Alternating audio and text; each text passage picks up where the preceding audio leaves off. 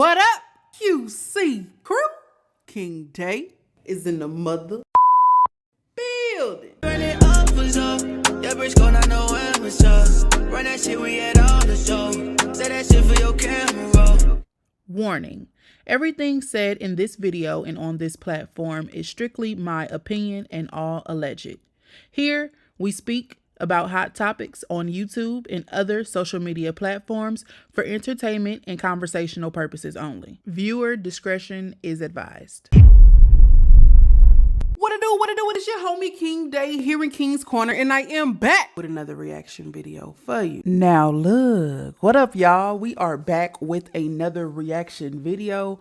This video was actually sent to me in my DMs on Instagram, and I was told that I had to check it out. All right, so apparently this is a woman who fell in love with someone whom she invited into her home, where her and her, I don't know if it's her girlfriend or her wife, shared something. I don't know. Okay, we are going to react to this totally blind. Okay, so look, I ain't gonna hold you no longer. I never do. If you mess with me like I mess with you, you know what to do. Hit that subscribe button, like, comment, share. We're gonna get straight into this video. Let's get it. Let go. Story time, and it's time to tell the motherfucking story.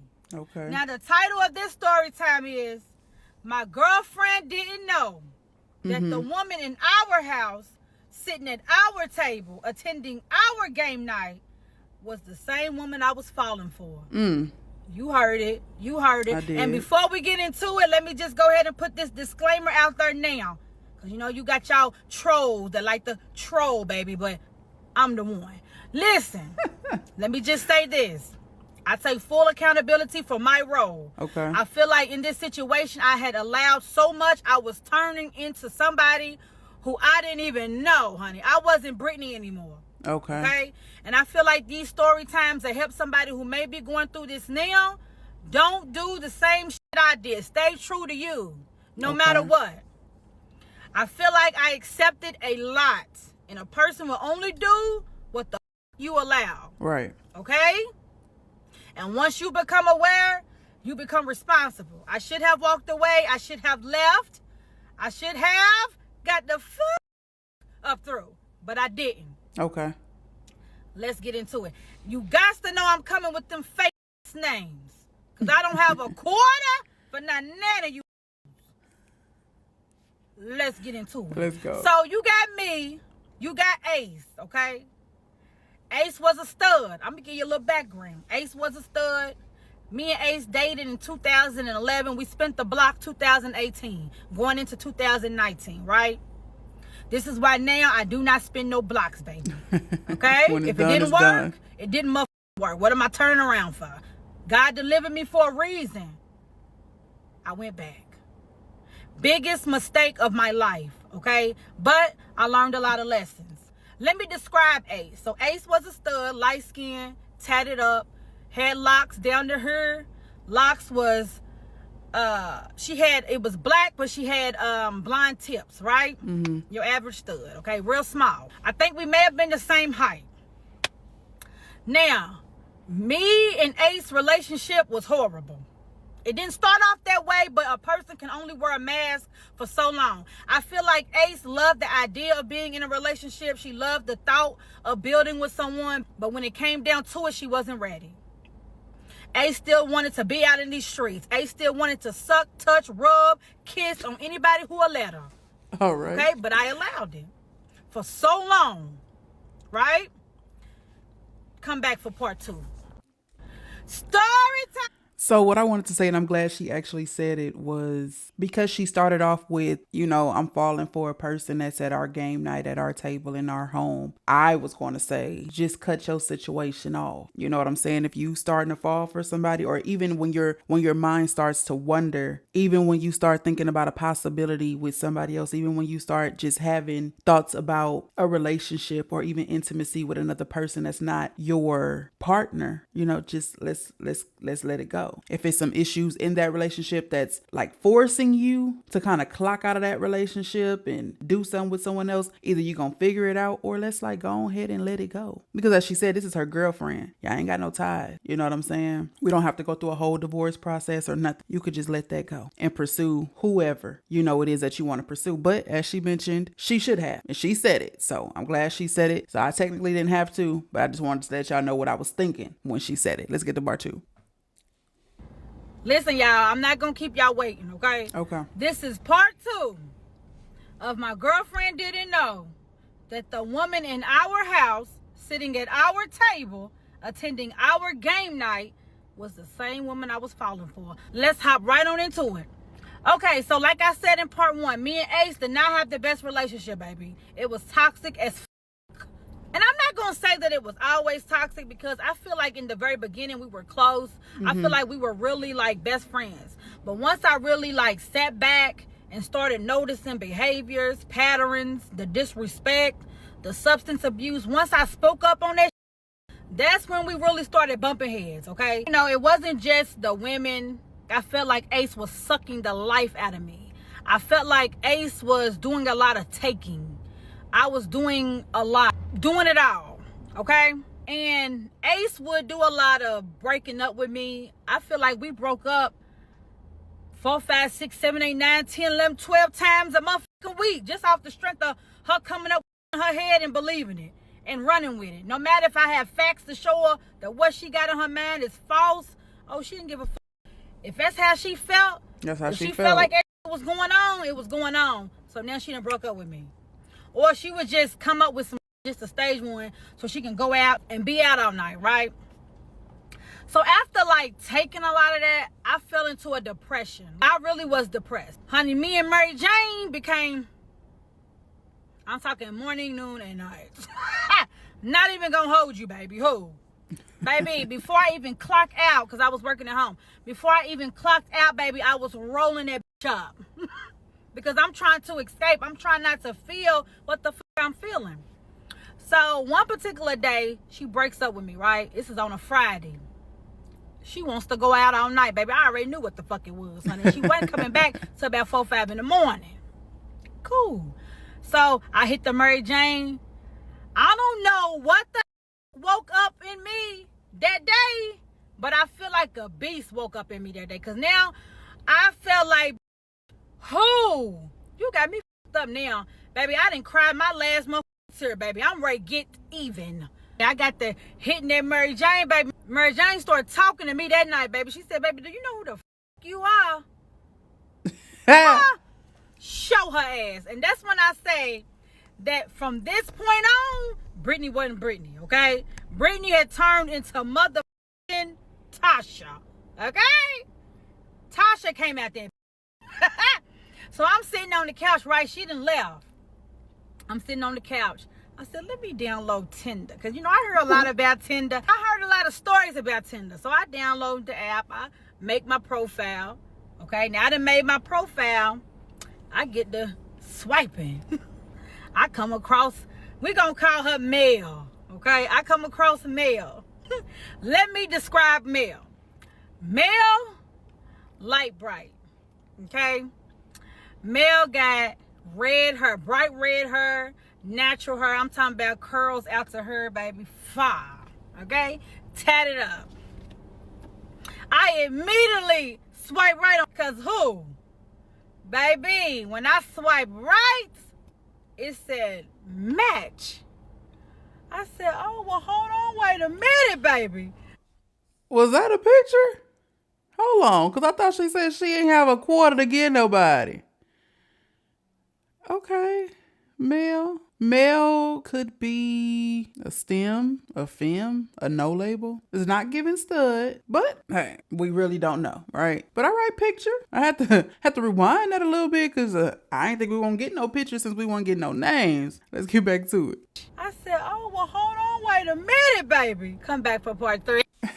Listen, y'all. Another thing, you getting on Tinder, we could have just left. Y'all break up every other, day, every other week. Anyway, you could have just said enough is enough. We are not about to keep doing this breaking up thing. It's done. And then you could have showed her that you were that girl by actually moving on with somebody else. Like, you didn't have to get your get back in that relationship. She doing wrong, let her do wrong. She want to break up every other weekend. She want to go out and do her own thing. She want to have an excuse to go out and do her own thing. Let her do it. Let her do that. You going on and find you something better and show her that I don't have to keep putting up with the back for her. You know what I'm saying? Let me know what y'all think. Let me know what type of person y'all are in the comments. Because some people, they not gonna just move on and live happy ever after with someone else. They gonna get they get back. They gonna get their revenge in that relationship, all of that. You out cheating, I'm gonna go cheat. You want to break up every other weekend, I'm gonna break up with you every other weekend. You want an excuse to cheat, I'm gonna have an excuse to cheat. You know what I'm saying? So some people like that get back. That's excitement for them. They like the toxic, they like the drama, whatever. And hey, if you like it, I love it. All right. But y'all let me know. Are y'all the type to do the get back before you completely let that thing go? Or y'all more into protecting your peace? Like, I know what you doing. You ain't doing right. You ain't doing me right. You probably been caught 5, 6, 7, 8, 9, 10, 11, 12 times. I'm going to go ahead and let you do you, and I'm going to find my peace. Y'all let me know which one y'all are in the comments.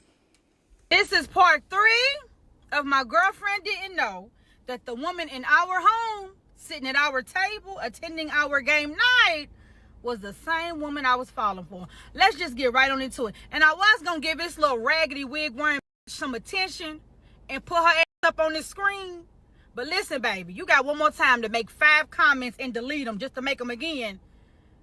I'm going to roast your ass, okay? Let's keep it cute before it gets ugly. Oh, okay. But let's just hop right on into it. Let me just say this for the motherfucker in the back who didn't hear me the first time. I had allowed so much from Ace. Mm-hmm. I'm talking so much motherfucker, baby. I was a damn fool for Ace. I felt like my 1 to her motherfucking 80, I was doing all right. I was doing good. You been doing you? Move over. It's my turn. And it was.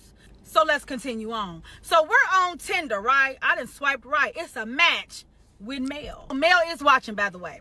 So I want to say Mel reached out to me first. We're conversing. We're going back and forth on Tinder. Now, let me say this. Before things took off, I immediately let her know, hey, I'm in a situation right now. I live with my ex. We're on a lease. We're on and off. Right now, we're off. See, I let people know up front. Give people the opportunity to say yes, they want to with it. I know they're out, baby. They want to exit stage left. So y'all be taking people's yes or no away from them. Not me. That's I feel that. I respect that. She's like, well, I'm kind of in the same boat. Oh, okay, well, cool. Say less. And less was mother said.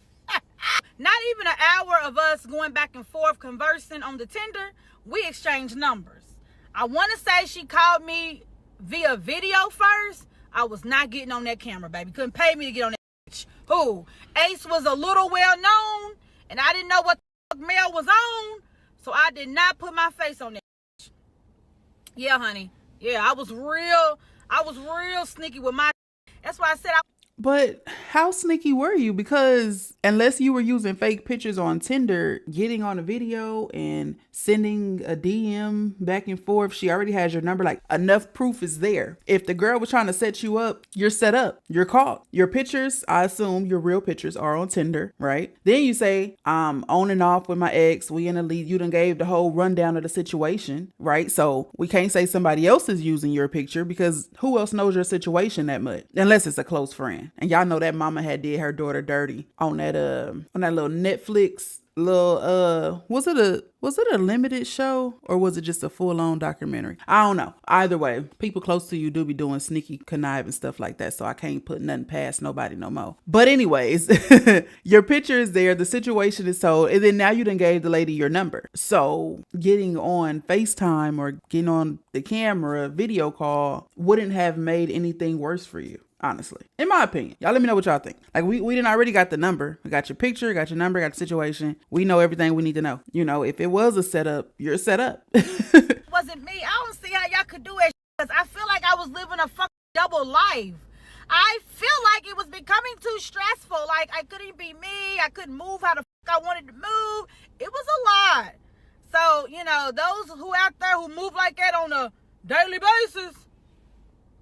Oh, okay. Let's continue on. We get some. I feel her when she say that it's a lot. I don't see how people do the double life thing either. The sneaking and saying you one place and you're really another. And I don't know how people do it either. But if they were so on and off, then she should have been free to do whatever she wanted to do while she was single, right? Like she met the lady on Tinder at that specific time. They were off. They were broken up. She should have been able to do what she wanted to do, right? Like you let Ace get away with everything that she did, you know, cheating on you, lying, whatever. You let her get away with it. But when it's time to do you, you don't do you. Like, what's the point of doing like a little get back if you really ain't getting back? Like, I don't know. We're going to let her finish. The phone the first time, the video the first time, right?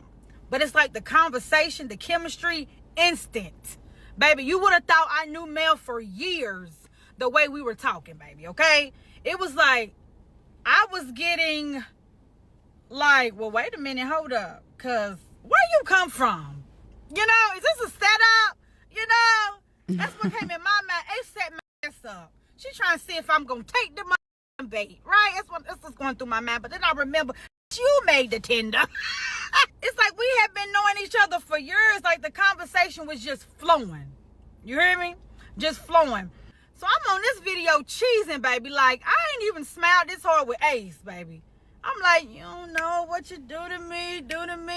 You don't even understand. I'm ready to blast that shit all through the house, baby. First call. What was really going on? Are you okay, Brittany? Wake up. So anyways, we on the phone talking. I think it might be 11 at night. I heard Ace turn that motherfucking key, hang up on you real fast. So you were scared. So I sent her a text like, hey, Ace just walked in. I'm going to call you back, right? Because even though we was not in a relationship, we still was in the same house, baby, okay? And I just knew what the came with Ace, all right? Are you so picking you were scared? Up what the I'm putting down? I'm really like not able to really write her the way I really want to write her because I'm still hanging with Ace. Like we still, it was weird. Like it was kind of like I'm supposed to be like, I'm over you, but I'm still riding out with you. I'm still hitting the Mary Jane with you. I'm still going to church with you. Like it was fucking weird. So she wants to meet, right? I'm like, damn, how I'm gonna do this? Cause I want to meet her. Like I'm feeling her. Like I'm really feeling Mel. Like I'm really like thinking about Mel. Can't wait to hear from Mel. Can't wait to get a response from Mel. Like I'm laying next to Ace. I'm thinking about motherfucking Mel. Can we just keep it real? So I'm like, okay, well, I don't know how I'm going to do this. Like, how am I going to meet up with this girl? And I'm always with Ace, right? Mm-hmm. I said, do what the f she do. Stage 1. Come back for part 4. This is part 3. All right. This is part 4 of my girlfriend didn't know that the woman in our house, at our table, attending our game nights, was the same woman I was falling for. Let's go ahead and get right on into it. So what I tell y'all in part 3, I was going to stage 1, and the did. Oh, we've been having a good motherfucking day, but now I got attitude. We've been getting along, but now I'm pissed off, baby. I'm sick of your motherfucking ass. Yeah, I'm mad. Yeah. Give you a dose of your own medicine. Yeah, yeah. Oh, okay. So now, me, Ace, and her sister, we all chilling, right? We gonna call her sister Big P. So it's me, Big P, and Ace, right? We all chilling. We were supposed to be riding somewhere, but now I'm pissed off. I'm not going no motherfucking word. She like, okay, cool. Let's just go. Let's just go, P. She don't want to go. Did what the fuck I wanted her to do, how I wanted her to do it, when I wanted her to do it. Huh? Oh, okay. So let me go ahead and paint the picture for you, right? So on this particular day, it had to be a Friday. I want to say it was a Friday. So I ain't really got too much on. I just got some box braids down to my motherfucking waist, baby, okay? Them brows was painted on, had some lashes on, you know. Was giving very much so plain, but face was very much so still giving. Oh, okay. I immediately hit up Mel. I said, hey, she gone. We ain't talking. I done stage one, where you at? She was like, okay, I'm already dressed. She done sent me a picture of, you know, how she was looking on that day. Oh, okay. And so I'm like, all right, so it's what we gonna do. Cause I knew that Ace likes to ride around, okay? Mm-hmm. And so I'm like, meet me all the way down Dixie Highway. If you're in Louisville, Kentucky, then you know. Meet me all the way in Valley Station, baby. At that Kroger, I'ma pull up on you and hop in your car, right? Here, I'm nervous in a motherfucker. I ain't even gonna hold y'all. I was nervous than a motherfucker. Do you hear me? Because I'm like, no, wait a minute. I ain't really had these feelings in a long time, you know. I'm meeting somebody new for the first time. You know, this is some new shit, baby. I feel like I might want to throw up. That's how nervous I was, y'all, right? So now I'm riding down Dixie Highway, baby. I got to get the Kroger, baby. All right? Mel is waiting for me at Kroger. I got to get there, honey. Fuck a Ace. Who the fuck is Ace? Ace ain't crossed my mind, baby. It's just some new shit. It's just some new feelings, some new butterflies, a new woman, a grown-ass motherfucking woman who is on my mind. Let's get to her. So I pull up in Kroger on Dixie Highway in Valley Station, right? I'm like, where you at? I'm here. She's like, I'm in the wooty wooty woo. I'm like, oh, okay, I see you. I'm ready to get out. I get out, baby. Knees buckling. You hear me? Knees fucking buckling. So when I open the door, I'm like speechless, like gorgeous. Like, okay, this is not a catfish, baby. This is the real deal. Mel was fucking giving, okay? Now, let me go ahead and say this. Me and Mel had already found a song that we was really fucking with. If y'all ever heard Jaquise and, Jaquise and, who is that? Jaquise and, damn, Dej Loaf. You belong to somebody else? That was our shit. So I got in that bitch. I said, Jacquees. put that song on. But before we pulled out, I said, we need to ride through such and such park because I need to make sure while I'm out, I know where the fuck Ace is and I don't run into Ace. Because Ace was one of them people in them streets, baby. And if I'm going to be in these streets, I need to know that she's where the fuck she normally is, right? So Mel was like, cool. So we ride through the park. I said, I don't really see her. I don't really, see her at the park. Ride past her people house. So Mel down for her. That's one thing I'm going to say. Mel was with the shit. So okay? you show. So we ride past the people. You don't know what type of time Mel on. You don't know what type of person Mel is for real, for real. Like, she cool people. Y'all been chatting it up. Y'all having y'all a good time and all of that. But you done got Mel pulling up to your current situationship people house. So she know all her spots, where she be at the park, where her family be at. Now, what if Mel is crazy as hell? What if Mel wants to eliminate Ace? Immediately, you done told her where to go. Even if she don't eliminate Ace directly, she can go to Ace people house. Y'all don't be out here doing that. And don't be out here dealing with people who are in situationships because you don't know how crazy their partner is either. Mel could be crazy and want to eliminate Ace or Ace people to make Ace back up off of Brittany. But at the same time, Mel could be dealing with somebody just as crazy as she is. I'm just saying, if she was crazy, she could be dealing with somebody just as crazy as she is. So now you in a car with the girl, y'all rolling around, y'all meeting at Kroger. What if the whole time Mel's situation is following y'all to do something to you? Y'all gotta be careful and y'all gotta be straight up with people when y'all first meet them. Let the person know, hey, I got a crazy ex, or I'm in a situation with a crazy person. Don't just be acting like things is regular and y'all just waiting on that lease to end and they gonna go that way and you gonna go that way and you know that person crazy, like crazy, like will go to prison crazy. Y'all be straight up with these people out here and y'all stay safe, man. She at the people's house. We good. Let go. Okay, so we riding around. We done listened to this song about 4 or 5 times, baby. I'm just staring at her like, damn. And she's looking at me. I'm looking at her. We looking at each other like, Woo! So she pulls over. She's like, you want to hit the Mary Jane? I'm like, yeah, let's hit the Mary Jane. So we hit the Mary Jane, baby. We get out the car. She's like, oh, you tall. Because everybody don't know that I'm tall. Like, I'm tall, y'all. How tall you are can't you? tell from the videos, I'm motherfucking tall. Okay? And she's short a little bit. She was like, oh, you tall? I'm like, oh, yeah, you short. So we get to hitting the Mary Jane or whatever. And, like, we both just speechless, right? Because, girl, we finally are meeting each other for the first time. Come back for part 5. Good morning. Sorry I had y'all waiting, okay? I had to get ready for Saturday church. I'm going to drop 3 videos today just because I done took too long. Okay? I got y'all.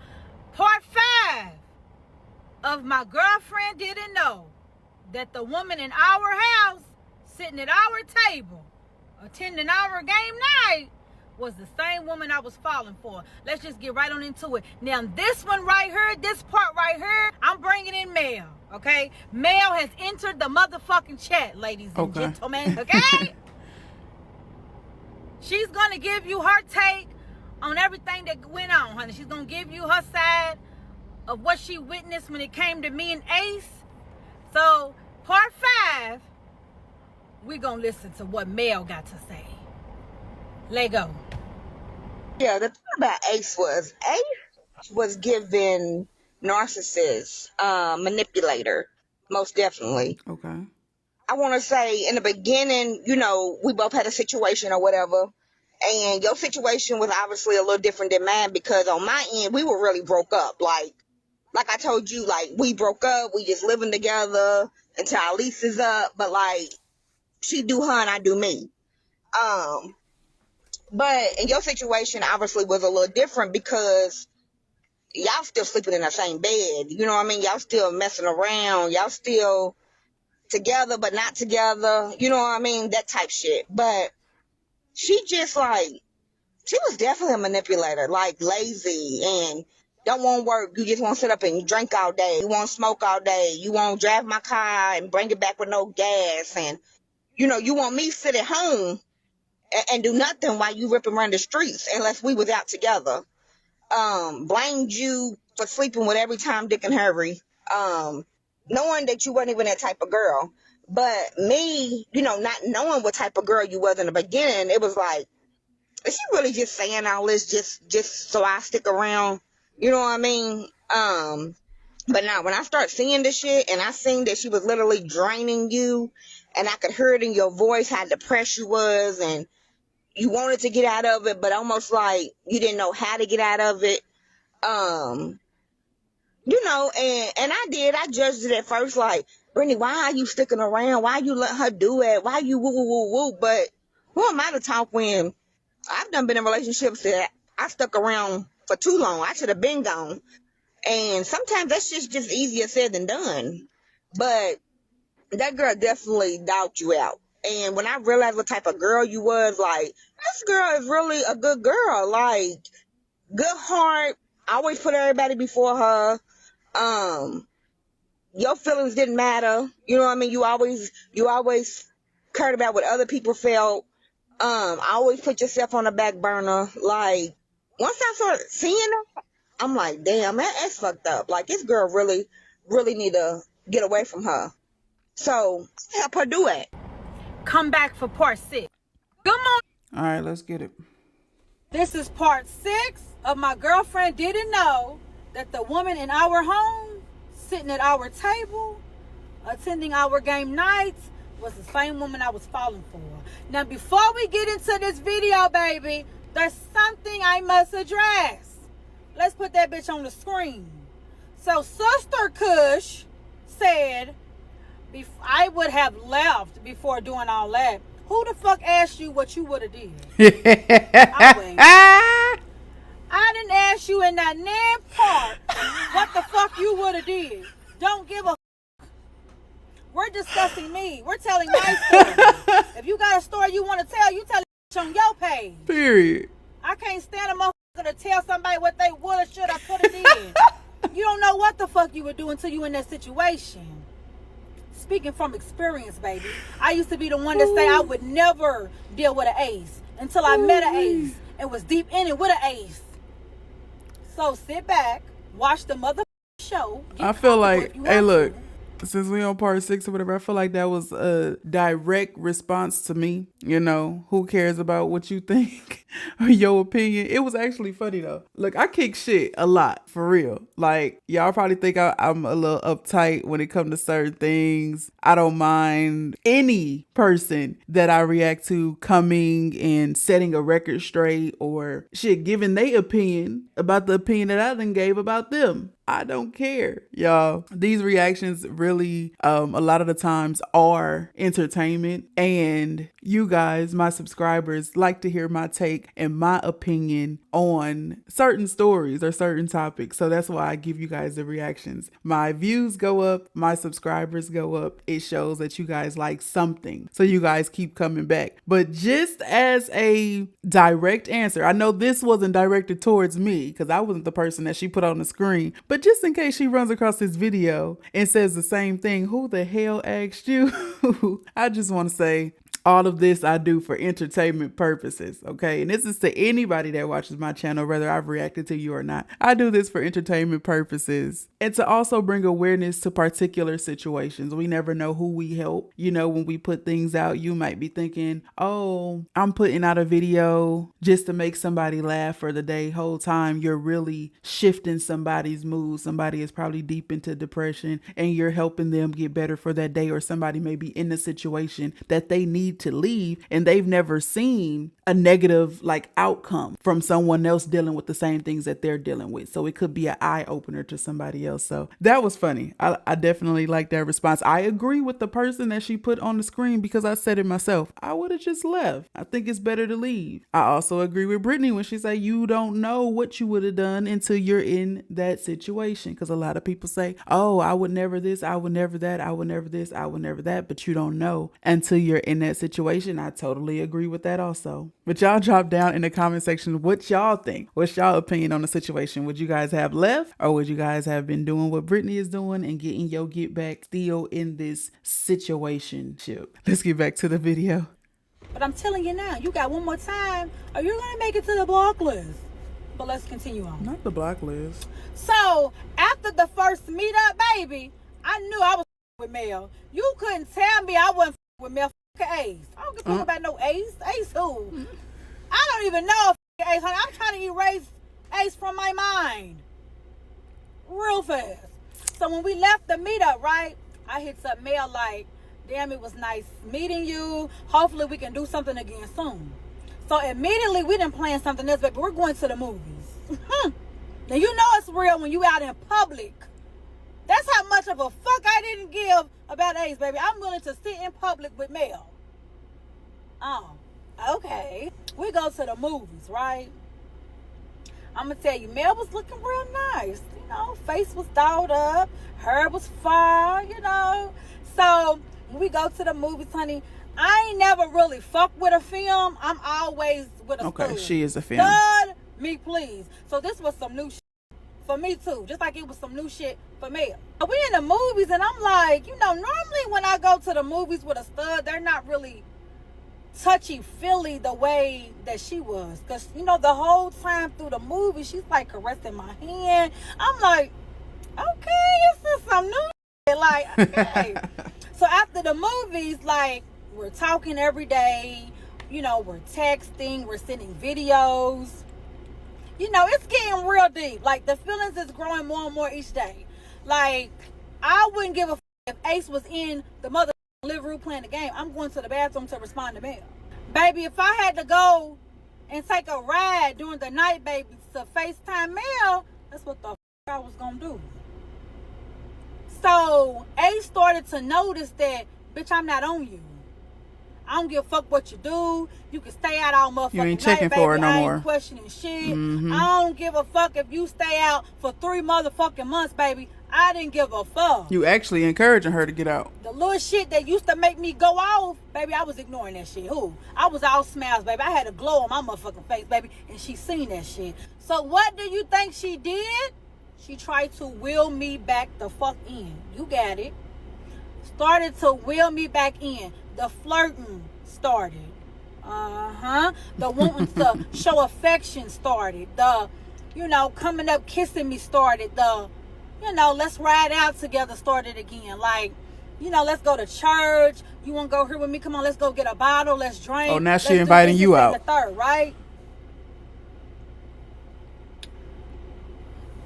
Come back for part 7. Let's get it. This is part 7 of my girlfriend didn't know that the woman in our home, sitting at our table, attending our game night, is falling for her. Let's hop right on into it, babes. I told you I was dropping 3 today, and we're doing just that. So, like I said, Ace done started coming back around, right? She done started flirting. She done started whispering good shit in my ear, right? She done started trying to spark that motherfucking flame back up with me because she can tell that I'm not really giving a fuck about her. Right? So now my text messages to Mel then slow down. Like, I'm not really responding like it. So Mel invites me to one of her friends' get together, right? When she invites me to the get together, I'm like, yeah, I'm gonna go. I promise you I'm gonna be here. I'm coming, right? Now, the day of the get together, I was hanging with Ace. We was out. It was probably like 9 o'clock. We was out. I think we was at church. And then after that, I was just with her. In my mind, I'm thinking, how the fuck am I going to get away from Ace? Because me and Ace now, but Mel don't know. And I'm trying to get back over to Mel because I still have strong feelings for Mel. But Ace got me again. So I'm like, I got to get the fuck away from Ace tonight because I really want to hang with Mel, right? So it then got to be 11 o'clock. Mel is texting. I'm not responding because I got this to the right of me. Yeah, all up in your grill. This bitch is watching my every motherfucking move. I can't even text on my phone without her. Who you texting? Who you talking to? Who you doing? What you doing? Who's calling you? Who's blowing you up? That's what's in my ear. So I'm like, there's no way that I'm going to get away from fucking Ace to get to Mel. There was no fucking way. So guess what the fuck I did? Like a fool. I stood Mel up. I never responded. I never showed up to the motherfucking get together. Come back for part 8. This is part 8 of my girlfriend didn't know that the woman in our home, sitting at our table, attending our game night, was the same woman I was falling for. Now wait, before we get started, I want to give a shout out to all y'all who's sharing, reposting, commenting, and thank y'all for them hearts, baby. I fucks with y'all. Thank y'all. I forgot to add this in here, y'all. When it comes to me and Mel, there's an age gap, okay? I am younger than Mel. Right? I ain't gonna say a lot younger, but I'm younger. Okay. And let's pause for a second. For whatever reason, I thought Ace would be younger. Mel wants to enter the chat again, okay? She wants to tell y'all about me standing her up, okay? All right? So let's listen to her, shall we? Okay, so after that meetup, we knew we was meeting up again because the chemistry was straight fire. Like, we was ready to link the next day type shit. But yeah, we didn't know when or where we was gonna meet up again, but we was like, yeah, we're definitely linking again. So I had forgot that my friend was having a housewarming party that following weekend. So I had wrote my friend like, hey, do you care if my friend comes through? She was like, no, I don't care, whatever. So I ended up letting you know, like, hey, my friend's having a housewarming party. Like, you can come if you want to. You can stop by. So you was like, yeah, I'll stop by, whatever, cool. I don't know if I really believed it at first because I felt like Ace was making her way back without you really telling me that, because I just didn't really feel like, yeah, we was texting and shit, but it was a little bit different. Not different enough to I would be like, fuck her, I'm done with her type shit, but more of like she all right over her? What's going on over her? So, end up you saying, yeah, you was gonna go. And I think the day of, I was like, I don't know what I'm gonna do with my hair. Like, my hair's a mess. I just don't know what I'm gonna do with it. So you was like, I think you'll be real cute if you do like a middle part and slick it back and put it in a bun. I'm like, do what? Girl, I'm grown as fuck. Like, I'm not about to go to an event with no ponytail in my hair. I'm grown. But, I guess trying to impress your motherfucking ass, I was like, okay, let me see how this look. Not gonna lie, did it. It was bomb. Loved it. So sent you a picture. You was like, yeah, you fine. You look good. Da, da, da, da. So at this point, I'm just ready for you to make your way on over. So I'm like, well, when, do you know about when you gonna come? And you was like, no, just give me a little bit. I'll let you know. Cool. About an hour later, I text you, I'm like, hey, like, you know about what time you coming through? And you was like, no, I really don't know the time. Like, I'm still at this church event, but I'm definitely coming. So I'm like, okay. I don't know, 45 minutes passed, another hour passed. I ain't really heard nothing from you. So I'm pissed the fuck off because at this point, you ain't at church. Like, ain't no way you been at church from sun up to sundown. Okay. And I'm just like pissed off. And I don't even know I can't really recall it if you were still texting me or if the text didn't stop. But I know I was hot to the point, like, you know what, fuck her. Like, I'm not about to deal with this. Like, nah, all she had to say was she couldn't come. You know what I mean? Like, don't lie to me. Like, I'm pissed, like to the point, like, yeah, fuck her. I'm not about to even respond. Let her text me. Fuck y'all. Mel, like she said, wasn't fucking with me, baby. It was really fuck me. Okay? So here I am the next day. I done stood her up, right? I'm trying to plead my motherfucking case. I done sent her a text message, baby, no reply. I done wrote her on Snap. She's opening up the messages, baby. No reply.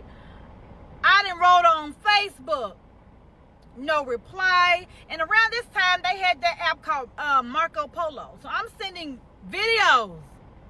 No response. I'm like, damn, she really ain't fucking with me. Now, I knew I had fucked up. But come on now. Come on now. You doing it up, man. And you know that we fuck with each other. You know we like this. You know them feelings, baby, is strong, honey. So how can you sit up and ignore me? There's no motherfucking way. So I said, well, let me dial her number because she got me fucked up.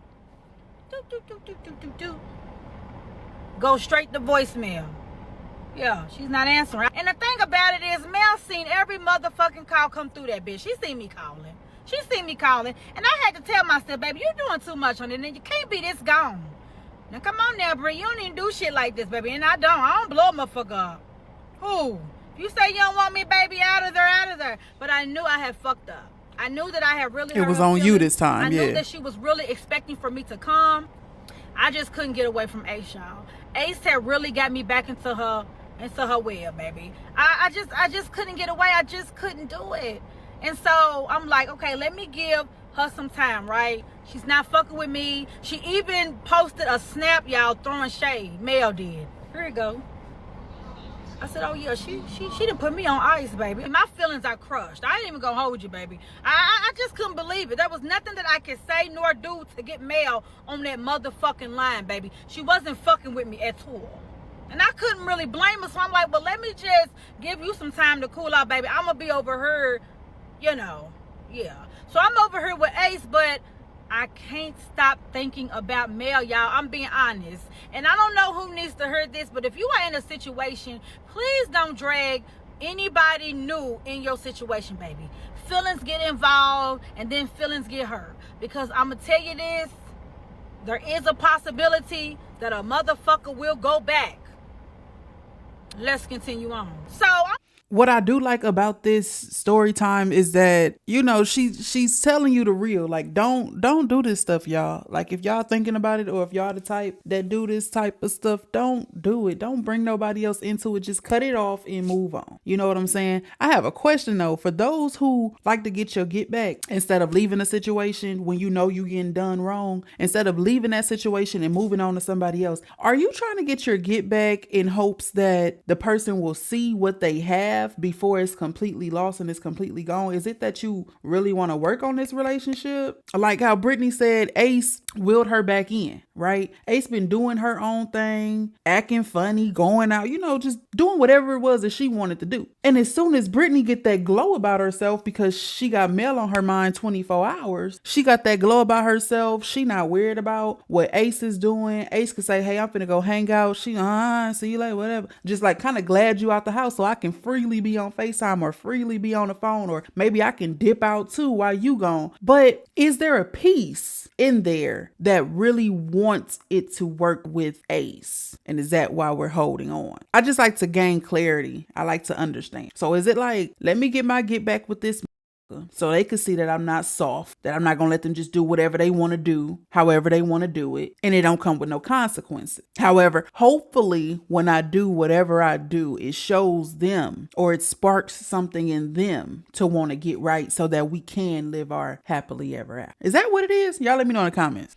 Like, y'all, I'm a Gemini. Like, I gotta talk my shit. I gotta pop my shit, baby. That's something that I got to say, baby. I got to sweet talk this lady back into my life.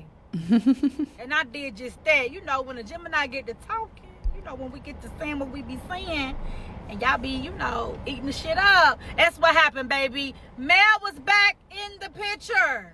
And who was geeked up was me. Who was cheesing me. I said, damn, I'm really gone. I'm really motherfucking gone, baby. Okay. So now me and Mel is back like this, honey. We back texting. We back calling. We back videoing, honey. And I'm still hanging up that motherfucking phone when Ace into the room. That wasn't changing. So we're gonna fast forward to a week later, right? I'm in the bed. I'm knocked out. Ace is out doing what she do, baby, okay? She's in them streets. I think she was at after hours, to be honest. So I'm laid in the bed. I wake up to the covers being pulled back, right? I'm like, now, wait a minute. Am I dreaming? Okay. I must be dreaming, right? So I ain't really think too much of it. So next thing you know, I feel my gown being lifted up. I said, no, wait a minute, hold up. Who is this, honey? I'm not dreaming because this is real. Something's going on. So I opened my eyes, and before I could say, no, because me and Ace was not doing that. We was not on that type of time. We just wasn't. So before I could say, no.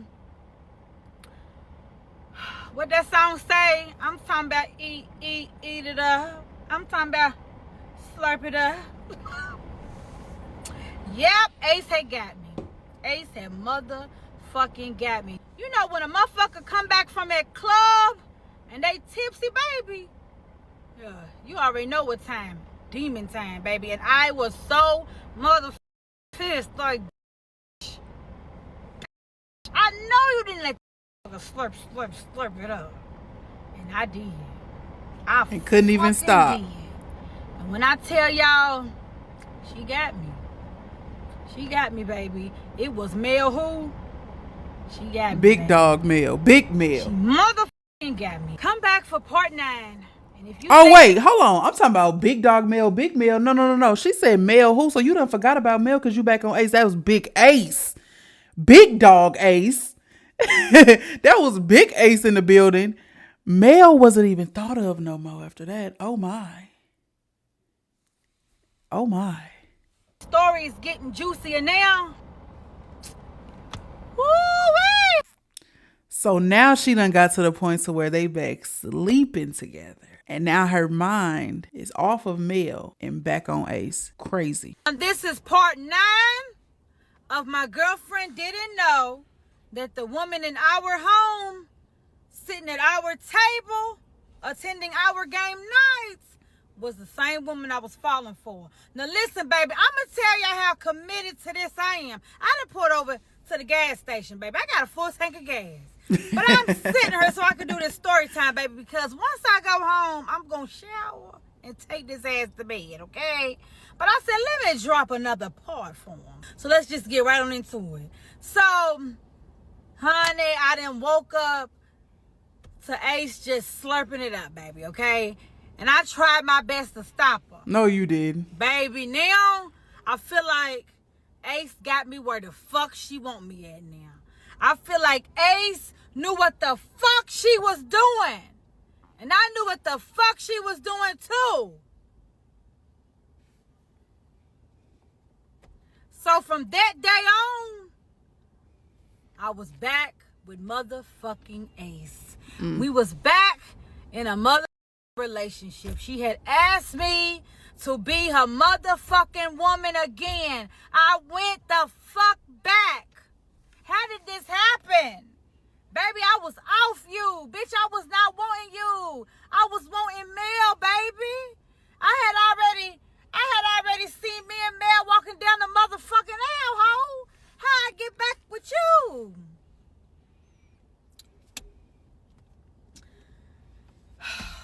So I kind of stopped hitting up Mel. Like the responses were really, really motherfucking slow, right? So she starts catching on.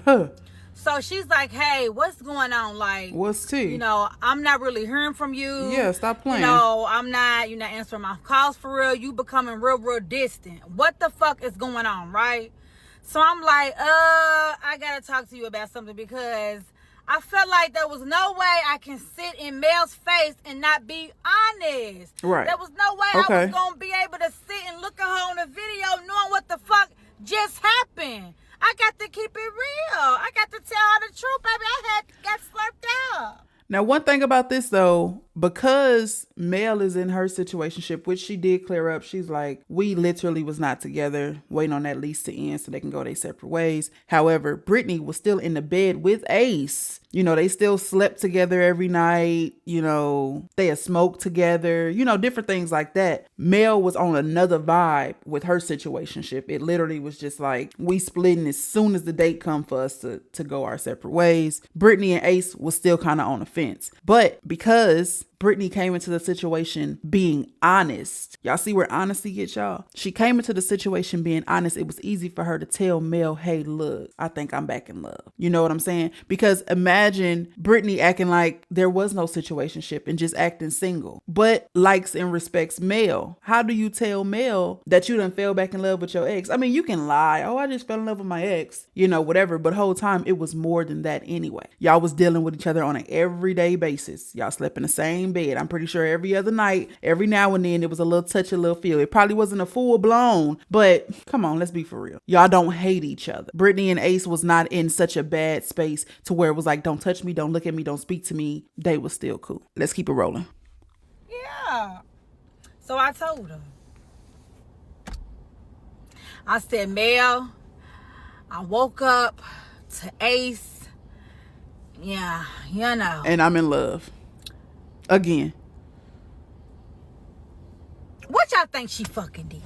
Cut you off. She cut me the fuck off. She didn't want a fuck thing to do with me, baby. Period. She was out of there. She told me, baby, I'm too old for this, baby. You come with too many games, and I don't have you going time back and forth for too it. much. You know, obviously, Ace is where you want to be. Exactly. You know, so I'm through. I'm out. And there was nothing I can say. I think I tried a couple of times to reach out to Mel. Mel was not fucking with me. I feel that. Mel had cut me off cold turkey, baby. And I was devastated. I feel that. When I tell you I was devastated, because I felt like she was my outlet. Like, we could talk about anything. Like, I fucked that up. Mm-hmm. Indeed. So now me and Ace is back in a relationship. Can you fucking believe it? We're back in a relationship. Ain't shit really changed. Ain't shit really motherfucking changed. She's still Ace, baby. But she wanted me to be her woman again, and I said yes. Now, who the fuck does that? Here I am, got a good woman over here. Like, somebody willing to treat me right. Listen to me. I'm feeling heard. You know what I'm saying? We're laughing. We're spending time. Like, Ace was not doing it. Ace didn't want me to hang with her for real. She wanted me to sit in the house all motherfucking day. She had major trust issues. I couldn't speak to a motherfucker without Ace thinking I wanted them. Like, the relationship was horrible. It was motherfucking horrible. But I went back.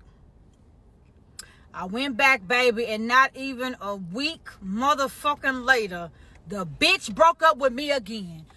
The bitch told me she didn't want me a motherfucking again. Do you want to know why? Yeah, please. Because she met somebody from her past and they was rekindling.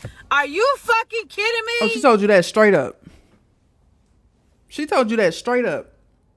So Ace wasn't coming home again. Ace was at the woman's house, baby. Ace wasn't fucking with me. And you want to know what the fuck else? What? I'm scrolling on Snap. Now I'm depressed again. I'm back on the fucking Mary Jane heavy. I didn't let Ace drag me back in this situationship shit again. So I'm scrolling on Snap. I see Mel on a motherfucking date. Do you hear me? A fucking date. Come back for part 10. This is part 10. And just to recap, I know y'all ain't forgot that quick, but just in case you did, we done stood Mel up, right? We done stood Mel up, somehow got back cool with Mel. Soon as things are back on the up with Mel, Ace come in, put that thing on Brittany, and somehow that magically meant they were back on. So she done exit Mel up out of her brain. She back on Ace, her and Ace doing they shindig. And now she calls Mel and she straight up with her. She like, it went down last night and this is what we doing. It's me and Ace again. Me and Ace back on. I'm sorry, bye. Right? And Mel cuts you off just for a week later, Ace to cut you off. Okay. A girlfriend didn't know that the woman in our home, sitting at our table, attending our game night, was the same woman I was falling for. Let's just hop right on into it. So like I said in part 9, Mel is posting on Snap that she is on a motherfucking date. Now, who are you on a date with? You can't question that. I'm in this bitch on the couch, chilling with Mary Jane, honey, and Duce. You can't and Duce question that. telling me to do what the fuck he say. Huh? Okay. So I hits Mel up, honey. Them fingers got the going, baby. You hear me? I'm going fast, baby. I'm saying, who is this that you on a date with, baby? It don't matter. I got some nerve. Like, I got the right to even question this girl about who she's dating when I got my own situation going on. Right, honey, right. that Gemini was really coming the fuck out, baby. Tasha was showing the fuck out. But I did. Oh, and this is Mel. Now Mel want to respond. Now Mel got some shit to say, honey. You ain't been responding this whole motherfucking time. But now you see that I'm a little pressed about you being on a date. Now you got something you want to say. Oh, okay. Get the fuck out of here, Mel. So she responds and she says, oh yeah, you don't know this person. She just came into my life out of nowhere. It was so random, but she just swept me up off my feet. And this is who I'm rocking with now. You know, she's giving me a feeling that I've never felt before. Oh, get the fuck out of here, Mel. Get the fuck out of here. Mel just adding a little sauce on that. Oh, please. Oh, please. She wants to make you jealous. Well, who is she? Do I know her? You know, is she well known in the community? Because the gay community in Louisville is not that big, baby. So I got to know her. Oh, you don't know her. You don't know her. Oh, please. Anybody who know me know I'm a private investigator where I was. I could find something out in 2.5 seconds, baby, if I really wanted to. And I did just the fuck that, baby. I found out who the fuck this person was, and we're going to give her Grandpa. Grandpa is her motherfucking name. Not Grandpa. She was a lot motherfucking older than Mel. I found out who the fuck Grandpa was. I took a screenshot, baby, and I'm not even gonna tell y'all how I found out, baby, because then y'all gonna be like, now, Brittany, come on now. But I took a screenshot, sent that bitch to Mel on Snapchat. I said, is this her? No, I don't know who that is. I don't know. Lying, honey. It definitely was Grandpa. I said, them services, baby, honey. I'm a bad motherfucker. So, yeah, baby. My motherfucking FBI services. Top motherfucking tier, baby. I figured out who Grandpa was in 2.5 seconds. Don't motherfucking play with me. Huh? Period. Oh, okay. But you got Mel over here on Snap telling me that that's where she want to be. Grandpa was really giving her this feeling. It happened so fast. You know, basically, she ain't fucking with me. Cool. You feel like your life is better off without me, baby? You can have that. Out of here. Quick, fast, and in a hurry. Mind you, now I'm at home, right? Mm-hmm. I'm at home depressed as fuck. Again. Because I didn't allow Ace to wheel me back the fuck in. I didn't let my guard down just to be let down. You hear me? And now Mel off. When I tell you I was devastated, I was hurt. I was like, bitch, you done played with me for the last motherfucking time. Like, I really was going through it. Like, I didn't have nobody to talk to. Ace had basically pulled me away from my family, so I really couldn't call them to express to them what was going on. Like, Mel was out the picture. Like, it just, a lot of my friends didn't want to fuck with me because they would sit back and see how Ace was treating me, and they was like, you know, they didn't want to be a part of that. They couldn't keep seeing me go through that. So I lost a lot of motherfucking friends during this time. Yeah. So I was like literally by myself. Like, damn, like I don't got nobody to talk to. I had really stopped going to therapy. It just was a lot for me, right? So one day, I'm sitting in the motherfucking house. I'm like, no, I'm gonna get to the bottom of this, because you talking about you done met up with somebody from your past and y'all rekindling. Where the fuck she come from? Huh? So, you know, I had to put them FBI services back to work. And I did just that. And we gonna call this woman Asia. Okay? So Asia and Ace, they are rekindling. I'm not really seeing Ace too much. Ace is coming home just to get a few of her items, like clothes, to pack her bag again, and then she's heading on out the door. Mind you, when she comes, she really ain't saying too much to me. And if she is saying something, it's kind of like throwing shade, like, who the fuck you been having in this apartment? Mind you, at this time, nobody had been in our motherfucking home. I didn't play that. I didn't play that at all, honey. I wasn't on that type of disrespectful level. Not yet. You know, Ace comes home. She's packing her bag. Something was a little different, because I'm always able to peep a motherfucker switch up. Something was different, right? So she's on the phone and she's whispering. Ace never was a whisperer, baby. She was always gonna talk out loud. Now, around this time, Ace did not have a car, so anytime she would go and do her dirt, her sister Big P was coming to pick her up. And that's another thing. I did not like Big P's funky ass at all. Big P was one of them family members that if she wasn't happy, she didn't want nobody around her to be happy. If she was single, she wanted everybody around her to be single. All right. And I feel like Ace really looked up to Big P. So anything Big P said, it was like gold to her. So when Ace would do her dirt, you got to know Big P was right there by her side cheering the bullshit on. Okay? So anytime Ace needed to be picked up, that's who was coming to get her. So this particular time, I'm like, nah, Big P ain't the one that then dropped her off and is coming, you know, dropped her off to get more clothes. No, this ain't Big P this time, right? So I'm listening to Ace tell somebody on the phone, I'm about to be right out. It ain't gonna take me long. Just give me about 10 minutes. I'll be right out. But she's whispering, but baby, I can hear her.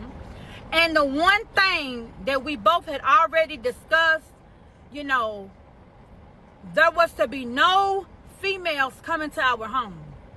None. No, I didn't agree with the bullshit that Ace had going on, the cheating and all that. No, I wasn't like for it. But bitch, since you out there doing it, don't bring that shit to where I lay my head in. Right. Don't tell them bitches where we live. Don't have them pull up to pick you up. Don't give them the fucking area that we are in, baby. I don't play them type of games. I feel like that's on another level of disrespect. Right. Baby, when I tell you Ace was moving so motherfucking fast to get them clothes in that bag, so she literally speed walks out that motherfucking door. Who ain't go behind her? Girl, you got me fucked up. Went right out there behind her, but I don't know if Asia had that motherfucking door already opened. I couldn't get down them steps quick enough, baby. As soon as I got to the bottom step, they was already zooming off. Now, the way the apartment complex was set up, in order to get out, you had to go around this curb. Now, I knew once they turned that curb, I was going to be able to see who the driver was. You got it. It was motherfucking Asia. And the only reason why I knew it was Asia, because I had did my research, baby. I knew what the fuck she looked like. So now I'm motherfucking pissed. Because, bitch, you done really disrespected me. You done let a motherfucker know where I lived. Oh, you done lost all respect for me, baby, right now. You really got me fucked up. Now, you had me fucked up before. But now you really got me motherfucking fucked up. So now all I see is red. All I see is red, because I could have had mail pull up a long motherfucking time ago, but I was trying to respect you. I was trying to be considerate of your motherfucking feelings. But seeing that I see that you don't get fucked about mine, game time is now about the motherfucking start. Come back for part 11. Now, what I can say is you did show Mel where Ace people were. So I understand that ain't where you lay your head at. That ain't your household. But Mel knows some spots too. So I wouldn't say it's completely equal, but she one-upped you a little bit. But yeah, you know, Mel knows some stuff. I know some locations she shouldn't know either about Ace. But we're going to go ahead and pause it right here and take an intermission. All right. I believe this part does have, I want to say 18, 19 parts to it. So we got a couple more parts to go. This was part 10. Y'all stay tuned, y'all. Y'all stay tuned for the next part. It will be coming sooner than you think. And this is part 11 Okay. of My Girlfriend Didn't Know That the Woman in Our Home sitting at our table attending our game night was the same woman I was falling for. Now wait a minute. It's very important that y'all heard what went on with Mel and Grandpa. Okay? Okay. We're gonna hear from Mel, baby. Mel is entering the motherfucking chat again. Yet again. Okay? Let's get it. Since she was just so swept off her motherfucking feet, tell us about it, because we want to know. Huh? The people are asking. Let's hear what she has to say, shall we? My feelings was hurt. I'm not gonna lie to you. My feelings was hurt because it was like I gave you the benefit of the doubt. You know what I mean? And I try not to judge because I was in the situation with, living with my ex too. And I knew what was happening on my end. I knew we was doing nothing. So it was only right for me to assume that you wasn't doing nothing either. But once you kept repeating the cycle, going back, I was like, you know what? I have to be done with this girl because that's not fair to me. You know what I mean? Like, I've really been here for this girl. Our communication, our conversations on a whole different level. Like, I've been here for her, you know what I mean? Even though I wasn't accepting of what was going on, I still gave you chance after chance after chance. But by this time, I was done. Like, I'm over it. So I ended up going out one night. And I seen this person in the club that we always see each other out, but she's always with somebody and I'm always with somebody. So, I mean, we have been seeing each other out for years. But we had always been with somebody. So we would make eye contact here and there, but nothing like, oh, I'm about to get her number. She about to get my number. Nothing like that. Okay. So, I see her in the club. We looking at each other and shit. I'm single. I don't, you know what I mean? So I'm in there with I'm in there with my sister, matter of fact. And she's in there alone. So I go up to the bar. She's just staring. And I'm like trying not to stare, but I'm staring out of the corner of my eye type because she was fine as okay. So I get up the next day. And I get the inbox that says, hey, how you doing? Didn't I see you in the club last night? Do what? How the does she know my stuff? Because we're not on no type of social media together. We ain't friends nowhere on nothing. But I had to keep in mind that I knew her daughter because her daughter's in a community also. And so I'm like, okay, she had to get my information from her daughter. So I get on there, whatever, she's writing me, we writing back and forth. I'm like, yep, see me in the club, what's up, And so she was like, well, first of all, you single? And I'm like, yeah, I'm single, I am, sure am. So she's like, we kind of loose rapping or whatever. Then she's like, well, what you doing today? Like, you got any plans? I'm so motherfucking nervous. Yeah, I do. I'm busy today. I'm not gonna be able to do nothing. I didn't have nothing planned, honey, because I was hungover, to be honest. So, she's like, what you doing around 7?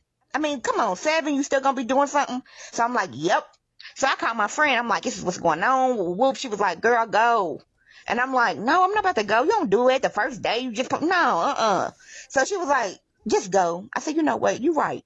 You know what? You are right. Give me a motherfucking shot. Give me 2 at this point, please. Because my nerves is just all over the place. And I ain't gonna lie, in the back of my mind, I'm sitting here like, Brittany really did this to me, But again, Brittany at this point, I'm going. So we ends up linking up. We links up. Oh my God. When I tell you, it was like, I don't know. It was just so crazy because the conversation was just fire. It was. And when I tell you swept off my motherfucking feet within that first 45 minutes, yes, ma'am. I'm talking about witch on the broom swept up. You hear me? So we links, we talking. I did say, how old are you? because I knew her daughter was around my age, but a little younger. So she was like, huh. She told me her age. So I believed it because doing my math, it could be right. It could be possible. So we kicked it. We kicked it till like 5 in the morning. Yeah, so we met up at like 7. We ended up leaving where we were. We went somewhere else. And we kicked it till 5 in the morning. Damn. When I tell you I left and was smiling from ear to ear, baby, my jaws was hurting when I got home because I was smiling. Huh, fuck Brittany. Who? Brittany? Never heard of her. So after the whole date or whatever, I think I waited maybe 2 or 3 days to post a snap. And the snap said, like, on a date, kind of nervous type shit. So I get a reply from Brittany like, oh, you on a date? Yep, and he is. And I think it was on some like, you know. And I was like, you know what? I'm going to have her motherfucking mind wondering because she played with me long enough. So after that, I didn't really say too much to her. I just kind of like left the shit on red. And so the second day, the girl had hit me up like, well, what you doing today? And so I'm like, oh, I got a word, blah, blah, blah. And she was like, well, what time you get off? I'm like, 8. It was like 7 or 8 or whatever. So she was like, well, when you get done, like, you know, come through, watch a movie. Oh, so we Netflix and chilling. Yes, ma'am. I will be there. What time? So she was like, just go home and get you a little bag or whatever. You know, you could take a shower over here. Cool. So I go home, I get me a little bag or whatever. I just put the bare minimum in there. I'm not gonna lie, just enough to wash my ass, brush my teeth, like some clothes just to lay around in. So that's what I did. So I get over, we Netflix and chilling, I ends up going to sleep. So didn't plan on spending the night, but that's what happened. It is what it is. I'm grown. So get up, because I had to go to work. I go home and get ready to go to work or whatever. By the time I get there, I get a text. What you doing when you get off? Are you coming back? Or what you gonna do? Oh, Lord.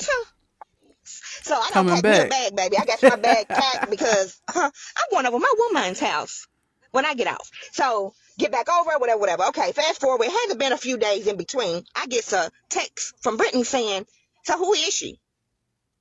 You don't know her? Mel, who is she? You do not know her. So at this point, I'm like, you know what? Yep, I'm going to have her motherfucking man going crazy because she played with me long enough. So now it's my turn. So, So instead of everybody cutting each other off, they just want to sit here and go tit for tat. You play with me, I'm gonna play with you. You play with me, I'm gonna play with you. Instead of just cutting it off. This is a petty little city, petty little town, petty little community here. She said what she said. I said what I said, but I couldn't do too much because the girl was like right next to me. So after she kind of asked again like who the girl was, I was like, I'm not telling her. So it wasn't, I'm gonna say maybe 3 or 4 minutes. Mm-hmm. Ding. I opened it up. Why was it a motherfucking picture of the girl sitting right next to me? And I said, oh my God, no, she didn't. Done found out who I done went on this date with. Now, granted, I know she was a good investigator. Yes, ma'am, I do, because I was one too. But 3 or 4 minutes, I said, this motherfucker is crazy. Mm-hmm. I said, no, that's not her. Well, it was. So I was just lying. like, yep, I dodged the motherfucking bullet because she is nuts. Honey, I was like, just mind blown that Brittany had really found out who this girl was. Like, it was just so crazy. So honestly, I don't really think I heard from Brittany for a little bit. So I knew I had struck the nerve. I knew I had made her feel some type of way, you know. So my mission was completed because, again, I got to get you back. I'm really not a tit for tat person, but you really with me, you know. And so I had to do the same. So that was that. Well, fast forward, hadn't talked to Brittany, I'm gonna say maybe at least a month. By this month, was going so fast. I mean, like, straight up lesbian. I mean, honey, we were together for a few weeks. The U-Haul was parked in front of her house. What? Then we was engaged. We was getting married. What? Not really, but that's how it Oh. So it was just going so fast. It was going so good. Like, Right.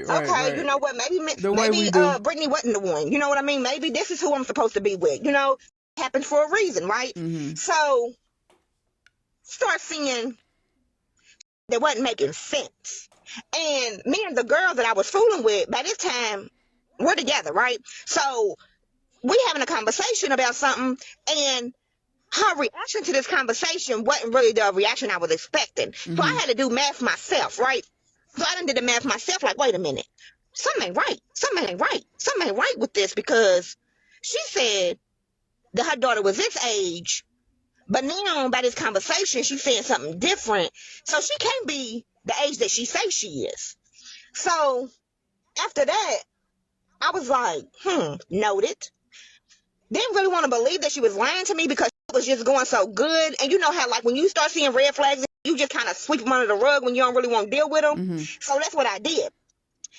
Till we got into it one day. So I get to investigating because I was a detective myself. Yes, I was. I'm gonna know that they can send me a phone number. Baby, I'm going to get the results quick. Within a day, give me a few hours, you will have your results sent to you. So after that or whatever, I'm questioning some shit about her because 2 + 2 ain't equaling 4 at this point. Now, I done got receipts about her age, right? So next day, I bring it to her attention like, you got something you want to tell me? And she's like, no. Are you sure you ain't got nothing you want to tell me?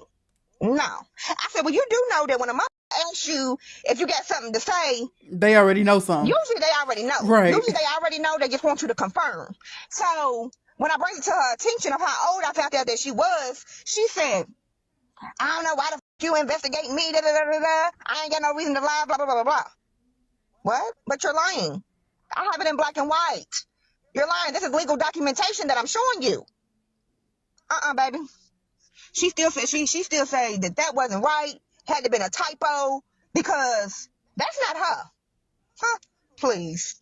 Come back for part 12. Girl, And then I'm glad she called her out on this it. is part 12 of My Girlfriend Didn't Know That the Woman in Our Home, sitting at our table, attending our game night, was the same woman I was falling for. Now let's go ahead and hop right on into it, baby. Me and motherfucking Ace. Like I said in part 10, once I got to the bottom step, baby, her and Asia was fucking gone. And she knew just what the fuck to do. Because how dare you pull up to our home with a woman? Like, if that's not disrespectful, I don't know what the fuck is. Because had I pulled up to with a stud, oh, hell would have broke loose, baby. You know it. Yeah, honey. She would have tried to knock my head between the motherfucking dryer and washer. Had I did some like that, right? It's cool when they do it. It's a problem when you do it. Always. Come. That's how I felt. And then I felt like, I don't even know this woman. Like, you know where I lay my head at, but I don't know where you lay yours at. But soon was I about to find the out. Yeah, because it got like that. But let's continue on. Now I'm hearing from a reliable source, right? That, you know, Asia is now coming around the family. Like, Asia and Ace, they really with each other heavy. Like, again, you know, she's getting invited to family functions, honey. She's, you know, they out in these streets, baby. They going to the bars together. Like, they really are a mother couple, right? Then it started to get really bad. Like, Ace would come home, but she would kind of like flaunt in my face the fact that she's with somebody else. Like, wanted to see me hurt, wanted to see me broken. Like, if I'm not even calling you, if I'm not really, you know, on your motherfucking line with the shit, like, just leave me the alone. Because really, I'm a ticking time bomb for real. Because you done brought the to my house. So it's really best that you not say shit to me. Really. Really, you're skating on thin motherfucking ice, baby. Are you sure you want to keep coming here with me? But that's what she would do. She would keep coming with me. She would tell me, oh yeah, you know, she's gonna buy this, that, and the third for my business, and you know, she's really supporting me. Okay, let me go ahead and say this because I failed to mention that around this time, Ace was struggling to keep a job, okay? Me seeing that she's struggling in this area, that she don't want to work for longer than 2 weeks. Baby, we got bills, baby. I'm not talking about little teenage bills, baby. I'm talking about big grown-up bills. Baby, we don't got time for this. So I'm like, okay, so is there something that you find interesting in that you feel like you may be able to profit off of? Like, is there something that you would like to do to start a business? So she's like, Well, so she gives it some thought, and she comes back and she tells me, yeah, I want to do XYZ. I'm like, okay, cool. So let's look into it, right? Now she looks at me and said, well, I want you to be my partner. I'm like, are you sure? She's like, yeah, I want you to be my partner in this. Like, I want us to be in this business together. So me being me, and I know how to you switch up, baby, I need that in black and white, baby. And I need both signatures, honey. Why are we still talking to this girl? She was like, well, I don't think we need to do all that. Yeah, we need to do all that. Because if I'm going to be a partner with anybody, baby, I need documentation, baby. Yeah, I don't have fast step, baby. You're not going to tell me she got mouth. No, I'm very smart, honey, in that area. So she wasn't digging that. So after I done already did the leg work, ordered a lot of shit for her, got her LLC and all that set up. After I done did all that, now I'm demoted to a assistant. But it's cool though. So she needed one more thing in order to get the business started. But I feel like, hey, I done been demoted to an assistant, baby. You better get that shit off the motherfucking roof. You know what I'm saying? Girl, you in this business, baby. It's what I was feeling at that time. Cause, bitch, what? After I done already did everything the other shit that you need, cause you don't got no motherfucking money to buy. Now I'm demoted. You done did everything. I'm not bad. So I guess she wanted to make me feel bad and come home and tell me that Asia was gonna get this, that, and the third, the what was needed, what was left. Cool, let her get it for you. That's who you. That's where you at all the motherfucking time. That's your woman. Yeah, honey. Yeah. So I had started to become just as nasty to her as she was to me. Cause baby, at this point, I'm feeling like if you was on fire, I wouldn't even spit on you, whore. That's how I was feeling at that time, baby, because you done brought this woman to my home. Yeah. So a couple of months later, I get a text. I'm chilling, right? I'm in the house, honey. I'm on my Mary Jane by myself, honey. Like I said, Ace wasn't coming home. She was with Asia. Honey, it's peaceful for real, though. So I'm listening to some R&B. I get a ding. Who the f*** is texting me? Because my phone be dry as baby, okay? I'm single. I ain't got no roster, baby. Who the f*** is hitting me up at this time of motherfucking night? I looks at the phone. It smell. I thought you was swept off your motherfucking feed. Seemed like, honey, you're back on them. But come back for part 13. Let's get it. This is part 13 of My Girlfriend Didn't Know That the Woman in Our Home sitting at our table attending nights was the same woman I was falling for. Now let's just hop right on into it, baby, okay? All right. So yeah, so I'm in the house, baby. I'm chilling, okay? And I get a text from May. I'm like, now what the fuck is she doing on my line? Because the last time I checked, baby, you was swept up off your feet. Right. What happened? I know this ain't who the fuck I think it is on my line, baby. And you weren't talking to me. You said that, honey, she was giving you a feeling that you had never felt before. Did that feeling vanish? Did it disappear? She could no longer keep up? Oh, no. So I'm like, girl, I'm not ready to text her back. Ooh. Shit, I left that motherfucker on red. Ooh. And did. Ooh. Not. Lying ass. I had to write mail back, baby, because where you been? Baby, I missed you. Where you been at, honey? Yeah. Okay. So I text her back. Just happened. Immediately, honey, it's like we had never stopped talking. It's like we picked up right where we left the fuck off at. You know, honey, let me tell you something, baby. You just can't get away from a Gemini. You just can't. You just can't. Y'all be trying.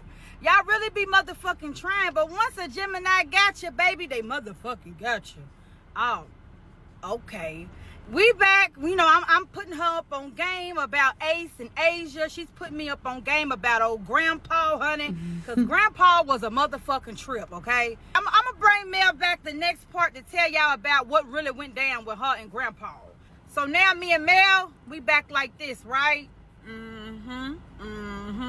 So I'm like, girl, we got to do something, okay? Now, we done been on this FaceTime, baby. We done been texting. We done been talking. And, you know, baby, I'm not your texting buddy, baby. We going to have to meet up. We're going to have to do something.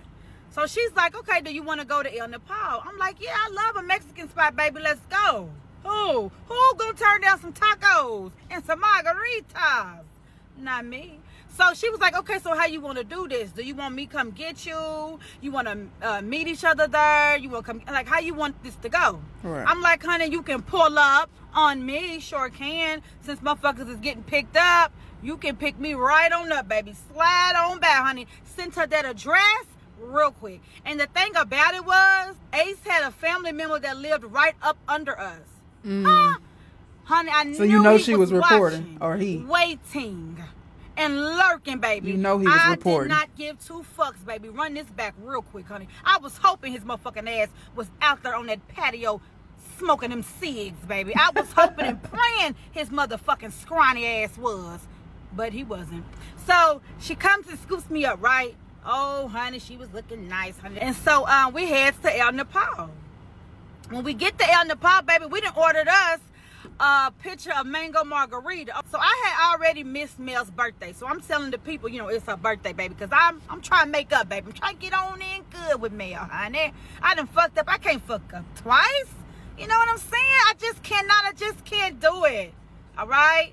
So we done got lit, baby. So we goes to the restroom, honey. We snapping photos, honey. Like, we are just having the time of our lives, baby, okay? So now it's time to roll on now. So I'm like, okay, well, we had to drop me off at home. We sitting in the car, we chilling. We parked right in front of the family member's patio, okay? With the lights on, honey. I want them lights to flash right in your motherfucking home, baby, so you can spread open them shades so you can see what the fuck's going on. But again, never happened. So we out there, we talking. I'm still a little nervous because, like I said, we have not been around each other like consistently. So this is probably what our third meetup, right? So she's like, let me get a kiss, honey. She wants a kiss, honey. She done seen this gloss on these lips, baby. She wants a kiss. Mind you, me and Mel have not did anything at all. Haven't hugged, haven't kissed, haven't done none of that. So this would have been our first motherfucking kiss. So I was too nervous, baby. Here is the clip right here, because you know I'm coming with them receipts.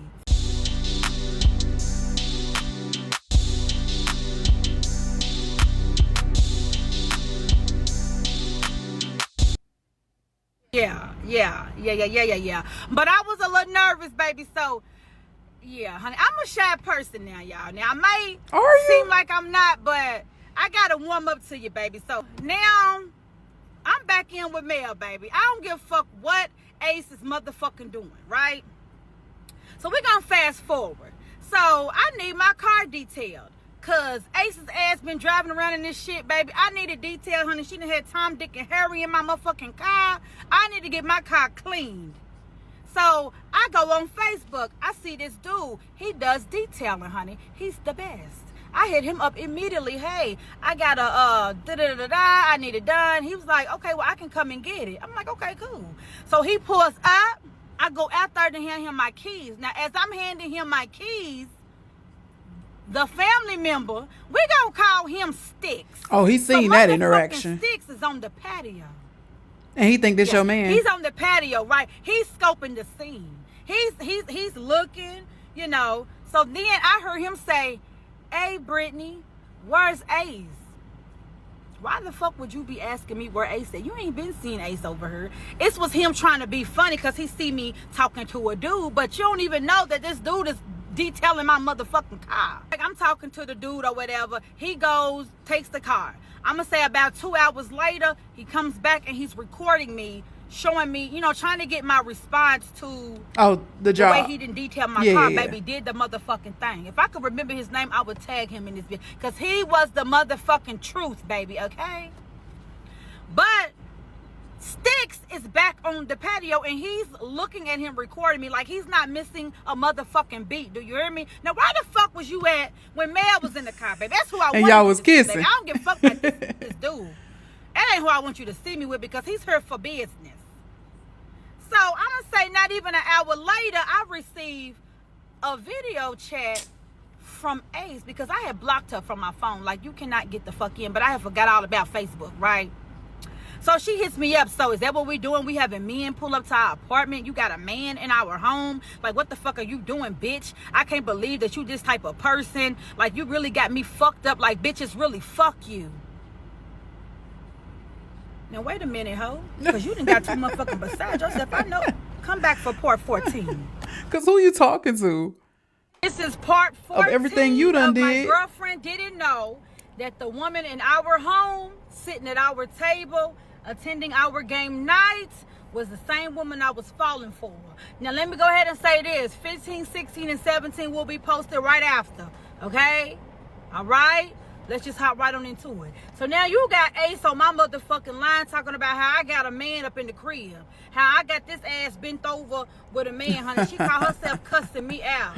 Baby, hang up on you. Not going back and forth, baby. I don't give a fuck what you think. Honey, you could think I'm in this bitch parlaying with 5 different men, baby. Wouldn't give a damn. Ain't you laid up with Asia? Fuck you. Like, what you worried about what I'm doing for? Right.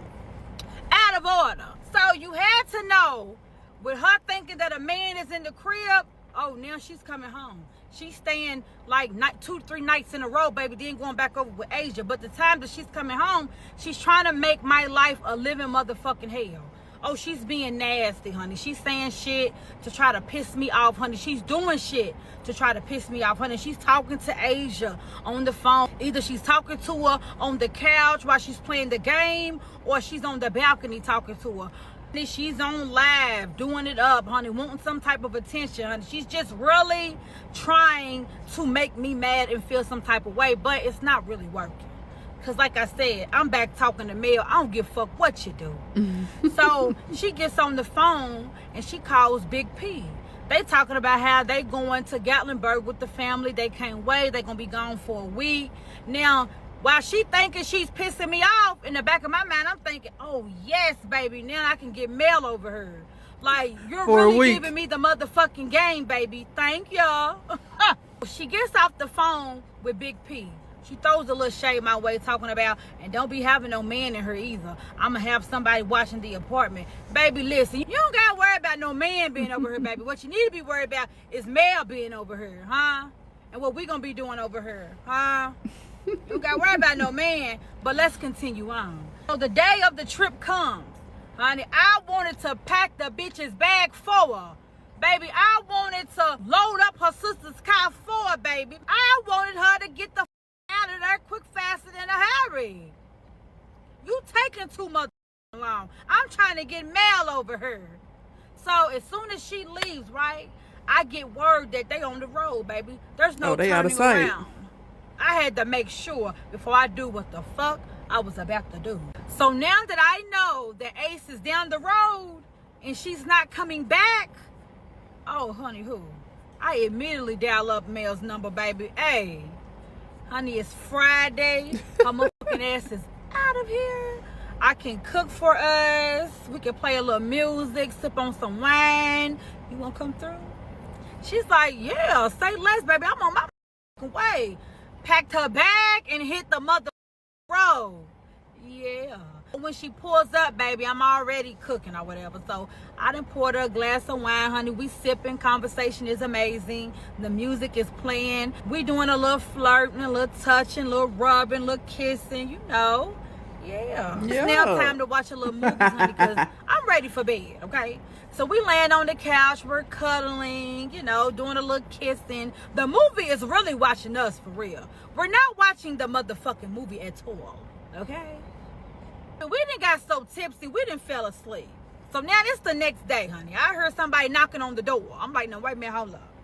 Because I do remember Ace saying that somebody was watching the apartment, baby. Now, is this them? Because what the fuck is going on? Who is this? Or did Ace make a U-turn? Was the cabin closed? So I goes to the people. I'm talking about I'm tiptoeing, baby, to the people. I'm trying to see who is this at my motherfucking door.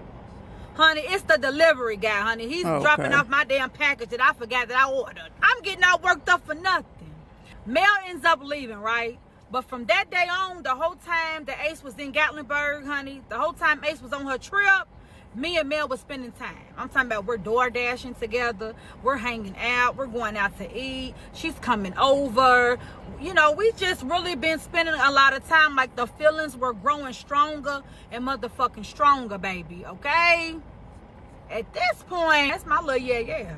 That's my little yeah. Can't tell you nothing, huh? Okay. I forgot to mention that Asia is also on the trip with Ace, okay? But again, I didn't really give a because I'm with Mel. Right. Oh, okay. Right. The trip is over, but I don't see Ace when she gets back to the city. She doesn't come home until like 3 days later or whatever. So when she comes home, I'm sitting in the living room, right? I'm chilling, minding my business. I noticed that she's bringing in a lot of the shit that's been sitting over Asia's house that she took over there. I didn't really think nothing of it. So she comes in the living room, sits down. She looks at me and she's like, can we talk? About I'm what? looking at her like, what the fuck do we have to talk about? We don't have a fuck thing to talk about. There's nothing that we need to talk about. So I'm just looking at her. She's like, I just really hate the fact that all of this is going on. I just hate the fact that we're walking around here not talking to one another, that it really has gotten to this point. Like, you're supposed to be my business partner. You're supposed to be my best friend. Like, I don't like the energy and the vibe. You really hurt my feelings when you blocked me and you changed your number. Like, I didn't like that. Like, I thought that we were better than that. So I'm just looking at her, right? Now, as I'm looking at her, I'm paying attention to body language. And something is just not right. Something is off. So she's like continuing to talk and express her feelings. I'm listening, but I'm also observing. So I'm looking at her body. And I'm like, this motherfucker's bruised up. Like, what the fuck? You been getting beat up? Down there in Gatlinburg, right? So I'm like, okay, she's got bruises on her arm. Her face is scratched up. Like a motherfucker done turned her every which way but loose. So I'm like, damn, was she down there fighting with the birds? Like, what the fuck happened? So I said, excuse me, I don't mean to interrupt. I don't mean to be rude or nothing like that, but what happened? Like, you got a lot of bruises and shit up on your body. Like, what, are you cool? She like, I just don't want to talk about that. I'm like, nah, what's going on? What happened?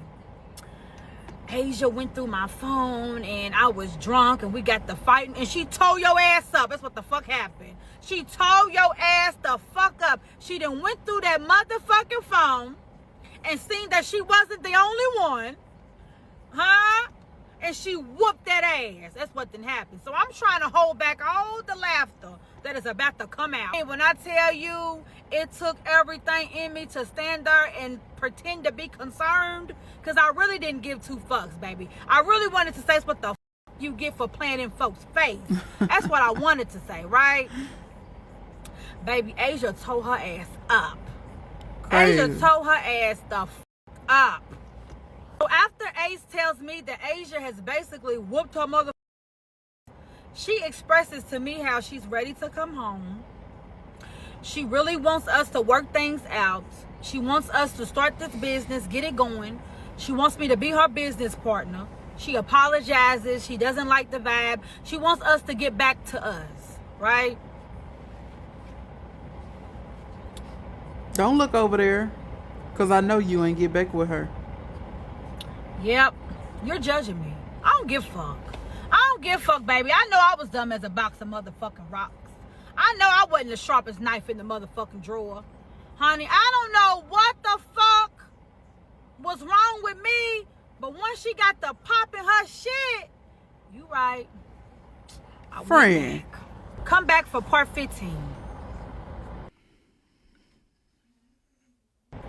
This is part 15 of My Girlfriend Didn't Know That the Woman in Our Home, sitting at our table, attending our game, same woman I was falling for. Let's hop right on into it. Like I said, I'm dropping back to back to back, baby. I gotta get this story out, okay? Okay, let's get I'm ready it. to get real busy real soon. So I calls up Mel and immediately let her know, like, yeah, she got me back. Again. Mel goes off on me, As baby. she should. When I say she read me my motherfucking rights, As she should. she let me have it. Like, you weak.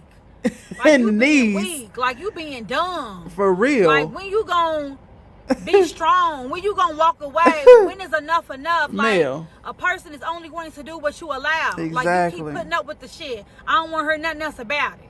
But Mel really couldn't get too mad because she was back fucking with Grandpa. What? Somehow, some way, Grandpa grabbed that cane and made it back into Mel's life, baby. Oh, okay. So me and Mel became homegirls. I'm still talking to Mel on the phone. I'm still Homegirls writing is Mel crazy. from Facebook. We still a kiki and a hi-hi. So now, since we homegirls, I'm gonna start picking up the phone and I'm gonna start talking to you in front of Ace. Show is. Showing the fuck is. Yeah. So one day I'm at work. The calls is a little slow. I reach out to Mel. I'm like, hey, what's up? What you doing, girl? I'm at work, slow. Ace is on the couch playing the game. She hears the whole entire conversation. She's cracking up because she thinks that Mel is the funniest person ever. Like, she likes the way Mel talks. Like, she likes her accent. Like, things that Mel's saying. Like, she's cracking up. So we get to talking about the business. So Mel's giving advice on logos, different designs. Like, she's putting in her input. Like, we're having a good conversation, right? When I get off the phone, Ace looks at me and said, well, how long you been knowing her? Like, where she come from? Now she's questioning who the fuck Mel is. So I'm like, oh, I've been knowing Mel. Mel cool. So this was Ace's response to me saying, I've been knowing Mel. Mel's cool. She looked at me and did like this. Peeping it. So, because in the back of her mind, she's like, I ain't never seen no motherfucking Mel. I ain't never heard about Mel. Who the fuck is Mel? Don't worry about it. But she's in the picture, baby. Ah, yeah. So now me and Ace is back together. So one night, Ace decides that she wants to go out, right? She's getting dressed. She's letting me know that she's hanging with Big P, her sister, right? But something just didn't seem right. So when she goes to the shower, I'm like, check that motherfucking phone. I checks the phone. I see that she's been texting Asia, the same motherfucker that whooped your ass. That's who you're texting. But I thought we were back together, right? That's where she's going.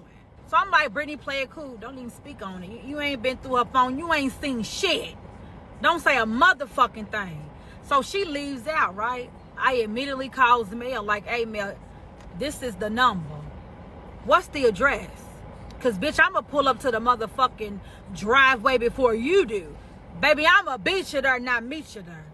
That's crazy. I give the number to Mel in 2.5 seconds, baby. She got that motherfucking address. That's crazy. I'm like, let's pull up. She's like, I'm on my motherfucking way. Oh, she down.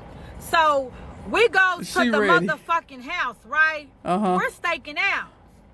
Nobody pulls up to the house. Because when I tell you I was so pissed, I was so fed up, I felt like, okay, I just keep letting you play with me. I'm going to have to show you something. But they never pulled up, baby. It was a dry motherfucking run. So me and Mel just went on back home, honey, and just laughed about it the whole motherfucking night, okay? Because, like, damn, we really drove over and the bitch didn't even pull up. I'm still not saying nothing, right? My birthday comes up. Ace is gone all motherfucking day. She doesn't get me anything. She doesn't even tell me happy birthday until like 6 p.m. What? At night. But you know who the fuck showed out for me for my birthday? Mel. You got it. Mel went over and beyond. Okay? Went over and the fuck beyond. About 6:30, I get a text message from Ace. Well, what are you doing for your birthday? I want to take you out to eat. It's just too late. It's just 6:30 in the evening. Why the fuck would I want you to do anything with me on my birthday? Fuck you. So I replies back. I said, oh no. Mel already took care of it. Mel got me together. No, thank you. Oh, okay, that's cool. Yeah, real cool. And I'm real cool on you. Mel ends up taking me out to eat, right? Now, the whole time I'm out to eat, like, I'm really not in the best mood because my feelings are hurt at the fact that you didn't really did this again, right? So Mel's like, girl, shake that shit. Like, we ready to have a good time. It's your birthday. Fuck that bitch. Fuck that bitch. So we leaves out to eat, right? I'm like, damn, I just want to get away. Like, I just want to take a trip. She was like, well, you want to go to Cincinnati? I'm like, that's what we were supposed to do. Like, that was the plan before Ace returned home. You know, that's what we had planned. She was like, well, let's just hop on the highway and go. I'm like, you want to? She was like, do you want to? I'm like, fuck yeah, let's hit the road. And that's what we did. So we goes to Cincinnati, baby. Matching and all. Baby, we done got us a hotel. We done went out to this gay club, honey. We're having a motherfucking ball. Do you hear me? So we get a room. We get a room. We get a motherfucking room. And you know what the fuck went down in that room? Oh, okay. The whole time I'm in Cincinnati, I do not hear a fuck thing from Ace, baby. She ain't said shit. She ain't said a motherfucking thing. She don't give a fuck about me being gone. okay? And this supposed to be your girl. She don't give a fuck. So when we get back from Cincinnati, I'm at work, right? The whole time I'm at my desk, I can't stop thinking about Mel. Like, Mel is on my motherfucking mind heavy. Like, you really took time and did something for my birthday. Like, she really showed the fuck out. Like, here I am, got So Ace stop who playing didn't with even her. say happy birthday until 6:30 at night. Like, who the fuck does that? But it's cool though, because now I'm really fucking with Mel, because that really made my birthday. Like, I barely even know you. Like, we're getting to know each other, and you did all of that for my birthday? Like, girl, come here. Let me hug on you, rub on you, touch on you, love on you, huh? I call her because I can't get her off my mind, so I might as well just call her, honey, and talk to her for a little bit. Whole time, Ace is to the left of me playing this motherfucking game. Didn't give a fuck. So I calls Mel, we talking or whatever. You got Ace chiming in here and there. So I'm like, I want some seafood. We should go get some storm and crab when I get off.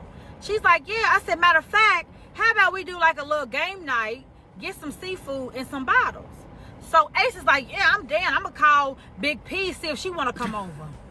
Nobody like I'm Big like, P. oh, okay. You know, whatever. Mel tells me like, okay, let me go ahead and throw some clothes on and I'm going to be on my way. I'm like, okay, cool. I got about 30 minutes left on my shift. I'm going to get in the shower, put some clothes on, and then when you get here, we can head on out to Storm and Crab. Now, as soon as I hung up the phone, Ace looks at me and was like, yeah, I'm going to try to get Big P hooked up with her.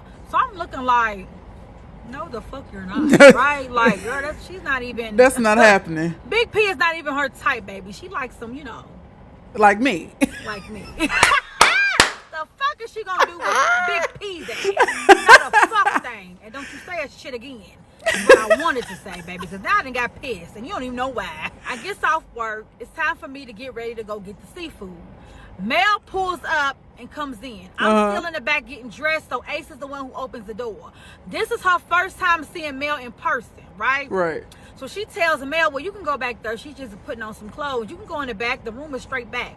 So Mel's like, no, I'm okay. I'll wait right here. Ain't nobody no motherfucking fool. Because see, what she was trying to see was... If she knew her way around the house. Peep shit is what the fuck she was trying to do. Nobody's no fool.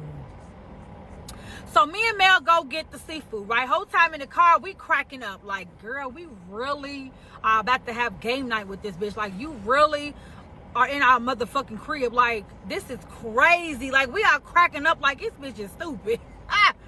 Got him. So we Joke's go on get the you. alcohol, the food, and we make it back to the house.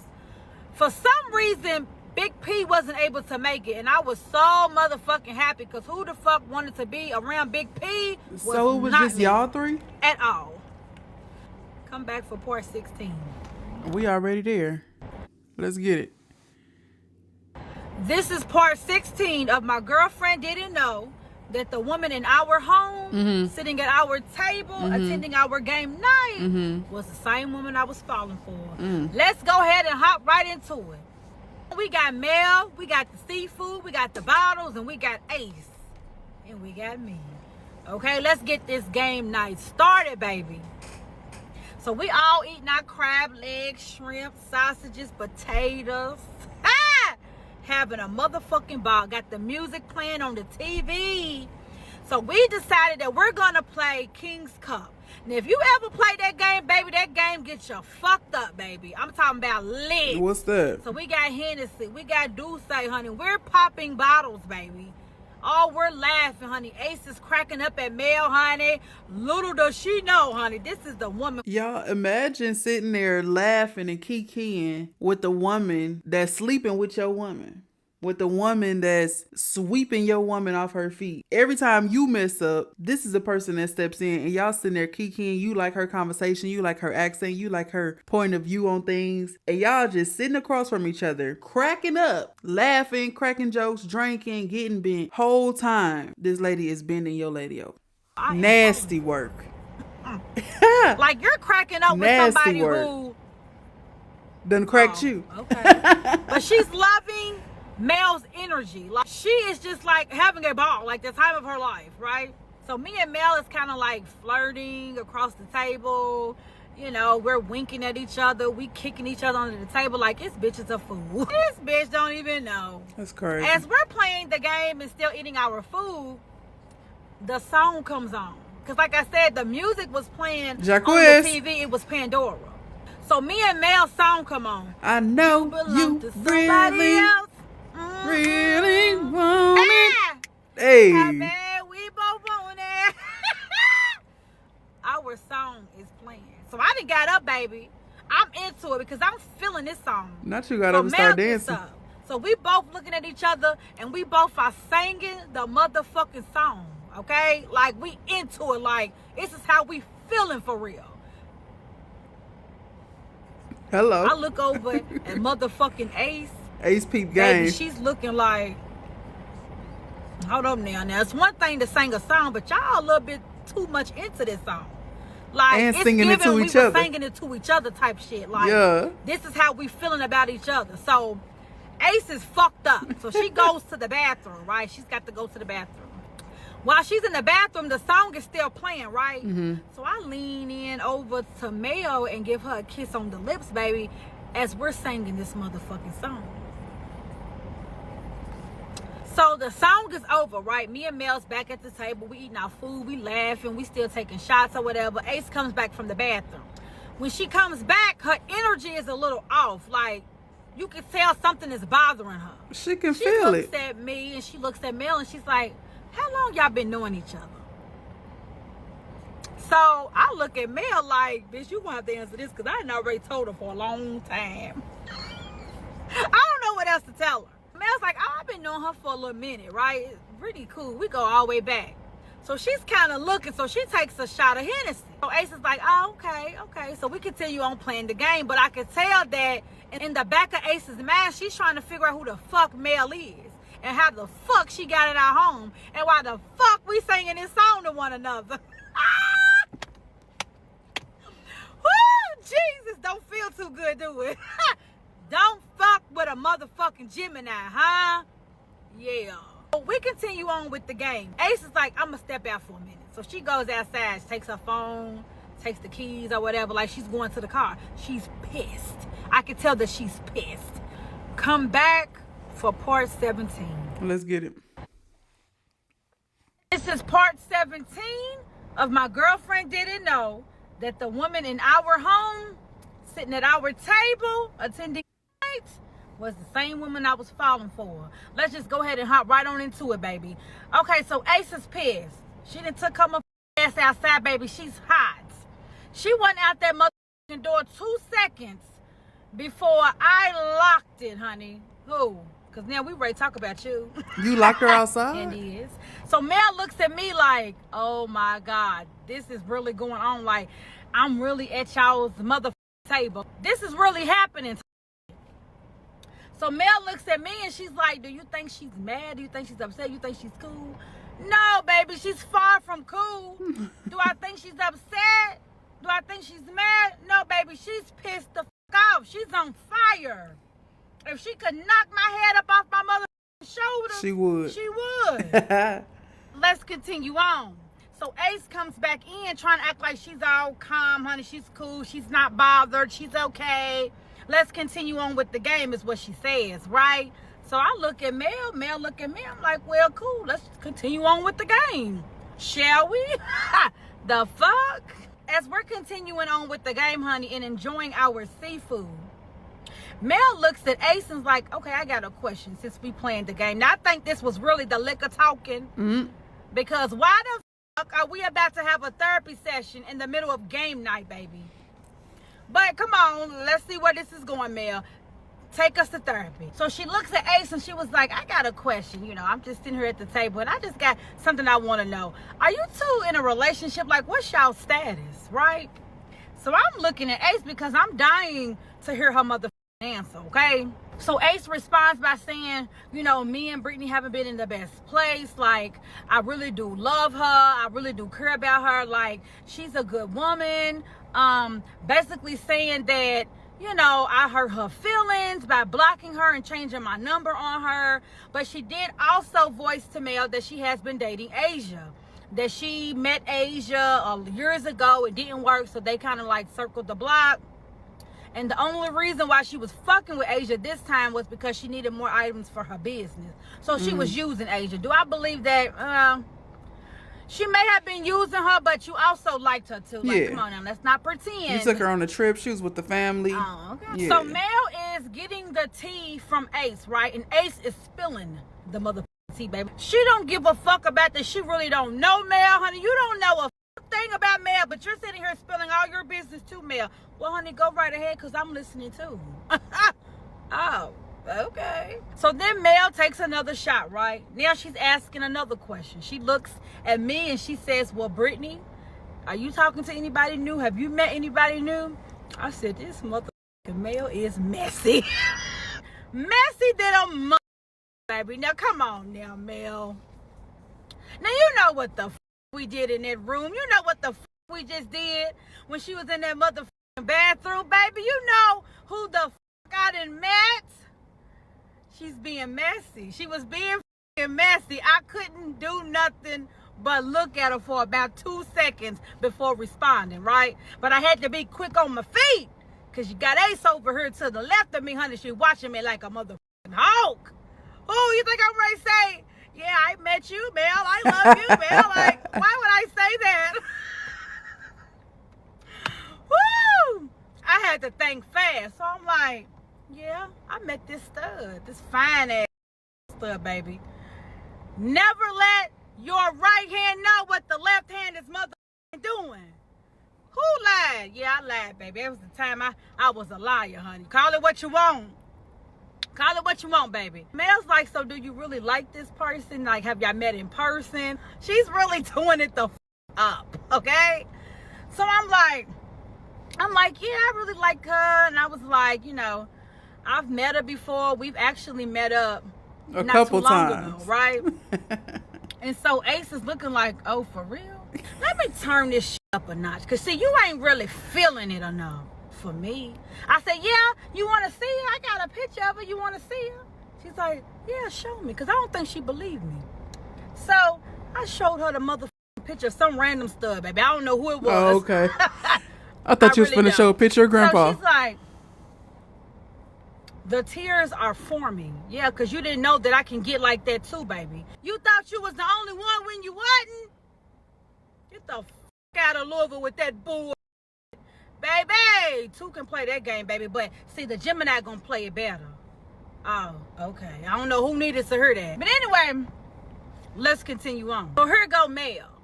So what made both of y'all decide to go and talk to other people, and y'all still live in the same home? And like, what started all this? I said, now look at her, honey. She real messy, baby. Now, I don't know if she was being messy or she wanted to be Iyanla fix my motherfucking life. I don't know. But we answered the question. So I'm like, well, you know, I felt like she had been playing in my face for too motherfucking long.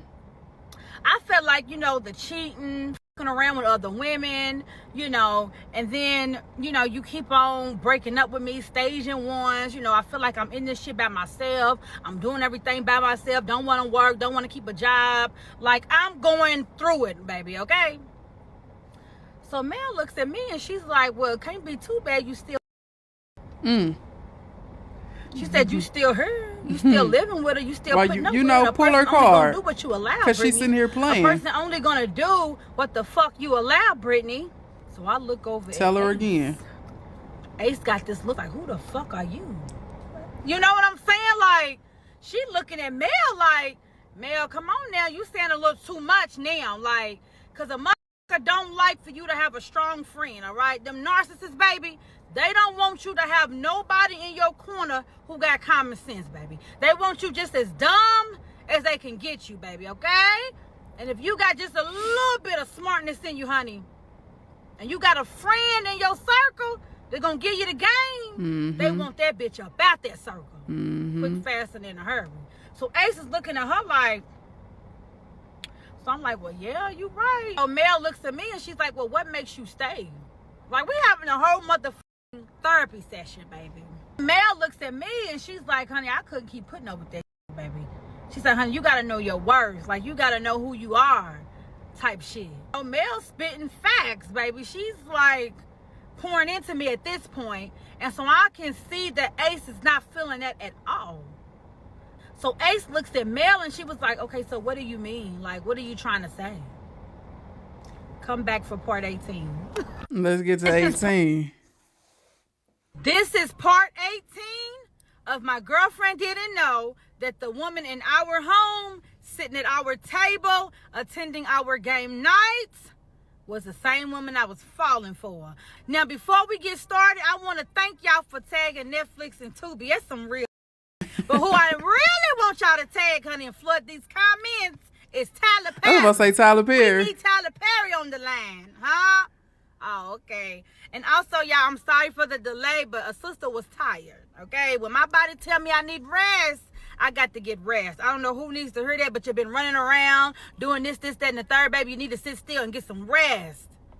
Yes. But let's continue on with the story. Let's get it. So, now you got Ace, okay? She's fuming. She looks at Mel and she's like, so, I mean, what are you getting at? So Mel looks at her and she was like, no, I'm just asking, you know, I'm trying to get a clear understanding of what's going on. Mel was being motherfucking messy. Come on, y'all. Let's just call it what the it is. She wanted to see what the Ace had to say. Right. So now Ace is pissed, okay? She's not really feeling how game night is going now. So she looks at me and Mel and she's like, yo, I'm getting tired. I'm going to call it a night, right? I already knew what the that meant. So Mel's like, okay, well, it was nice meeting you. Thank y'all for having me over for game night. You know, I'm just really cracking up on the inside. So I walks Mel out the door. Now, as I'm walking her to the car, we are cracking the up like, honey, she's pissed. Like, got her. You know what I'm saying? Like, girl, I've been here. You're just now arriving. Don't feel too good, though, do it? Yeah. I go back inside to straighten up and clean up, right? I'm thinking that Ace is really tired and she's ready to call it a night, baby. The night was just getting started. Huh? As I'm cleaning up, she's like, so you've been running your mouth to Mel about me. Like, I feel like them questions and what she was saying, y'all have been having conversations about me. And who is she? I'm like, oh, I've been knowing Mel, like I said. Yeah, but where you meet her at?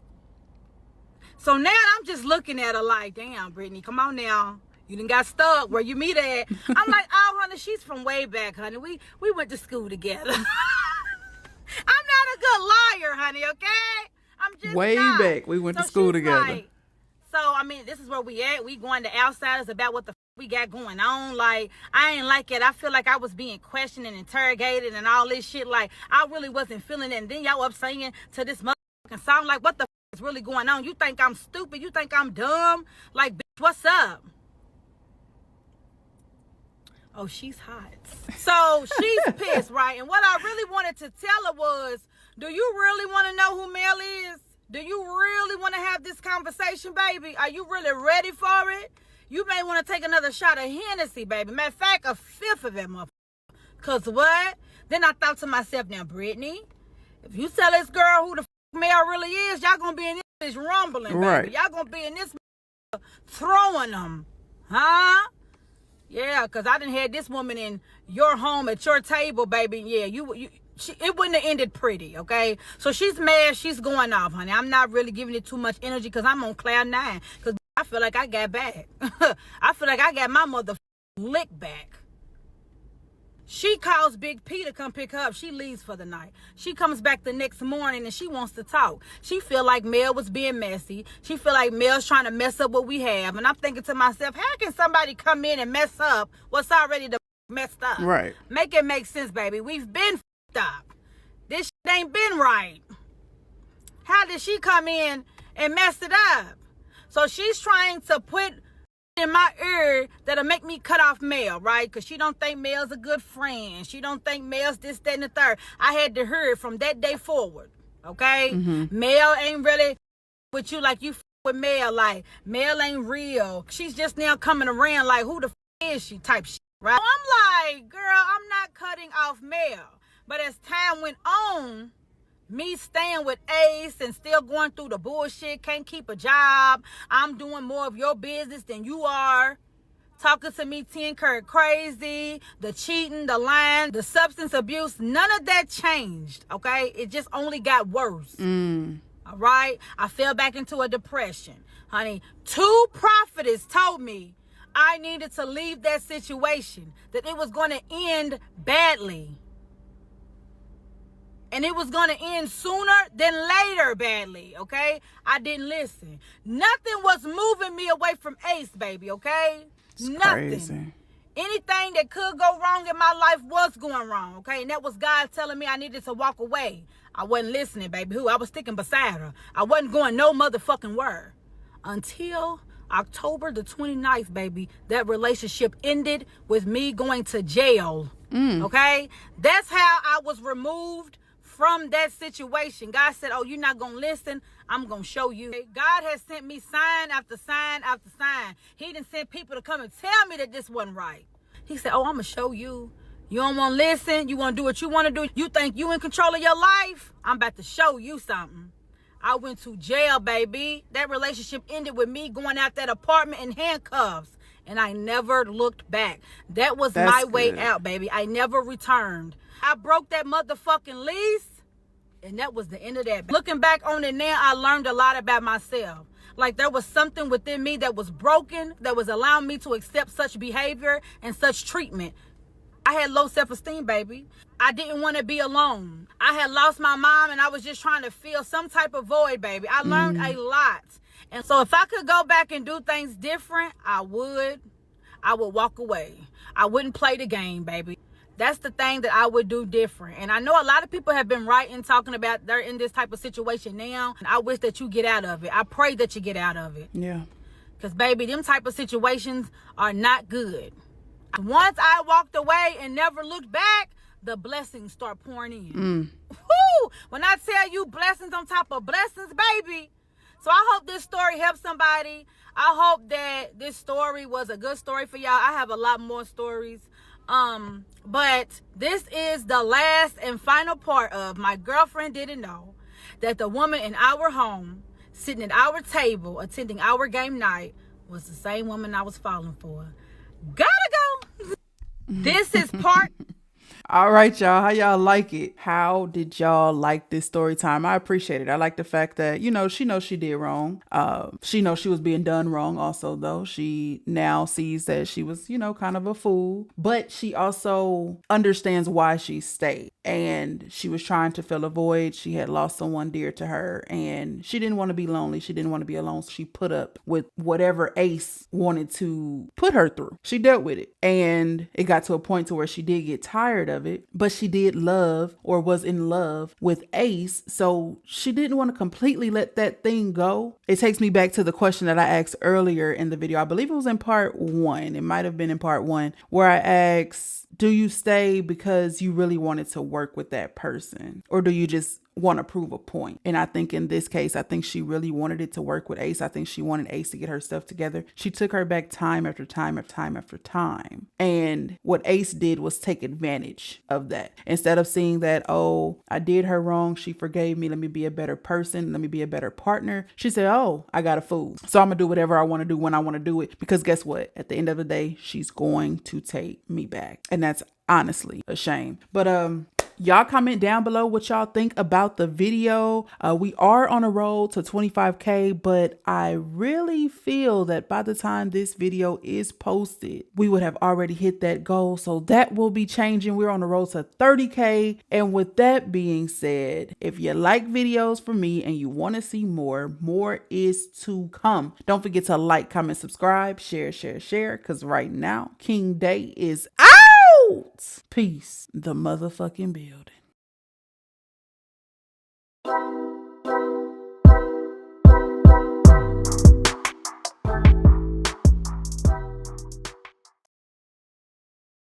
What up, QC crew?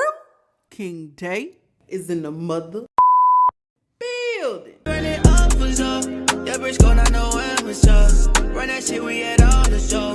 Say that shit for your camera. Warning.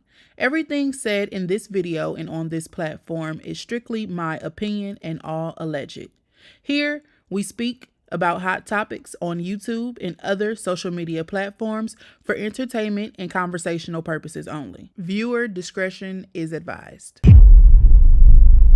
What it do? What it do? It is your homie King Day here in King's Corner, and I am back with another reaction video for you. Now look, what up y'all? We are back with another reaction video. Someone actually DM'd me this story time on Instagram, just as well as my last reaction. And they said, look King, you got to check this one out. So I clicked on it and, you know, I want to see what it was about, get a little understanding of what we're about to listen to. And basically it sounds like this woman's fiance was cheating on her, and they found out right before they were on their way to some birthday celebration, something like that. So I said, cool, we got a little bit of LGBT. All right, so we're gonna go ahead and jump right into it. So look, I ain't gonna hold you no longer. I never do. If you mess with me like I mess with you, you know what to do. Hit that subscribe button, like, comment, share.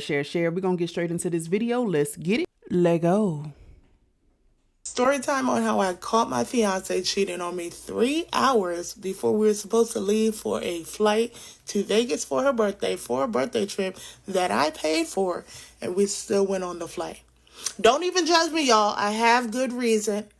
This story time, I'm going to do a trigger warning now because it will involve domestic violence. I wanted to share this in honor of Domestic Violence Awareness Month, which is the month of October.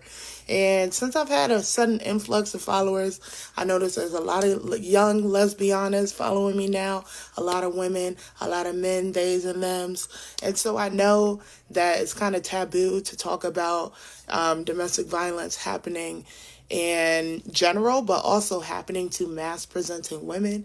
I promise it does happen. A lot of people just may not share that experience, but I'm willing to do it today. I've healed. I'm feeling good. Let's just get right into it. All right. Now, this Vegas event is going to be the icing on the cake, but I think it's important to add context so I can let you guys know a little bit about our relationship and all of the things that happened up until this Vegas trip, okay? All right. So we started dating summer of 2019. We met on the Her app. The Her app is basically lesbian Tinder, okay? So we met on the Her app. We eventually linked in person. I thought she was beautiful. For the purpose of this story, we're going to call her Adrian. She was a Sagittarius. So if you know anything about Sagittarius, they're basically the life of the party, okay? Anytime we went out, we would have a good time. We would mix and mingle in the city. And we really enjoyed ourselves, right? And so the first red flag that I ignored happened at this event. It's actually one of my favorite events in DC. It's this taco and tequila crawl, okay? So we went to this taco and tequila crawl. I rented an Airbnb with a couple of my other friends. So it was going to be them, and she was coming as my guest. And everything went cool for the most part throughout the day. Okay. You know, we were having a good time. And then all of a sudden, my friends, they decided, okay, we want to go back to the Airbnb. She wasn't ready to leave, so we continued to stay out. Now, we were at this gay bar called Nelly's, which is a gay bar in D.C. And while we were at Nelly's, she was wearing these sunglasses. Unbeknownst to me, I guess she had borrowed them from her mom, but didn't tell her. So she was dancing on the floor. Like I said, she was the life of the party. So it was at some point she was dancing on the floor, and I guess her glasses got lost. But we didn't notice this until we got back to the Airbnb. So once she realized that her glasses were gone, when I tell you she flipped out, it was a flip out of the sense. I'd never seen a flip out like this before. She got upset. She stormed out the Airbnb that we rented. Mind you, it's in Northwest DC, but it's still DC nonetheless. She's walking outside bare feet, on the concrete, on the city. You would never catch me on these DC streets with no shoes on. Okay, it's glass, it's needles, it's rats, it's everything outside. And she was not caring. She was walking outside. So my friends, mind you, it's like 3 a.m. My friends, they're already asleep. They're in the Airbnb. I'm trying to get her back into the Airbnb, and she's like refusing. And I'm confused. I'm not understanding. I'm just thinking she's a little drunk because it was a taco and tequila crawl. So we had a lot of drinks throughout the day. I'm just thinking, okay, she's being a little combative, but she's a little drunk. Now, mind you, this happened in 2019. Okay. I'm 30 years old now. In 2019, I was 24. So how I would handle the situation now is very different than how I handled it then. As a woman, I'm never going to allow another woman, especially a woman that I'm dating, to be out and about alone by herself at 3 a.m. in distress, because clearly she was in distress. Okay, I didn't know what exactly was wrong. I'm like, you flipping out over some sunglasses? Like, it's okay, they're just sunglasses. Like, I'm sure if you tell your mom, she'll understand. She was like, no, you're not getting it, my daddy's gonna beat me, you don't understand. How old was she? Because she was telling me how her father was abusive. So I'm like, okay, well, there's nothing we could do. Maybe we could go back and see if they found them, or, you know, but come inside. You being outside at 3 a.m, no shoes on, girl, this is crazy. Right. So she kept walking around. She would not come in. Every time I would try to get close to her, she would, like, be very robust in her reaction, like mad aggressive. I'm like, whoa, mind you, this is really our first big incident, I would say. And honestly, if I'm truthful, I should have seen the red flags in this and ran. But at the time, I genuinely thought, okay, something is clearly not right. She's having some kind of mental health crisis. Because the fact of the matter is, not only was she walking around, she was outside for over an hour and a half, y'all, at 3 o'clock in the morning. She at one point had like pushed the mirror towards me, it shattered on the ground, cut my feet up. She had threw her little Alex and Annie bracelet at me, scratched my cheek. So mind you, that's like the first. I don't get into physical conflicts with my partners. I'm not that girl. So she around here breaking mirrors and glass in the Airbnb? Was her credit card on file? Who put the deposit down for the Airbnb? Who card is on file for the Airbnb? Because there's no way. There's no way. I don't feel like just because we're women, we should be putting our hands on each other. That's not love, and that's not okay. Your partner should not put their hands on you. Granted, she did not put her hands on me in that incident, but she displayed physical aggression towards me. And in hindsight, I should have registered all of that and stepped away. But me being the person that I am at the time, I was trying to help the situation. At one point, I called my friends and I'm like, can y'all come out and help me try to get her back in the house? Because it started out with her flipping out about the glasses, and then it turned into her talking about how she didn't want to live anymore. She ran towards like a bridge and was like, I'm going to jump off. It was like a lot. And mind you, it's like 3 a.m. Right. Then she started boo-hoo crying. And this is how you know she was acting wild, right? She was crying so bad, it was nobody out on the streets, I kid you not, but the dope boys and the pimps. A dope boy came up to us because she was crying and she was sitting down in this field, mind you, still no shoes. She was sitting down in this like little field, abandoned parking lot area crying. The dope boy came to me and he was like, oh, y'all okay? I'm like, yeah, we're good. She's just a little drunk. He's like, damn, like I see what's going on. You need help? And I'm like, no, like we okay. We're going to get it together. And my friends, they had come out and they were like, what's going on? They were less patient than me. They immediately came out and were like, you're acting crazy. You need to come inside. You're tripping. You have Zora out here at 3 a.m. and look how you're acting. Look how you're treating her. You're crazy. You need help. Like, they had no patience whatsoever. It'd be like that, Mind though. you, we were out there 3 a.m. She was drunk. I did fill them in that she had thrown the glass, so they saw that my leg was a little cut up. And they were just like, I don't know what's... Oh, okay. This was outside. She had did this. She had threw glass and all of that outside. It wasn't in the Airbnb. Okay, got it. But you need to come inside. I had been out there with her for probably like an hour and a half to 2 hours before she finally decided to come in the house. Mind you, how she was acting was so erratic. My friends, they were scared. So one of them called their mom. They didn't even feel comfortable staying in the Airbnb with her anymore. One of them called their moms. She came and got them and took them back. And I felt bad about that. I'm like, holy shit. So in the moment, as this is happening, I'm like, bruh, I'm done. Like, I'm not messing with you anymore. I don't know what's going on. I don't know what this is about, but like what just happened, that was crazy. And that's not the kind of partner that I want to have. Right. However, what I did not know is that that incident alone would be our first trauma bond. Because after that incident occurred, the next day I remember we were supposed to go to brunch. I'm like, yeah, we're not going to brunch. I'm just going to take you back to your house. We went to her house. It was like kind of awkward at first. And then she's like, I'm really sorry. Nothing like that has ever happened to me before. That was a mother lie. I didn't know it at the time, but she was like, I don't know what's going on. Like, I need to get help. I'm going to go to the doctor. I have been feeling, pretty down, boo, boo, boo. And I'm just hoping that they can do something to help me out. And she was like, I think I'm going to check myself into a mental hospital. So I'm like, okay. I at the time, mind you, this is me at 24. I was like, oh, impressed, As someone who's been in therapy since 2018, I was impressed that, okay, she seems to want to get her mental health under control. Right. So she eventually ended up checking herself into a mental hospital, and I visited her. I actually snuck some candy and cards into the mental hospital for her, which is kind of crazy. I shouldn't be saying this, but oh well. Have any of y'all ever been to a mental hospital? Because one, it smells weird in there. Two, there's so many eclectic people in there, okay? When I went in there, we used to play Phase 10 all the time. So I brought some Phase 10 cards for us to play. I brought a handwritten card in a journal for her. And then I snuck some Skittles in because they weren't allowed to have outside stuff. So I snuck some Skittles in and I brought a sweatshirt for her. So the visiting hours, I think there were only 2 times, 12 to 1 and then 3 to 4, both on Saturday and Sunday. I was so dedicated. I sat through, waited from fucking 11 all the way down until 6, just so that I could spend as much time with her as I could while she was at the mental hospital. So she was there for a week and some change, and then she got released. And things were better for a little bit. She was on medication. I did end up continuing to date her because she was on medication. So I'm like, okay. Thought she had it under control. She told me what her diagnosis was, which is bipolar. I didn't know at the time it was other things as well. But when she told me that, she was like, it makes sense. I've never had an episode like that before, which I found out later down the line that was not the truth.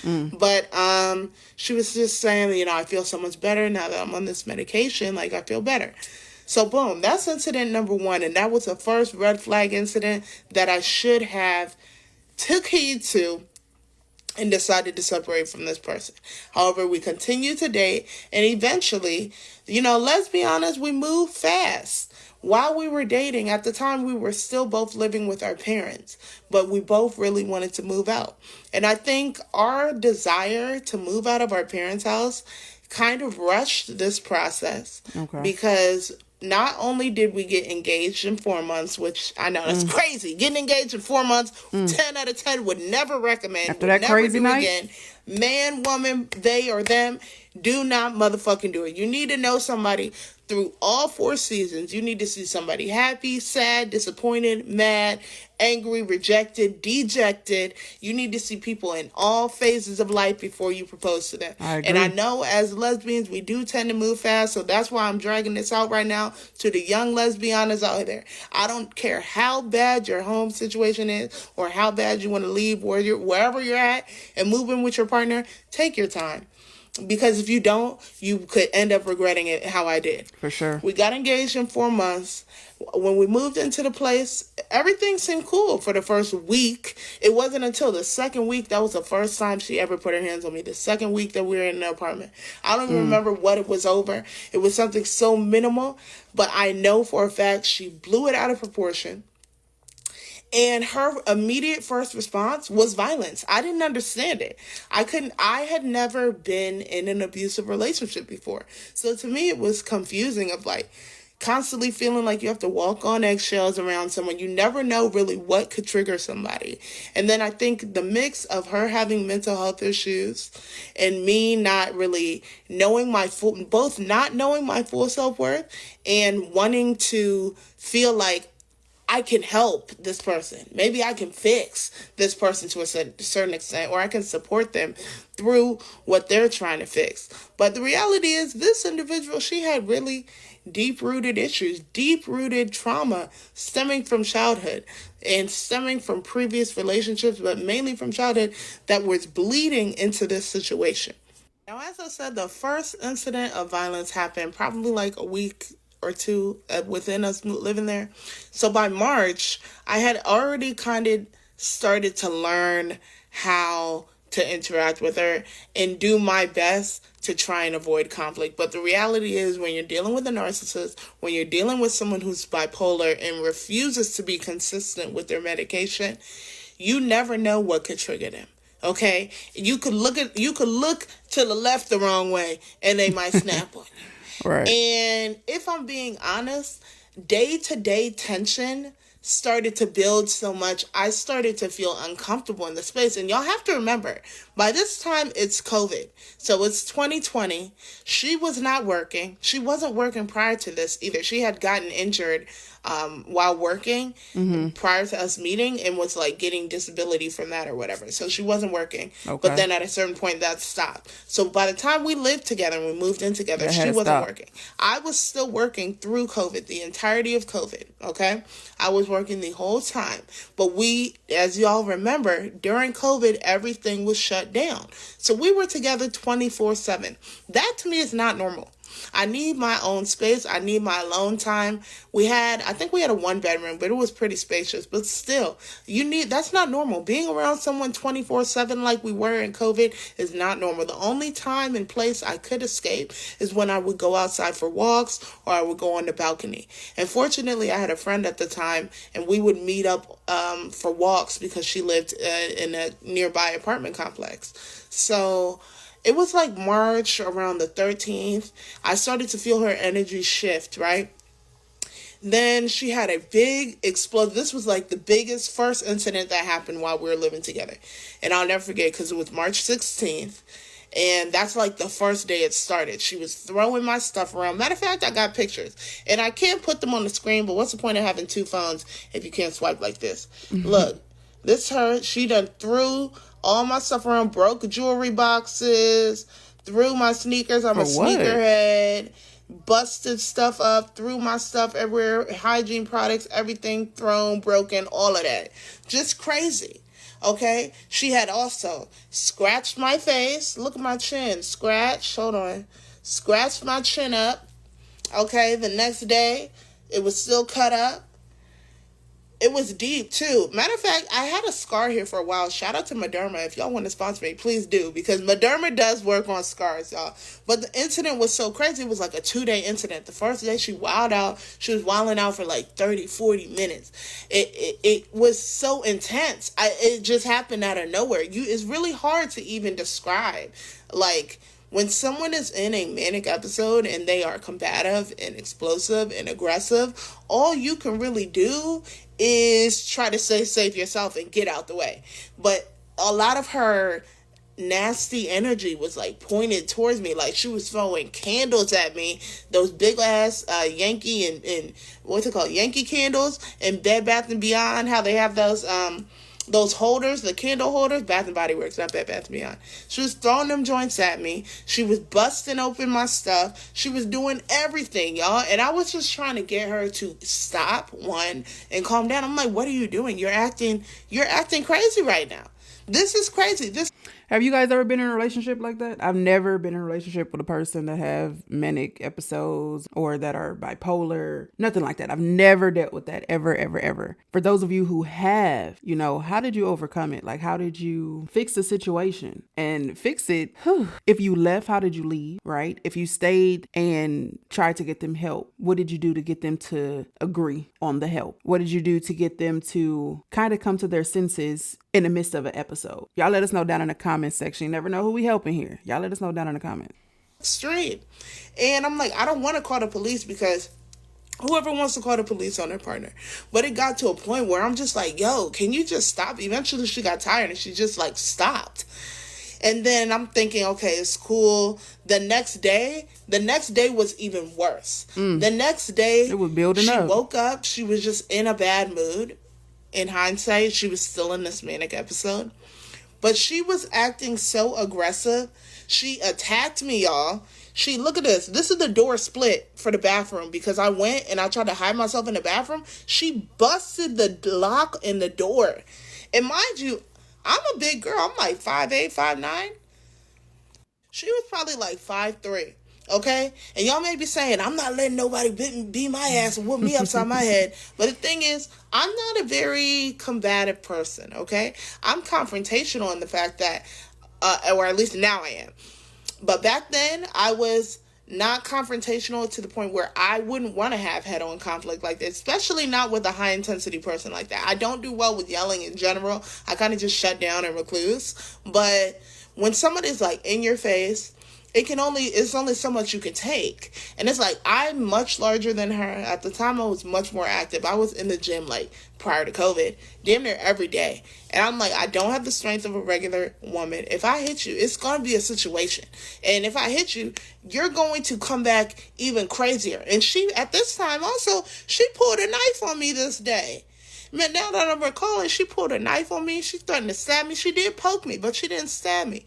She threatened to stab me up, though. And she was wilding out. And I had called her sister-in-law, and I was like, something's going on. I don't know. She's acting crazy. Eventually, what happened was, after that whole incident where she busted up my stuff, she pulled a knife on me, she was breaking things in the apartment. The next day, I was like, you know what? I don't think we can be together because you are not really handling your mental health. And if you're not going to be on medication, this is when I gave her like an ultimatum.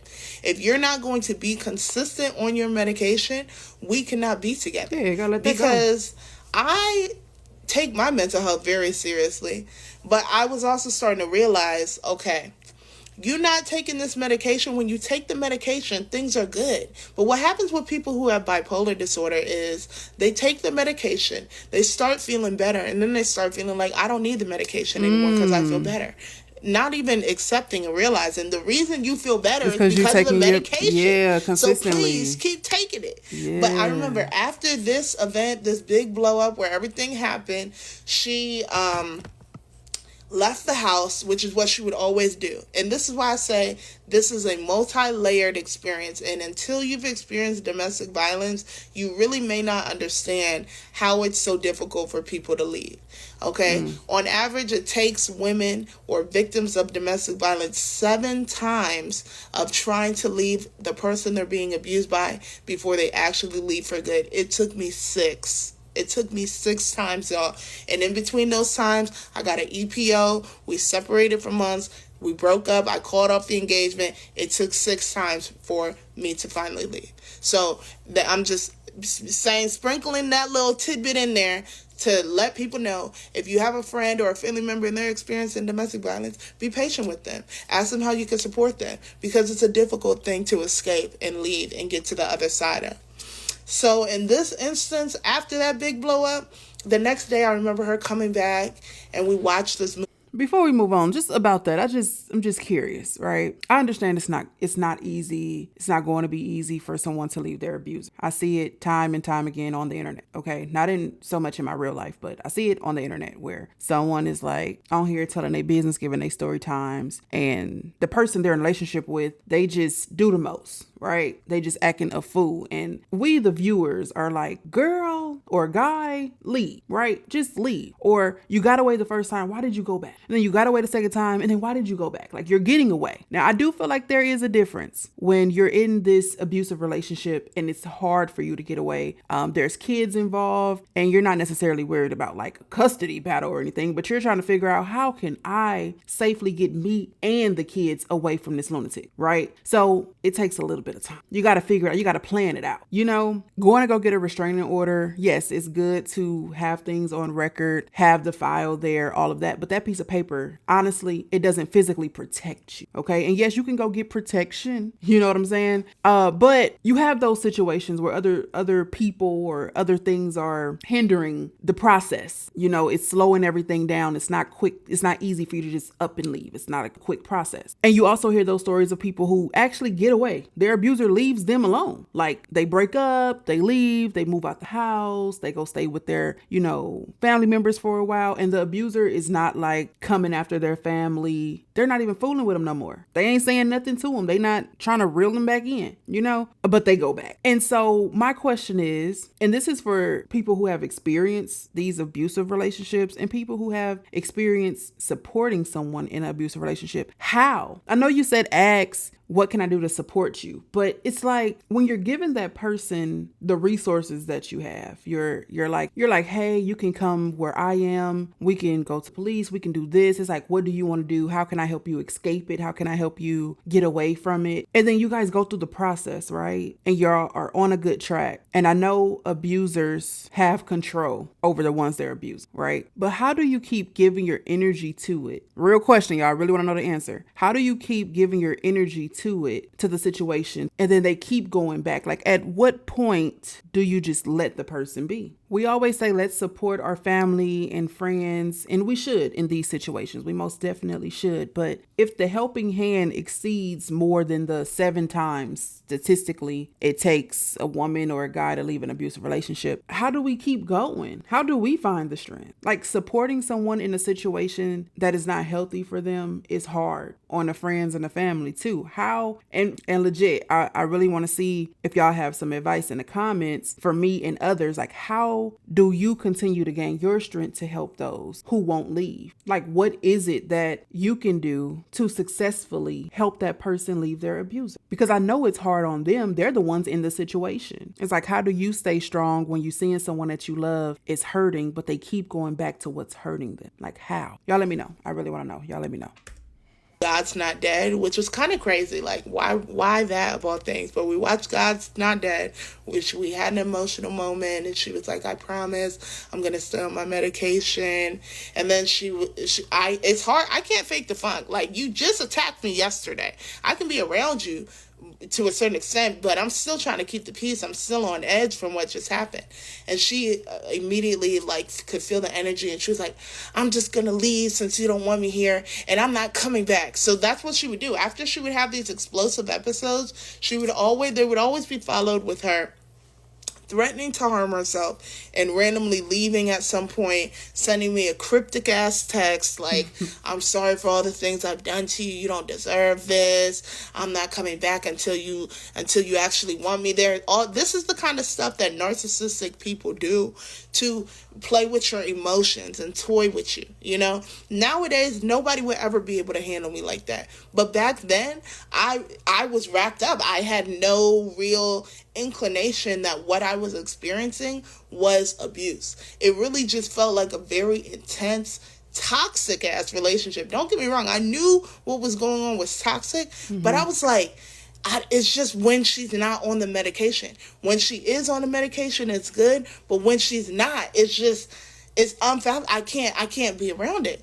But mind you, also, it's still COVID. So we're together 24/7. She's not working. I'm still working. There was times where even in the incident, she threw my work laptop, the laptop that I was using to work, and broke my computer. You know what I'm saying? She did so much stuff. But it was like, what can I really do to escape the situation? Because it's still COVID.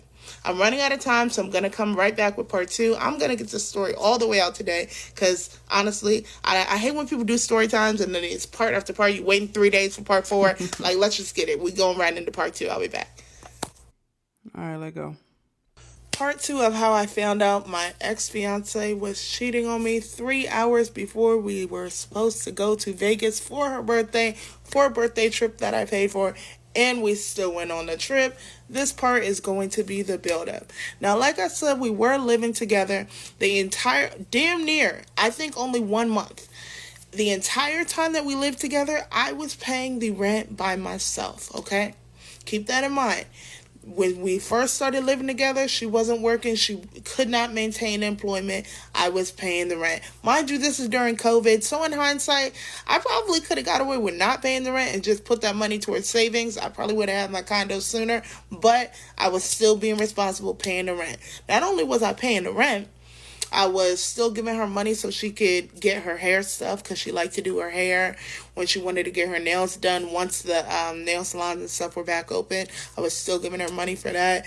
She was drinking alcohol every single day. And I'm not going to lie, at a certain point when the abuse got really hectic, I started drinking as well. I was drinking 2 to 3 bottles of wine a day. That's alcoholic behavior. Okay, trying to numb myself from the pain. Yeah. So I was paying for pretty much everything, groceries, all of that. The only thing she was supposed to pay for was the electric bill.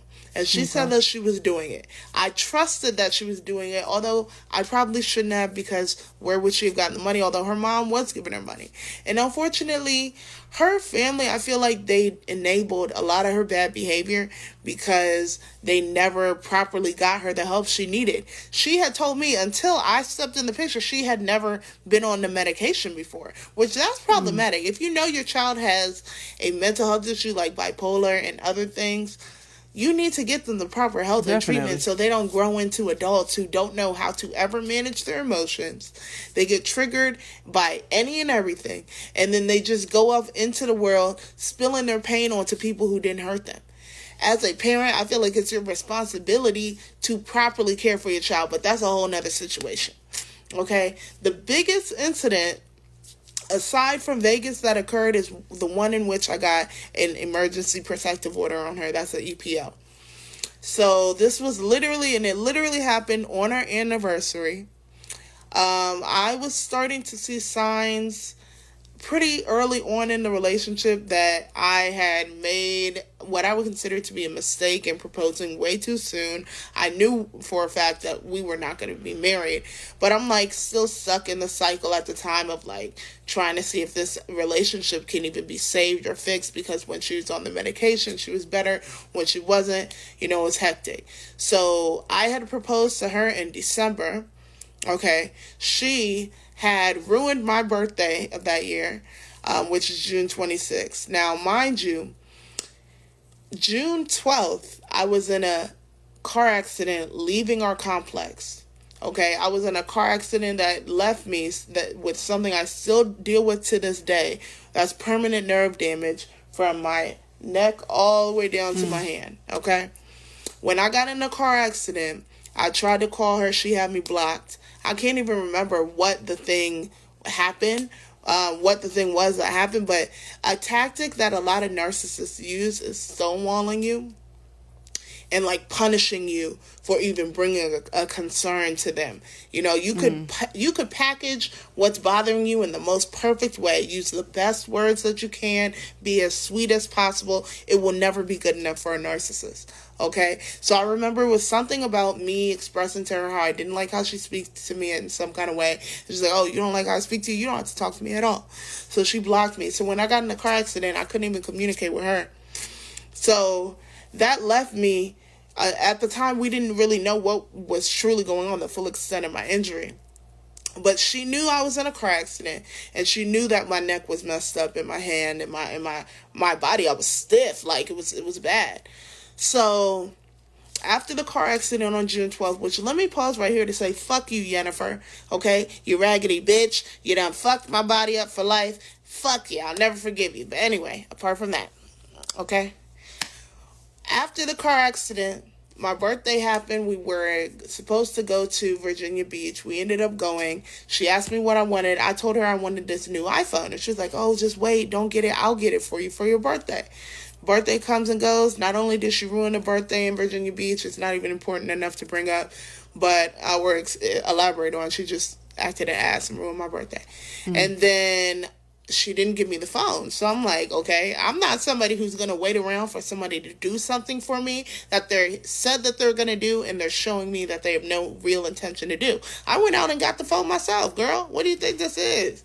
I got the phone myself. She was upset that I got it. I remember her throwing my phone and cracking the screen, which she got replaced or something of that nature. And then she was so upset that I got myself a phone, she went out and got herself the same phone. And then I also recall her just being in terrible energy when I came back with the phone. Like, having an envious and jealous partner will really be, it's such a draining experience. Like, I don't know another way to describe it.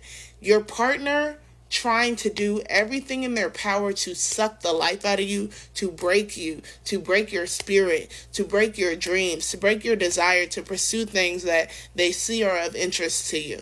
Okay? Because I had a podcast that at the time I was developing, I wanted to work on. She would literally sabotage my recordings, break my equipment, ruin the middle of my recordings, come in, make unnecessary noise, and do all of this. So this is leading up to what happened on July 9th, which is the date that I got the protective order. She finally had gotten a job. Even though she had a job, she still was not contributing to rent because she had a whole bunch of bills and stuff she needed to pay. She had gotten like crazy speeding tickets. Not even speeding. She went, actually, I forgot about this. She went to jail briefly for a time period. Like, when I say briefly, I mean under a day. But she had to go to court for this like speeding ticket, so that's where her money was going towards. I'm like, okay, I can be understanding, and I'm a supportive partner. This day, I was working from home. I was on the phone with my friend. I had just made some hookah, and we were talking on the phone. She, earlier in the day, had No. Actually, what happened was this.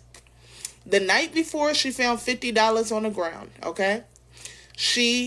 The next day, she started her period or whatever, and she was like, oh, can you go get me some tampons? I'm like, yeah, sure. Like, give me the money, though. Because why should I? Yes, we're both women. Yes, you're my girlfriend. But we both have cycles. I literally pay for every single thing in this house, and it's not like you don't got money because you just found $50 on the ground yesterday. So, if you want me to go get it, give me the money for it, bruh.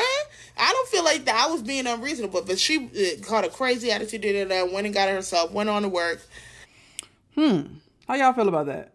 Now, we don't know the arrangement. You know, what was the agreement? Was it an agreement that when we move into this place, we gonna split everything 50-50? Was it a situation where it's like, I'm working and I know your checks is coming in from your disability, but, you know, I got the house? Or I remember her saying that she was paying all the bills and the girlfriend was paying only the electric bill, I want to say. Something like that. What is the agreement? Because now let me say this. The girlfriend is not entitled to her, or the fiance is not entitled to her money, right? I'm going to say it just like that. I feel like personally, if the arrangement is the stud, masculine presenting woman here pays all of the bills except for the electric bill, and then her fiance just pays that electric bill, and then of course pitch in where necessary, I don't think that should have been brought up or thrown in her face. I'm like, hey, I'm paying for everything, so the least you could do is give me money to buy your tampons or your pads. Me personally, we all know how it is that time of the month, and we don't know if the fiance does anything for her on her cycle, right? And you probably do get tired of time after time after time you pouring into somebody, you making sure they straight every single month, you getting them the candy that they like, the ice cream that they like, they pads, they tampons, they diapers, they meds, whatever it is that they need at that time of the month, you make sure they straight. And then when it's your turn, you know, you're not getting the same treatment. You get tired of that. You don't want to deal with that. I understand that 100%. We don't have a lot of context here, but I just feel like, me personally, being a person that I am, right? First of all, I'm a person that like to buy in bulk. I don't want to go to the store every month. This is going to happen every 3 to 4 weeks. I'm not about to keep going to the store. Okay. So I buy in bulk. I buy big packs of this, big packs of that, whatever. If something is getting low, I notice the month before. I say, hey, I know I got enough for next month, but when next month come, I'm going to go ahead and re-up for a couple more months. So when that time come, I'm straight for the month that's coming, but let me keep an eye out on some sales. Let me see if somebody got some on sale. Somebody got a little discount here, a little coupon here, a little whoop-de-whoop-de-whoop, because we running low on the stuff that we need. But if I was a month-to-month person, I feel like that is a good time for you to be thoughtful, be loving, be a little more sensual. You know what I'm saying? And you go out, you get the tampons, the pads, you get the candy, you get some flowers, you know, you see a little something, see a little lip gloss, a little facial mask, a little foot mask, a little oil, give your baby a little massage. I feel like that's the perfect time for you to do stuff like that. So I understand her point of, you know, I'm taking care of the house, but I feel like that should be a part of the house too. I don't know. Y'all let me know if I'm wrong. Now I get it. The lady is in a DV situation. Her fiance is not at all obviously nice to her.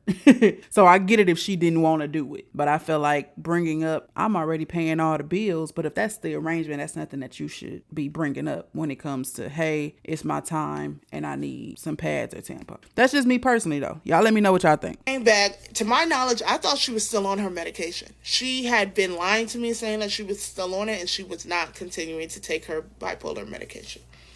So I was on the phone And she came storming in, stomping in the house. I felt the energy right away. I went into the bathroom, continued my phone conversation. While I'm in the bathroom, she comes, she takes my hookah, dumps the hookah, and it's like, this is my hookah, da-da-da, starts acting crazy. At that point, I was just so over it. I'm like, you're literally acting crazy. Like, I don't even know why you're acting like this. You're really acting crazy. Mind you, she's calling me out of my name, this, that, and the third. Like, it was not infrequent for her to call me a bitch or call me something crazy out of my name. I don't believe in calling your partner out of your name, okay, out of their name. Even if you're upset, I feel like you should still be respectful. You should still treat them with respect. This is supposed to be the person that you love, okay? She was calling me everything under the sun.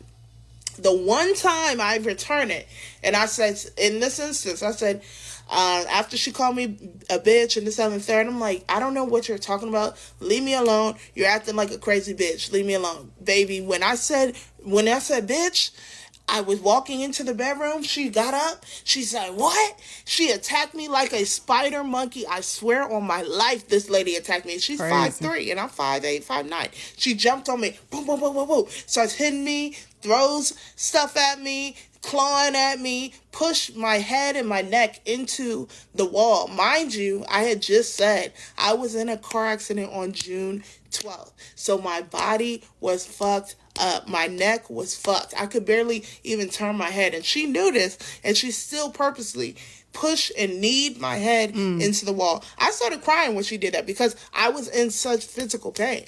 Now, prior to this one incident, I had never...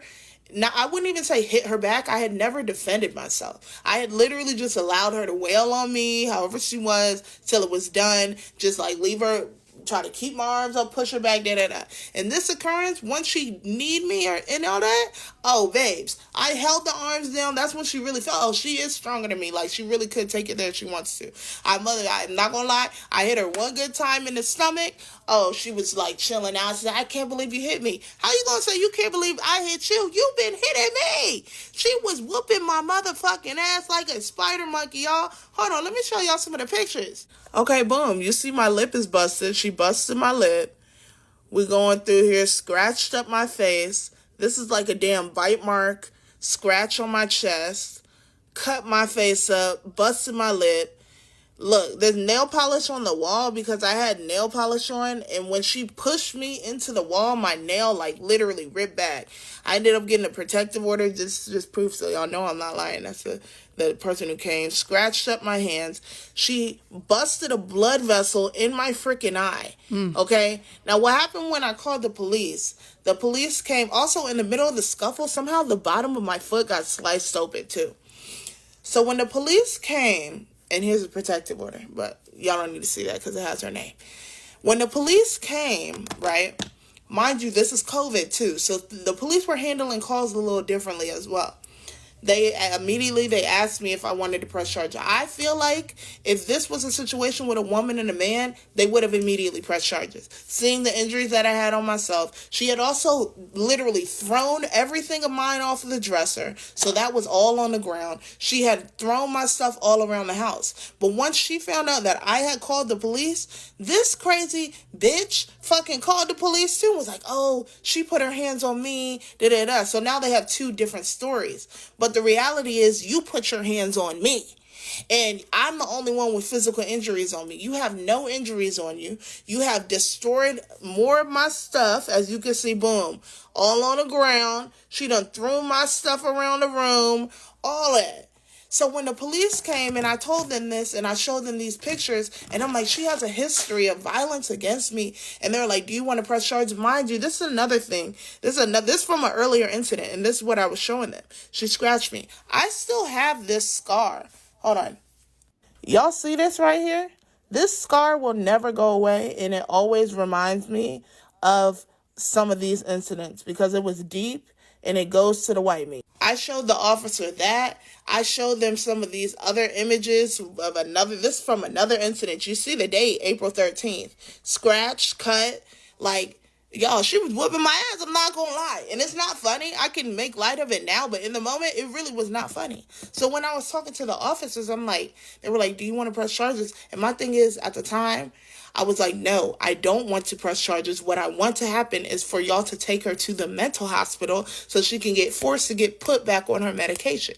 But because we were just fiancés, we weren't married or anything like that, and this is a grown adult, they could not force her to go to the mental hospital. They did handle her a little differently because of, I told them about the mental health background, and her mom, I think she called her mom, and I don't know when she pulled up, but at some point she did, probably a little after the police left.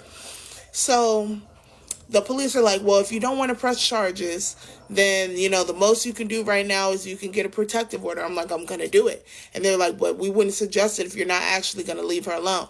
And I'm like, well, I want to do it. Like, I am going to leave her alone. And for now, I'm definitely going to leave the premises.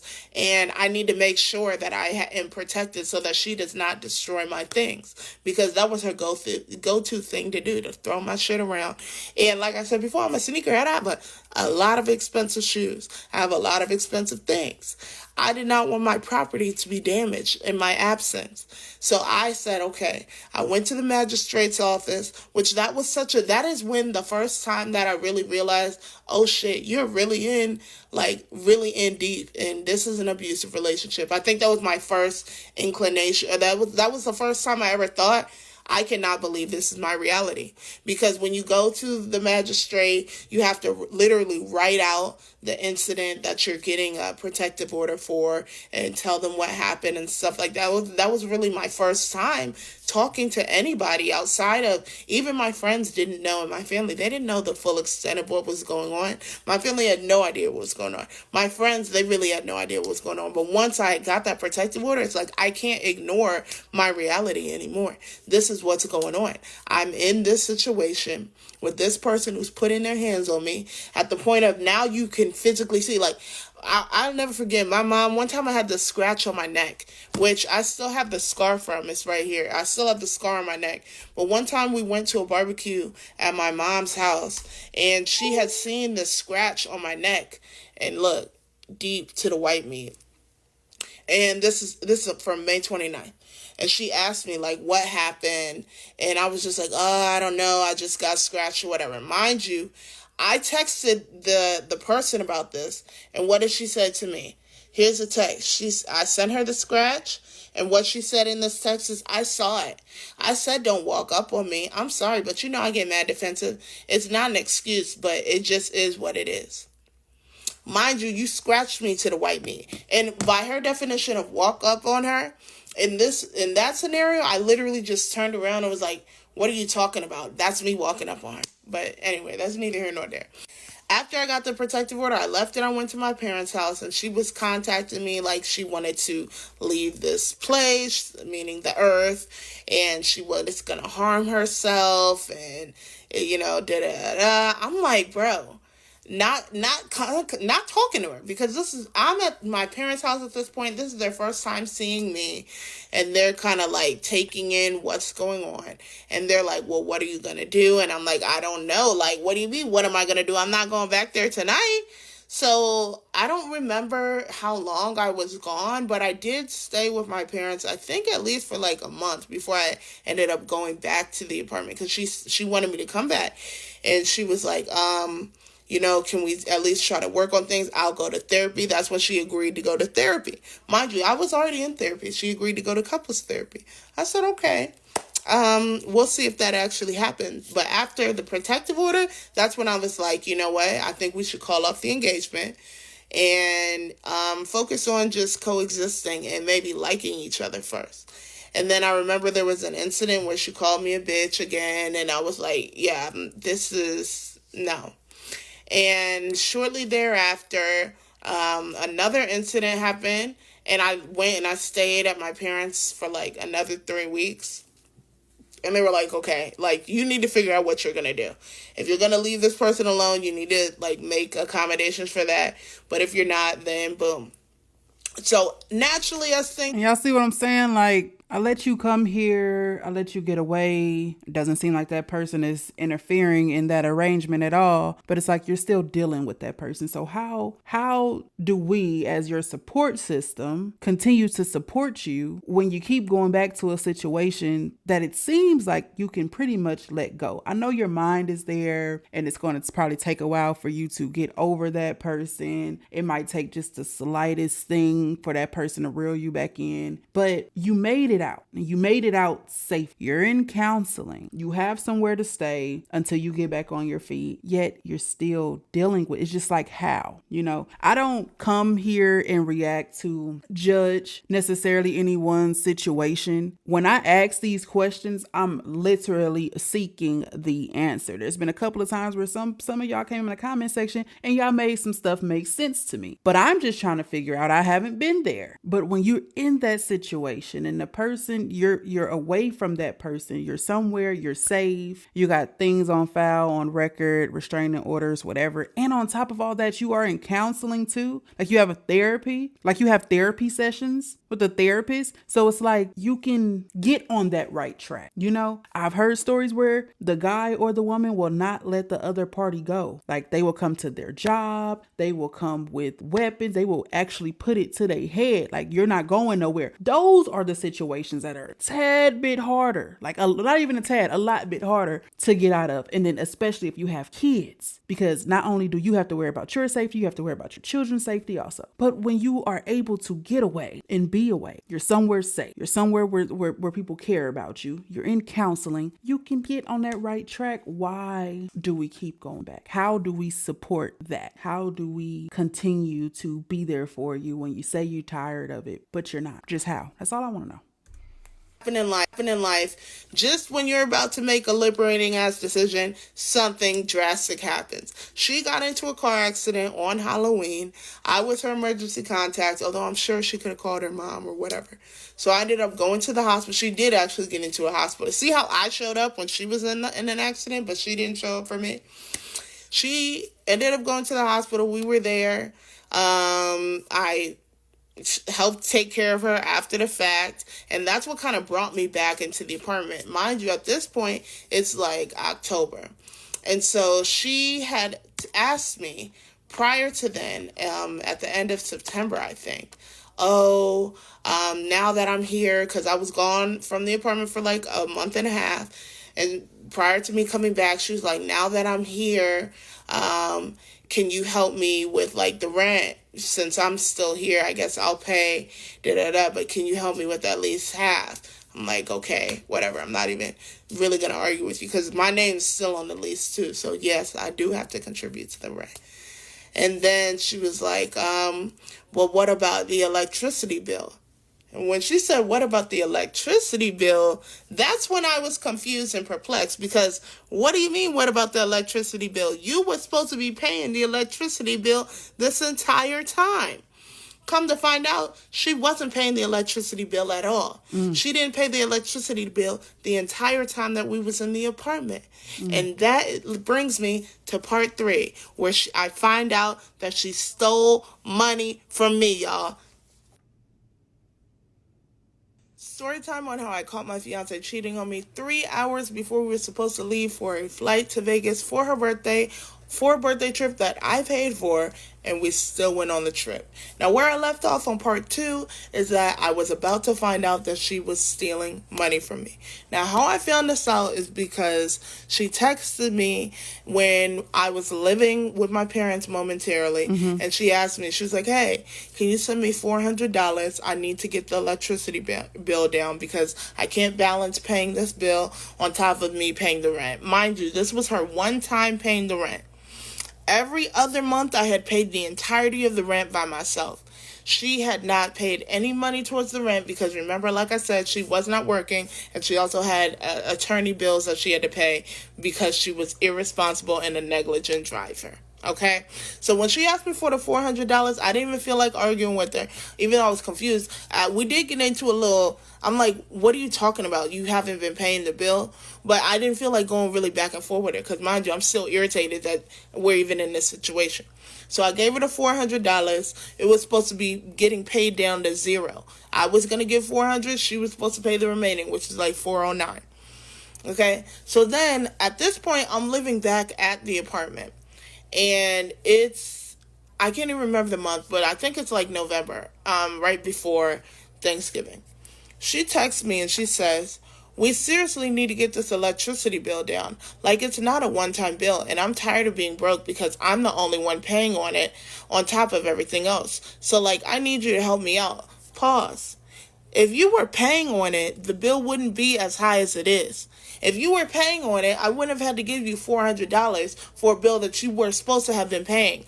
Y'all know, when you live in certain apartments, the electricity bill is not going to be high, because the one that we were in, it was one where like most of the utilities were covered by the by the apartment. So the utility for the electricity was maybe like $130 a month. That if it's up to $900, that lets me know you have not been paying it at all this entire time. Mind you, she was telling me she was paying it, and I was trusting her because that was the only bill that was only in her name.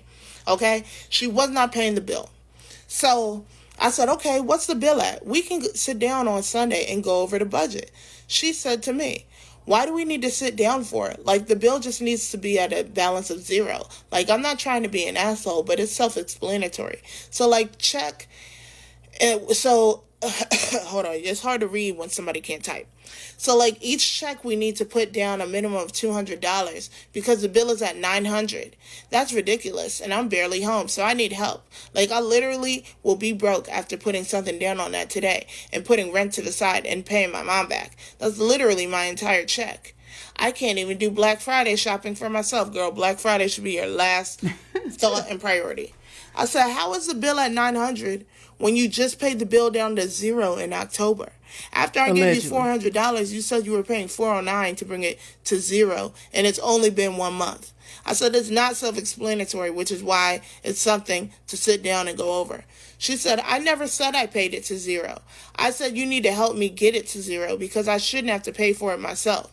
Secondly, how do you know how late electricity has been? Since COVID started, and that was in March. Just because they don't shut the lights off doesn't mean there's no late fees on top of the bill. So it is pretty self-explanatory. I'm not only using my day off to have a sit down. I've been saying that I shouldn't be the only one paying for months, especially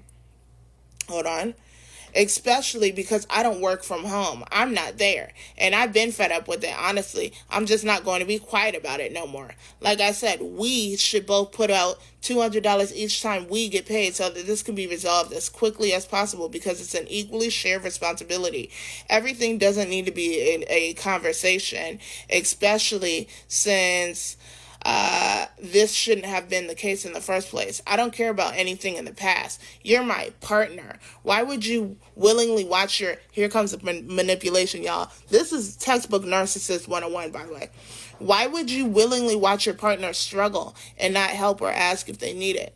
That's what makes me upset. Like, again, all my money goes to that apartment. I shouldn't even have to ask for help, and that's the principle of it all. So, like, literally all I need from you is, quote-unquote, okay, I'll help you out. Because anything outside of that, I'll blatantly ignore, just like I've been for months and months and months. My response: nobody said they wouldn't help you out. I'm not willing to watch you struggle. It's honestly incredibly insulting that you continue to act like, one, I don't spend money on the apartment and our household as well, and two, I don't help out my quote-unquote partner because I do. Everything does not need to be a conversation, but we need to have a clear determination of things financially, and we do not. Excuse me. And now I'm feeling like you just straight up lied to me because you told me that you were going to pay the bill down to zero, and I have the text, and now you're saying that you did not. You haven't been the only one paying on it, the bill, because it's gone unpaid since March, hence the catch-up, and I've given you money for the bill outside of the $400. I said, send me a screenshot of the current bill or something so that I can access it to see the exact amount that needs to be paid. We will both pay on the bill. That's even me being generous there, because y'all, I shouldn't have paid at all, because she should have been paying on the bill. And remind you, I just gave her $400 towards the motherfucking bill. So this is where her mom decides to unnecessarily insert herself in my household and my business, and respectfully, I had to let the mother know, your daughter has not been paying the bill. I don't know what your daughter told you, but she has not been paying the bill at all. She has not been contributing to any of our expenses. She has not paid any rent. She has not paid anything for anything going on and what goes on in my household. So you cannot offer an unsolicited opinion. Because her mom was like, well, I just feel like you do work from home. What does that have to do with the fact your daughter has not paid any expense since living here? None. And I just gave her $400. So why don't you ask her what she did with the $400? Because clearly it didn't go towards the bill. So then boom.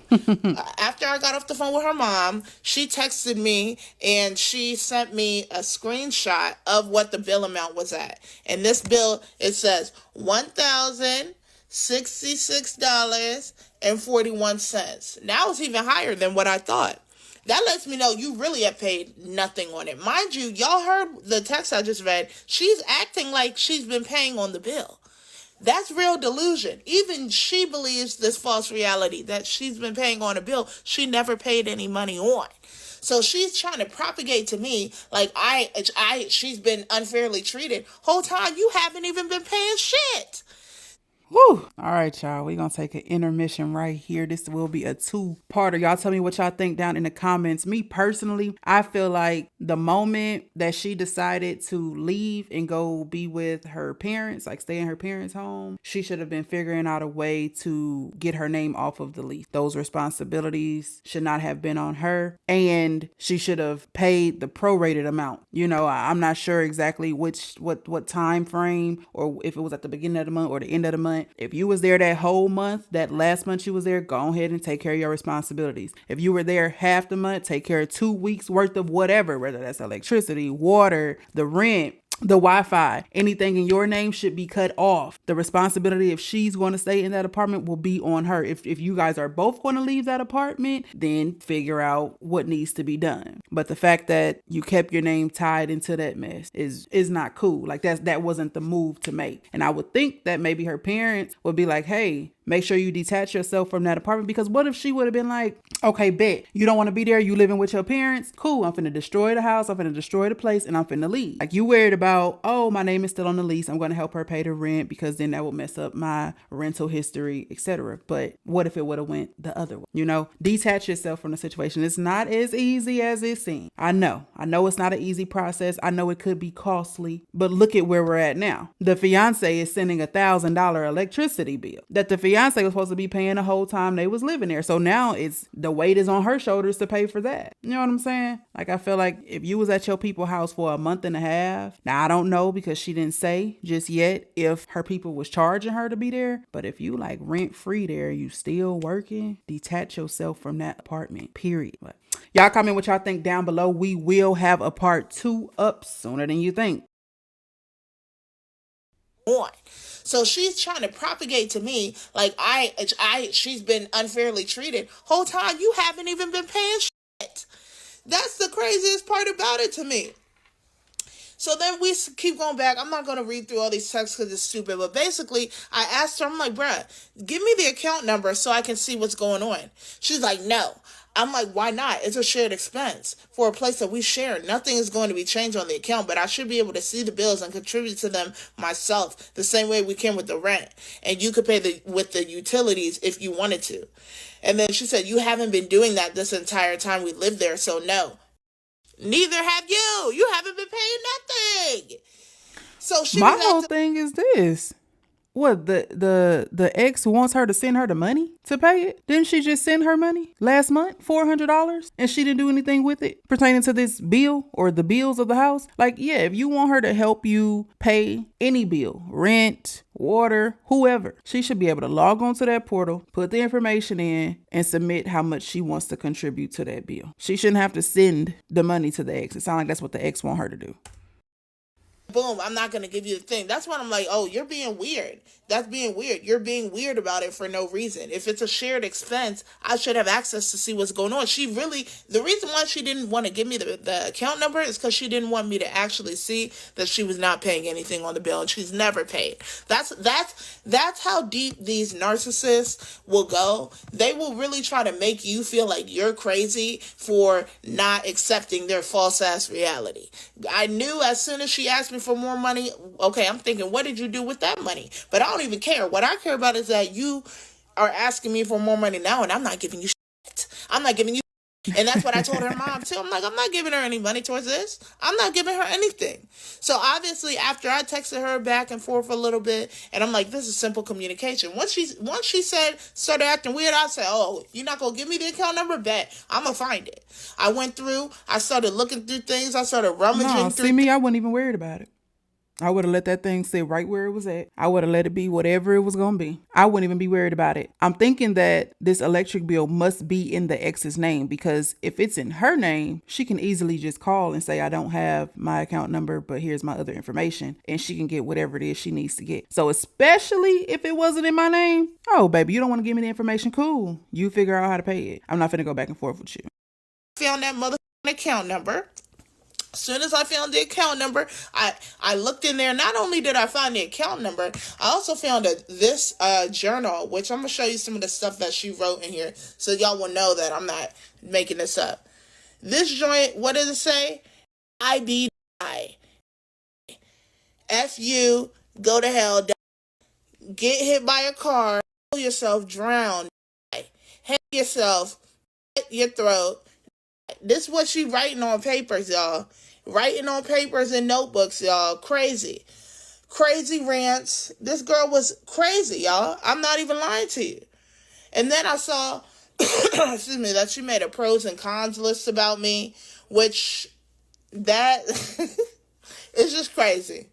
So in doing that, I also found, boom, I found the pros bill, and cons list, which I'm not gonna show too much. Oh, but yeah, I found the account number, and I logged into that motherfucking account. I saw that she said paid nothing. I said, oh, I'm definitely not paying. That looked like Blue Cross Then Blue she texted Shield. me randomly a couple hours later. I think she talked to her mom, and she was like, I just paid the full amount, so don't even worry about it. Girl, I know you did, because that's what you should have done. You should be paying the full amount, because you've been paying nothing. On top of that, you stole from me. So now I really don't trust you. So at this point, this is November.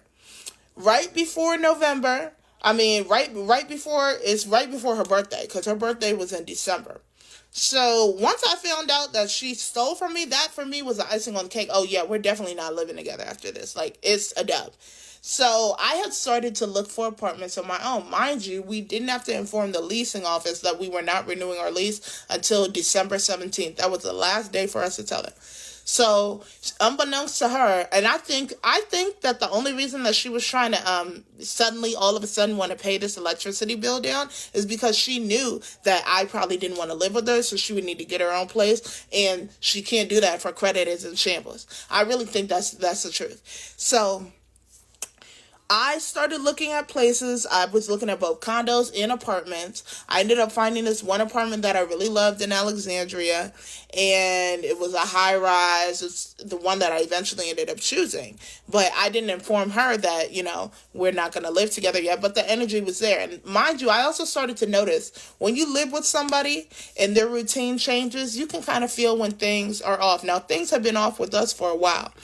But what she started doing, once she finally started working, at first she was working at Amazon, and then she started working at this group home, which I don't know how she even got the job working at a group home with children with behavioral issues when you're a grown-ass adult with behavioral issues, but I don't know. Somehow she got that job. So she was working at the group home, and she was getting harassed by, no, that was at Amazon. See, this girl had an issue keeping friends and maintaining relationships because she had such crazy energy. So at this new job at the group home, her hours were kind of weird. We were kind of on opposite schedules, but this is when she was able to leave and work there, sometimes overnight or whatever. That's what she's telling me, that she has to work overnight. And I'll never forget, it was Thanksgiving. She made a whole big meal, and I was really upset that we weren't going to be spending Thanksgiving together because she, quote unquote, had to work. Come to find out, I don't know if she did or didn't have to work, but apparently she did some extracurricular activities after work and made a whole plate for a whole overweight. I'm not even going to go in on the other person. You know what, God? I'm sorry. Take it back. Let me scale it back. Say, what's that about? Take it left. What we're missing out of these stories, time and time again, you know, she tells us how they kind of get into it and how they like kind of break up or take a break, but she's not telling us how she ends up back in the situation. You know, it's pretty obvious that her abuser has some type of mind control, you know, has some type of control over her, period. But she done beat you up time and time again. You done got a restraining order on her. You done even left and went to your people's house, you know, for a little minute. You done sent her money that was supposed to be for a bill that she stole. This is one of those situations where it's like, block her on all social media accounts and block her number. You know, you gotta kind of want to not deal with somebody anymore. And that's why I say, like, if you still want to deal with somebody, like, don't even drag your family and friends into until you're truly sick and tired of being sick and tired. But then I guess that's where you will say, well, how do you know you're sick and tired if you're in this like relationship with somebody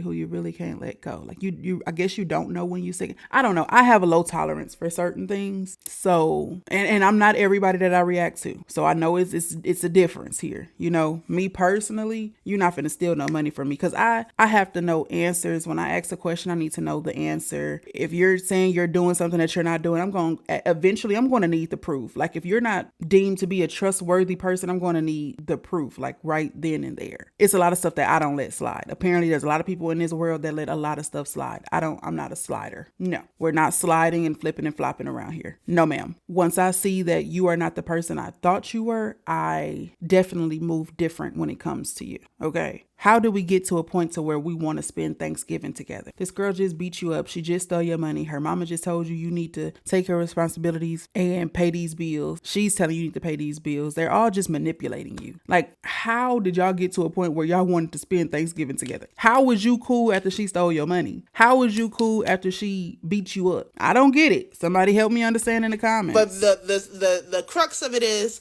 she lied, said that she had to go to work. Turns out she was actually with another person, right? She had made all this food, had me package it up so she could take some of it to work because she was going to be hungry for her overnight shift. I had noticed in the coming weeks or the weeks before that when she got back from work, she would just be sitting in her car for like 30, 40 minutes before coming in. Mind you, I didn't mind because the tension was thick and I was over it, you know. But she would just be sitting in the car. All of a sudden, she want to go out and hang out with new friends. Like, when people start changing the routine, you know something is up. So, boom, at this point, I'm kind of like over it. I'm halfway out the door anyway. We were like, okay, there's this therapy session. We finally were supposed to have our first therapy session with a couples therapist. The day of the therapy session, she intentionally sabotaged the entire thing by making us go to her parents' house at the time that she knew the session was. So that's what it is. You still want to make it work. I remember her mentioning the therapy session in the last part, in part 1. But you still want, okay, you still want to be with her. We had just talked about it the night before, threw a big tantrum in front of her family, in front of her parents, stormed out, all this extra stuff. I was like, I ended up calling an Uber, and her mom was like, can you just get in the car with her? I'm like, absolutely not. Like I said, her family was enabling the behavior. So boom, now we're leading up to Vegas, okay? Her birthday was December 20th. Okay, so like I said, the last day for us to let the leasing office know we were not going to be renewing our lease was December 17th. I had originally planned, when everything was good, for us to go to Cabo for her birthday. She, a procrastinating motherfucker that she is, did not get her passport, so we were not able to go to Cabo. So then I had to scramble. Mind you, I had already bought the flights, reserved the place. I had to scramble, get new flights, and we ended up going to Vegas. Now, did I have to? In hindsight, I want you to know this is in 2020. I was younger. I was not as wise. I was not as healed as I am now. I would never, ever do anything like this again. So, boom. We end up saying, okay, we're going to go to Vegas. I've never been to Vegas. This is my first time. She had been to Vegas one time before. So the night before we were supposed to leave for this flight to Vegas, she decides to go out with her male best friend. We're going to call him Isaiah. Okay? She goes out with Isaiah. She comes back to the house. She's super plastered drunk to the point where she can't even get herself off the toilet to go into the bed. He has to help me carry her into the bed, in which she passes out. Okay? So she passes out in the bed. And at this point, remember I said she bought herself the same phone that I had because she was jealous that I had it. So I walk into the kitchen and I grab her phone thinking that it's my phone. Genuinely thinking that it's mine. And I open the phone and I see, boom, it's open to a text message. And the text message says, don't say anything, Zora just walked in. Now, when I saw that text message talking about don't say anything, Zora just walked in, I'm going to be honest, I could have put the phone down because I realized it wasn't mine. You may be saying, how were you even able to get into her phone? We had each other's Face ID or whatever.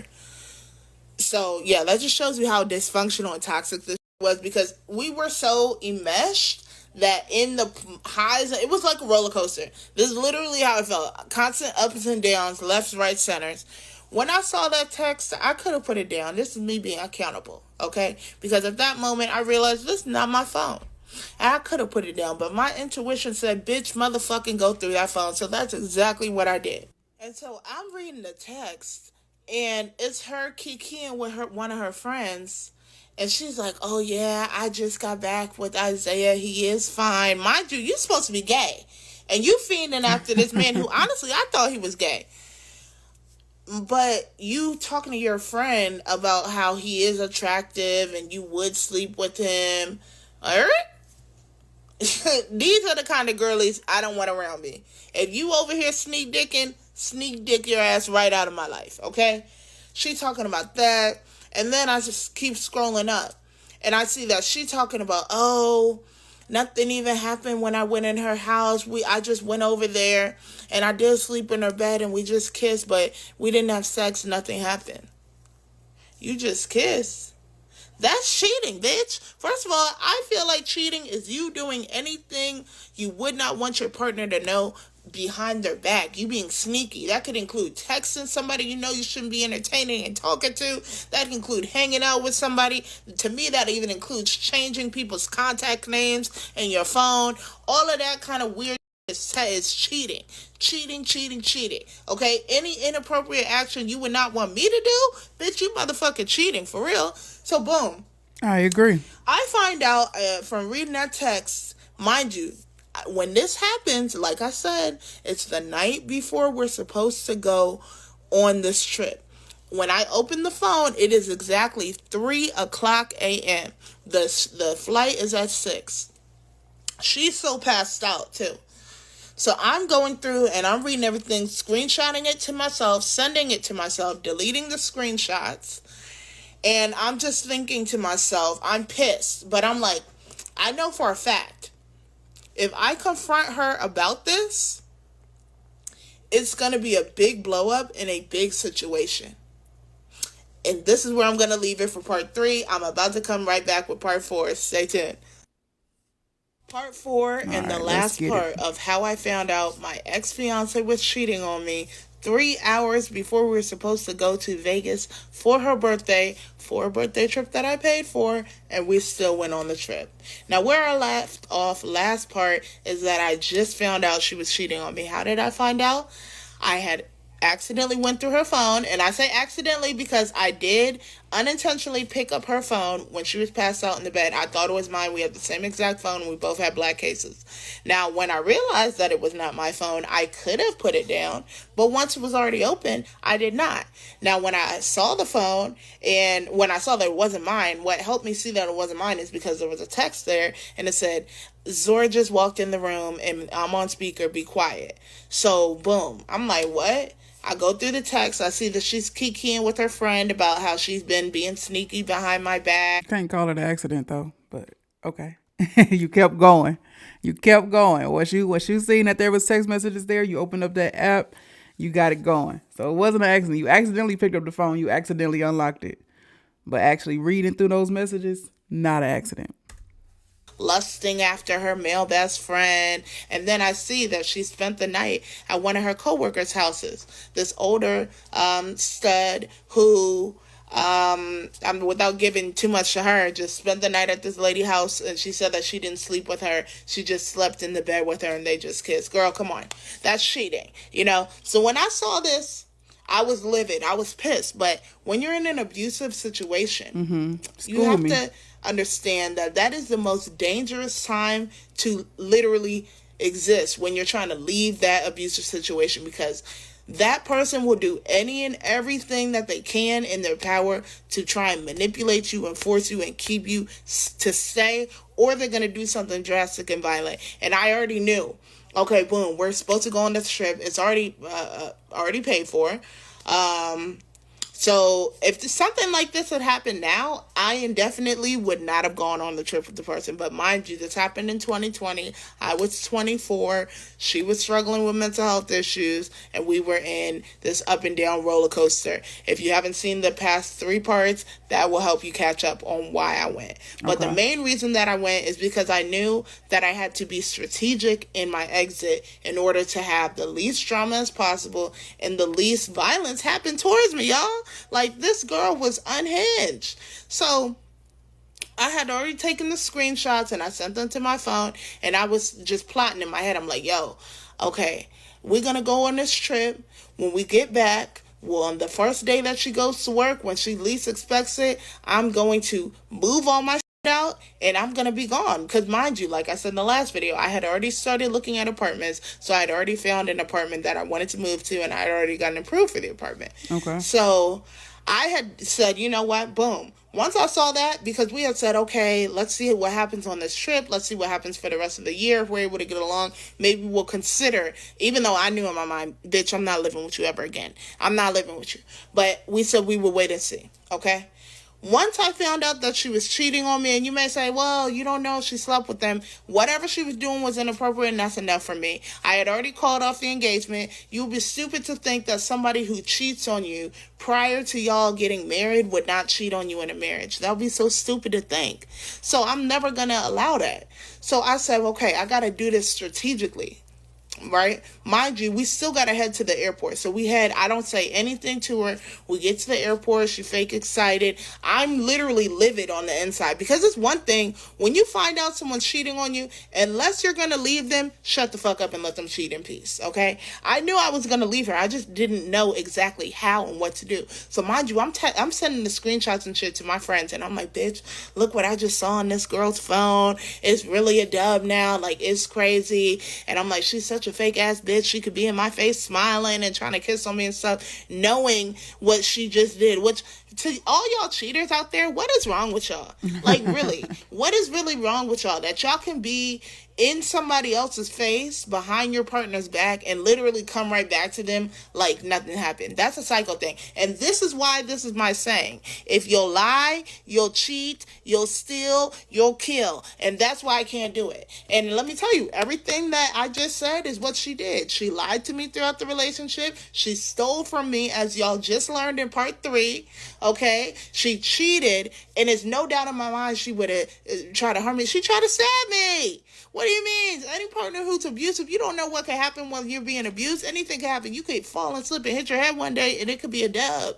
Like, real shit. So we're in Vegas. We on the So that's what I'm trying to figure out. When you make it out, right, and you got somewhere to safely lay your head, and you got restraining orders in place, and you're away from that person, why do you go back? Somebody help me understand. Why do you go back? That's what I'm trying to understand. If you got a clear understanding that anything can happen at any given time, even if it's an accident, why do we keep going back? Help me, y'all. Help me. At this point, there were certain things I had already paid for and prepared for. Mind you, this is the week before Christmas too, y'all. So boom, once I found out she cheated, behind her back, I went and I sent our notice to the leasing office. And y'all may say I was wrong for that. I don't give a fuck. I found out she was cheating. There's no way we're going to live together. I sent a notice to the leasing office letting them know we would not be renewing our lease. I didn't tell her this. Mind you, this is happening on the trip. Okay. And we're in Vegas for like 5 to 6 days. So it was a lengthy trip. Then one day, on the trip, we decided to go get some gardening tools, if you're getting my drift. And so we got that. We participated. We faded on the strip, walking around. I'm still, like, internally, on the outside, I'm keeping it cool, but internally, I'm livid. So boom, we walking around. One of the things we were supposed to do is a helicopter tour, which I had already paid for in advance, but then we ended up seeing people on the strip, and they were like, oh, if you come do this little timeshare shit, you know the timeshare joints they're trying to get you to do. But this one had a whole bunch of perks. It was like, you can go to the Ripley's Museum, you can do the zip line, you can do a helicopter. It was like 6 different activities. So I was like, okay, I'll cancel my reservation. We went and did that. And when we were on there, I was like, okay, I'm going to give her this thing, because I'm like, I'm not somebody who, okay, now, I'm not even going to lie. There were gifts that I had bought for her before that I was just like, it can't be returned. It was bought too far in advance. She might as well just take in half. But I had already decided, like I said, it was the week before Christmas, all them shits under the tree. Oh, baby, Christmas canceled. It's going back. So the last little thing was this little ring or a necklace. I can't even remember. Something from Pandora that I gave her on the helicopter ride. She was being ungrateful. Let me rewind, actually, because I'm missing a pivotal part. The night before this helicopter ride, when we were gardening, and we got back to the room, and I have this on video, by the way. I can't show the receipt, but I really don't want to, because even just seeing her face is going to bring just negativity in my space, and I don't want that space in my home. So boom. I'm recording, this is when I used to vlog back in the day. She says on the vlog, talking about flirting with me and stuff, oh, the last time that I was intimate with somebody was 2 weeks ago. I'm thinking, we didn't do anything 2 weeks ago, so what are you talking about? She was telling herself while she was telling on herself while she was high, y'all. That's what was going on. She was telling on herself. And so I clocked it, and I caught it, and I was like, oh, but I didn't say anything out loud. I just clocked it in my mind, and I have it on camera. I have the confession on camera, y'all. I wish I was lying to you.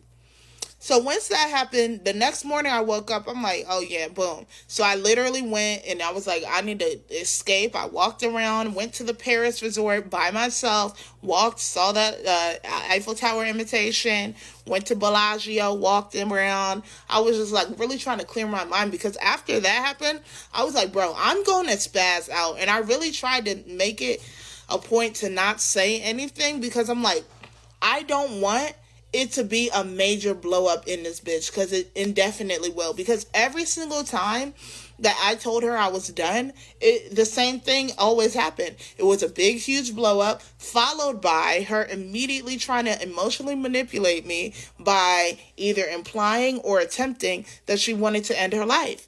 So you just think about the turmoil that's causing within me as well, because I'm like, boom, I don't really care about the latter. I care about me being able to exit this situation safely at this point, because I already know what kind of time she's on. So boom, this is the fast forward to what I was talking about, the helicopter, right? After the helicopter, I felt like she was being ungrateful. Her energy was crazy. And I'm like, what's wrong with you? Like, da-da-da. She just copped an attitude. So mind you, I'm at this point, I'm like, okay, whatever. We go back to the room. And she calls me out my name again. She calls me a bitch. Y'all know that's a trigger for me. Don't call me out my name. When she called me a bitch, I said, oh, I'm a bitch, but you're the one who's cheating on me with your coworker. Boom. Literally, her mouth dropped. She gagged. She gagged, y'all. And mind you, I did not want to say that, because I so wanted to just disappear in silence and go home, and she just come back home from work and none of my shit be there.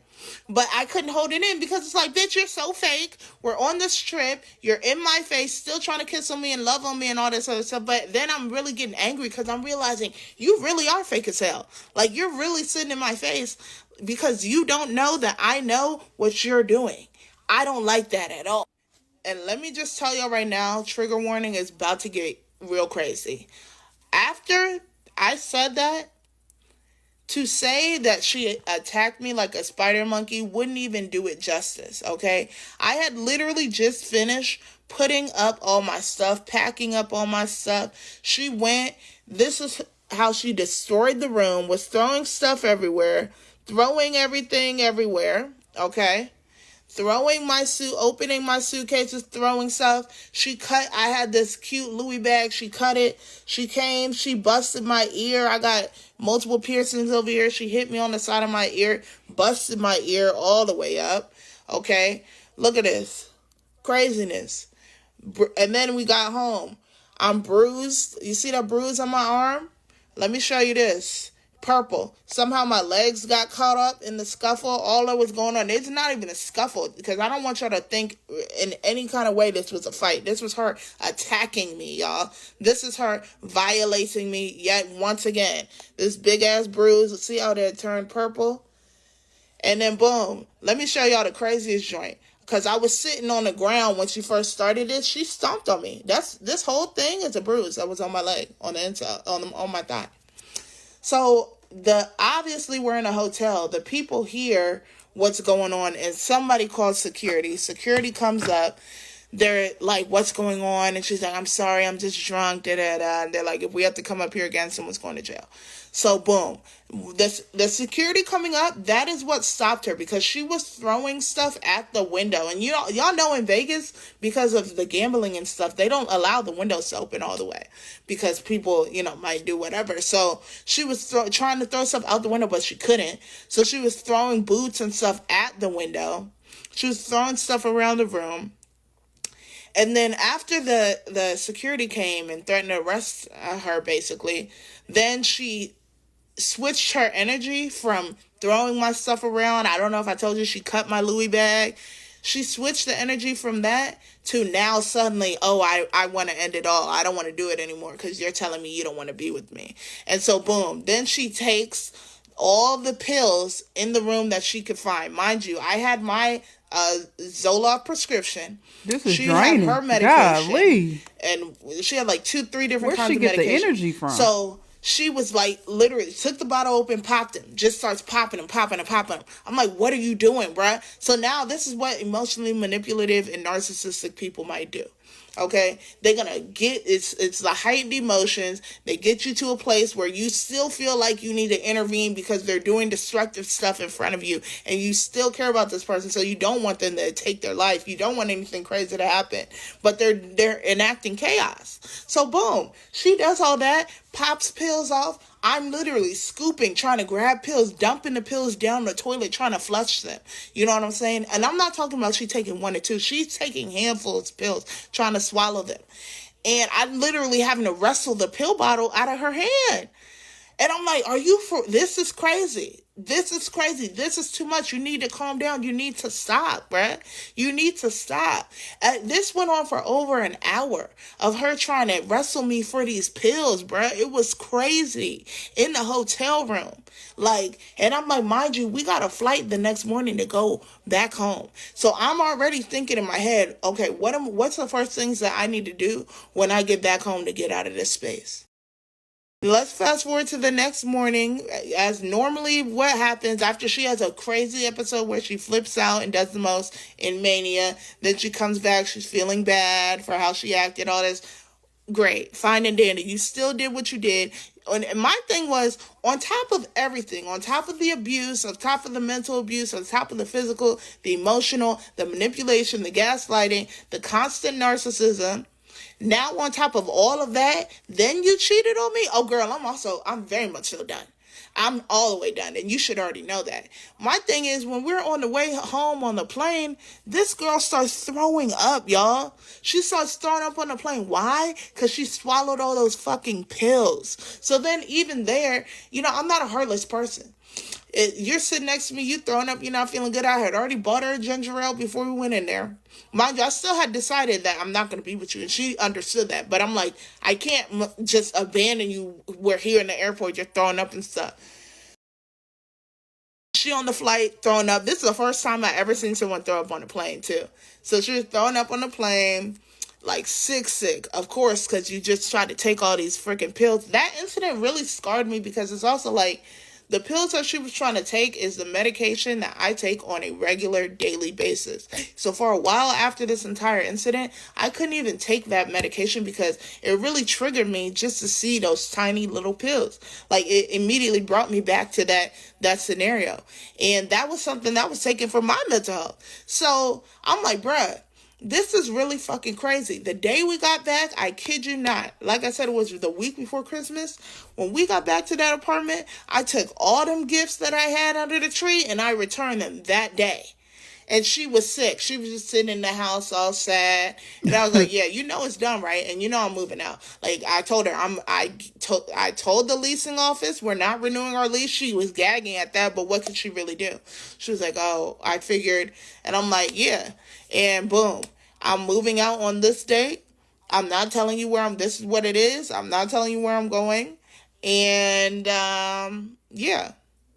That's where I'm going to end this story for right now. From there, that's how I found out that my ex-fiance was cheating on me. I accidentally picked up her phone, and God so happened to show me the sign, and by her having a text thread open with her and her friends kikiing about it. And that's worse. Like, it's already bad enough you cheating on me. Now you trying to make me the butt of the joke kikiing about it with your friends. Oh, girl, it's really done. It's really done. And then for me, us just being in Vegas and her being able to be so fucking fake and still like be in my face, trying to be playful with me, like, it honestly disgusted me. And it had me being like, I don't know who you are.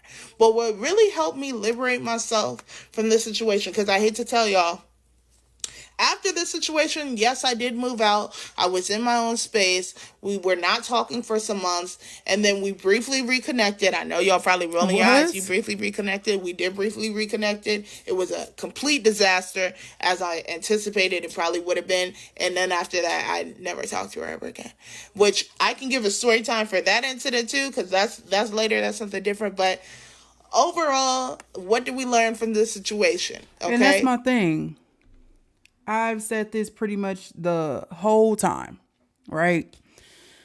You in a situation that you can get out of. You just don't want to. But then in the same breath, you say support your family and support your friends that are in these relationships. I understand supporting those who have a hard time getting out. They've tried to go to the police won't help. They've tried to go to their family house, the guy or the woman come over there with their stuff and tell them, no, you coming home. Or if you don't, I'm going to do this. If they blackmail them, things like that. And it's like, I got to strategically get away from this person. This woman right here walked away, we heard at least minimal 3 times and came back. Lease is over with, moved into a new spot. Some months later, they rekindle. How? That's what I don't understand. How do you expect someone to pour into you and give you all their energy and their resources and support you and be there for you when you just willingly go back so easily? The woman done hit you numerous amount of times, put bruises on you. You done shed some blood. She done stole money from you. She cheated on you. She was very ungrateful to the things you done for her. Then you get in a new space and a new energy, and some months later, y'all somehow reconnect. How? I personally feel like that is a slap in the face to those who support and try and help you when you willingly go back to something, already knowing how the person is. But yet, in the midst of a situation, in the midst of an episode, you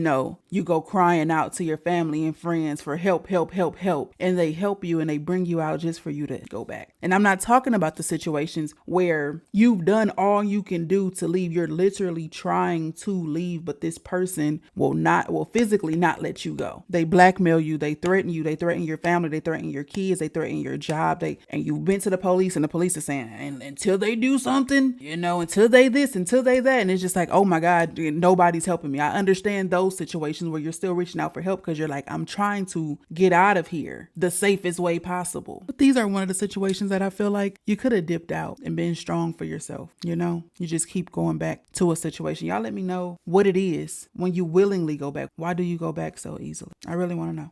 Don't move in with someone too soon. Don't get engaged with someone you've known for 4 months. For those who are suffering, or maybe you're experiencing domestic violence, I want to encourage you to liberate yourself from the shame that you may feel, because that's kind of what keeps people in these situations for as long as it does. You feel ashamed. You feel embarrassed. Maybe it's hard for you to understand how you could find yourself in that kind of situation. You know, I felt embarrassed. I couldn't believe it. I never thought that I would be in a domestic abuse kind of situation because I am such a strong person, like physically strong, emotionally strong, mentally strong. But my empathy was turned against me as a weakness. And when you're dealing with a narcissist, you kind of just have to give yourself grace for doing the best you can with what you know at the time. Would anything like this ever happen to me again? Absolutely not. So in a way, I'm kind of thankful for having experienced that because it showed me all the traits of a partner that I do not want. And you can normally spot them out early from the beginning. Like I said at the beginning of this story time, had I not ignored that first incident that happened at the taco and tequila bar crawl, it probably would have saved me a lot of headache and heartache down the line. I should have just left then, but I didn't. But guess what? I didn't know any better. I did the best that I could with the information that I knew at the time. You have to release yourself from the shame of not leaving earlier and staying in a situation longer than you know you should have. Because guess what? The shame is not for you to carry. It's for the abuser. The person who abused you, who violated you, violated your trust, violated your body, violated your respect, violated every great thing they told you they would be.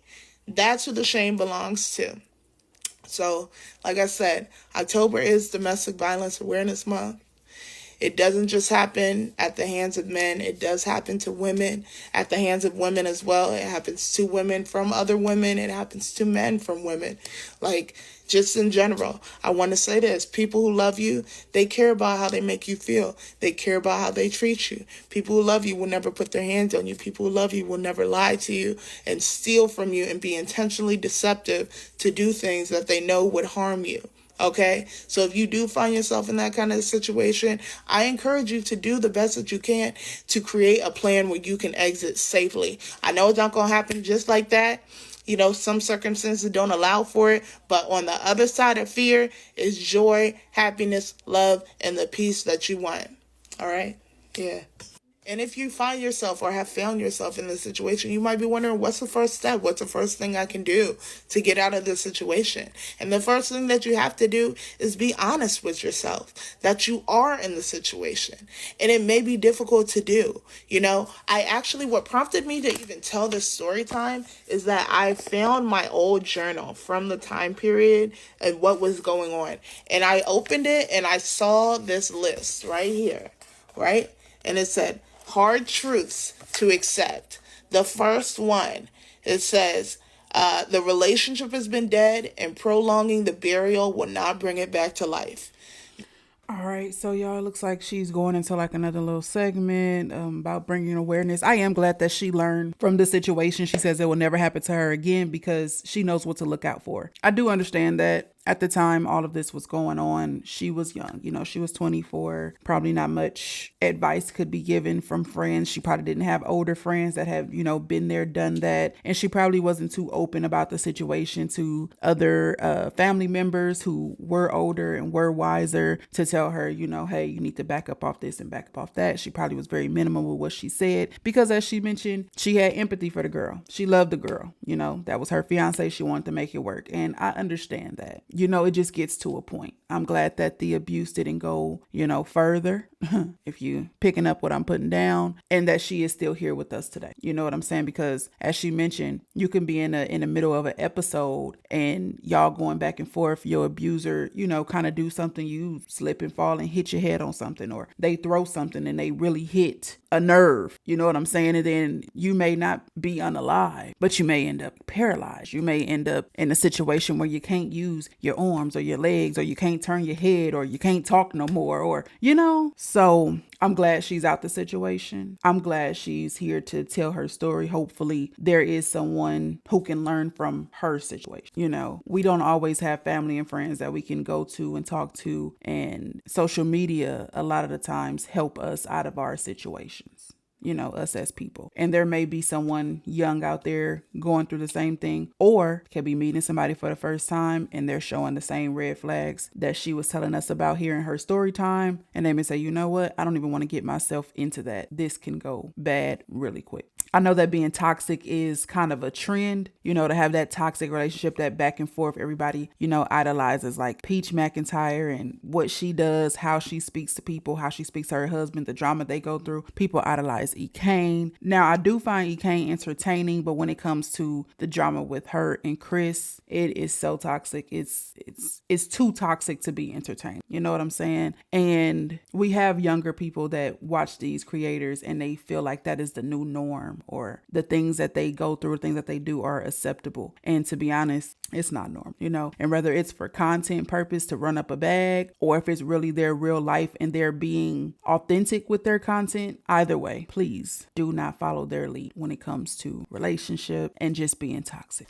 But y'all let me know what y'all think about it down below. Me personally, I don't know what I would have done about the Vegas trip, because she found out 3 hours, not 3 days, not 3 weeks. She found out 3 hours before the trip that the girl was cheating. So it's like, do you leave that girl there with everything in the home, the gifts under the tree? You know, she spazzed out. She liked to destroy stuff. She liked to act a fool. Do you leave her home and you go to the Vegas trip on your own because you already spent your money? Do you just cancel the full trip? You know, I don't know what kind of tickets she got. They probably wasn't even refundable. They might have been, but you know, sometimes with these hotels and these flights, you got to cancel within a certain amount of time. They not accepting that last minute stuff. You know what I'm saying? So was it worth it to just go on that trip and deal with it, hold it in until you get back, which is, I think, her plan, hold it in till they got back and then just cut the ties? But y'all let me know what y'all would have done down in the comments section. Would y'all have canceled the trip and said, bump the money, I'm not going nowhere with no cheater? Would y'all had left her home and hope she don't destroy your stuff and you go on a Vegas trip? Or would you have went on the Vegas trip and tried to hold it in as much as you can until you got back home to confront her about cheating on you? I really want to know. Look, y'all, we are on the road to 30K, and I do have a goal to hit 30,000 subscribers by November 30th, which is my 30th birthday. So if you haven't already, please hit the subscribe button. I would truly appreciate it. And if you like videos from me and you want to see more is to come. Don't forget to like, comment, subscribe, share, because right now, King Day is out. Peace. The motherfucking bill. Run it up, was up. Yeah, BRISKO, not know when was up. Run that shit, we had all the show.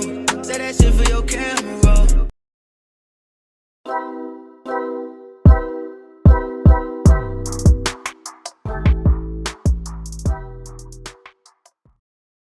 What up, QC crew?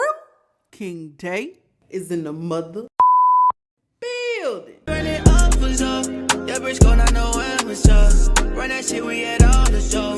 Say that shit for your camera. Warning. Everything said in this video and on this platform is strictly my opinion and all alleged.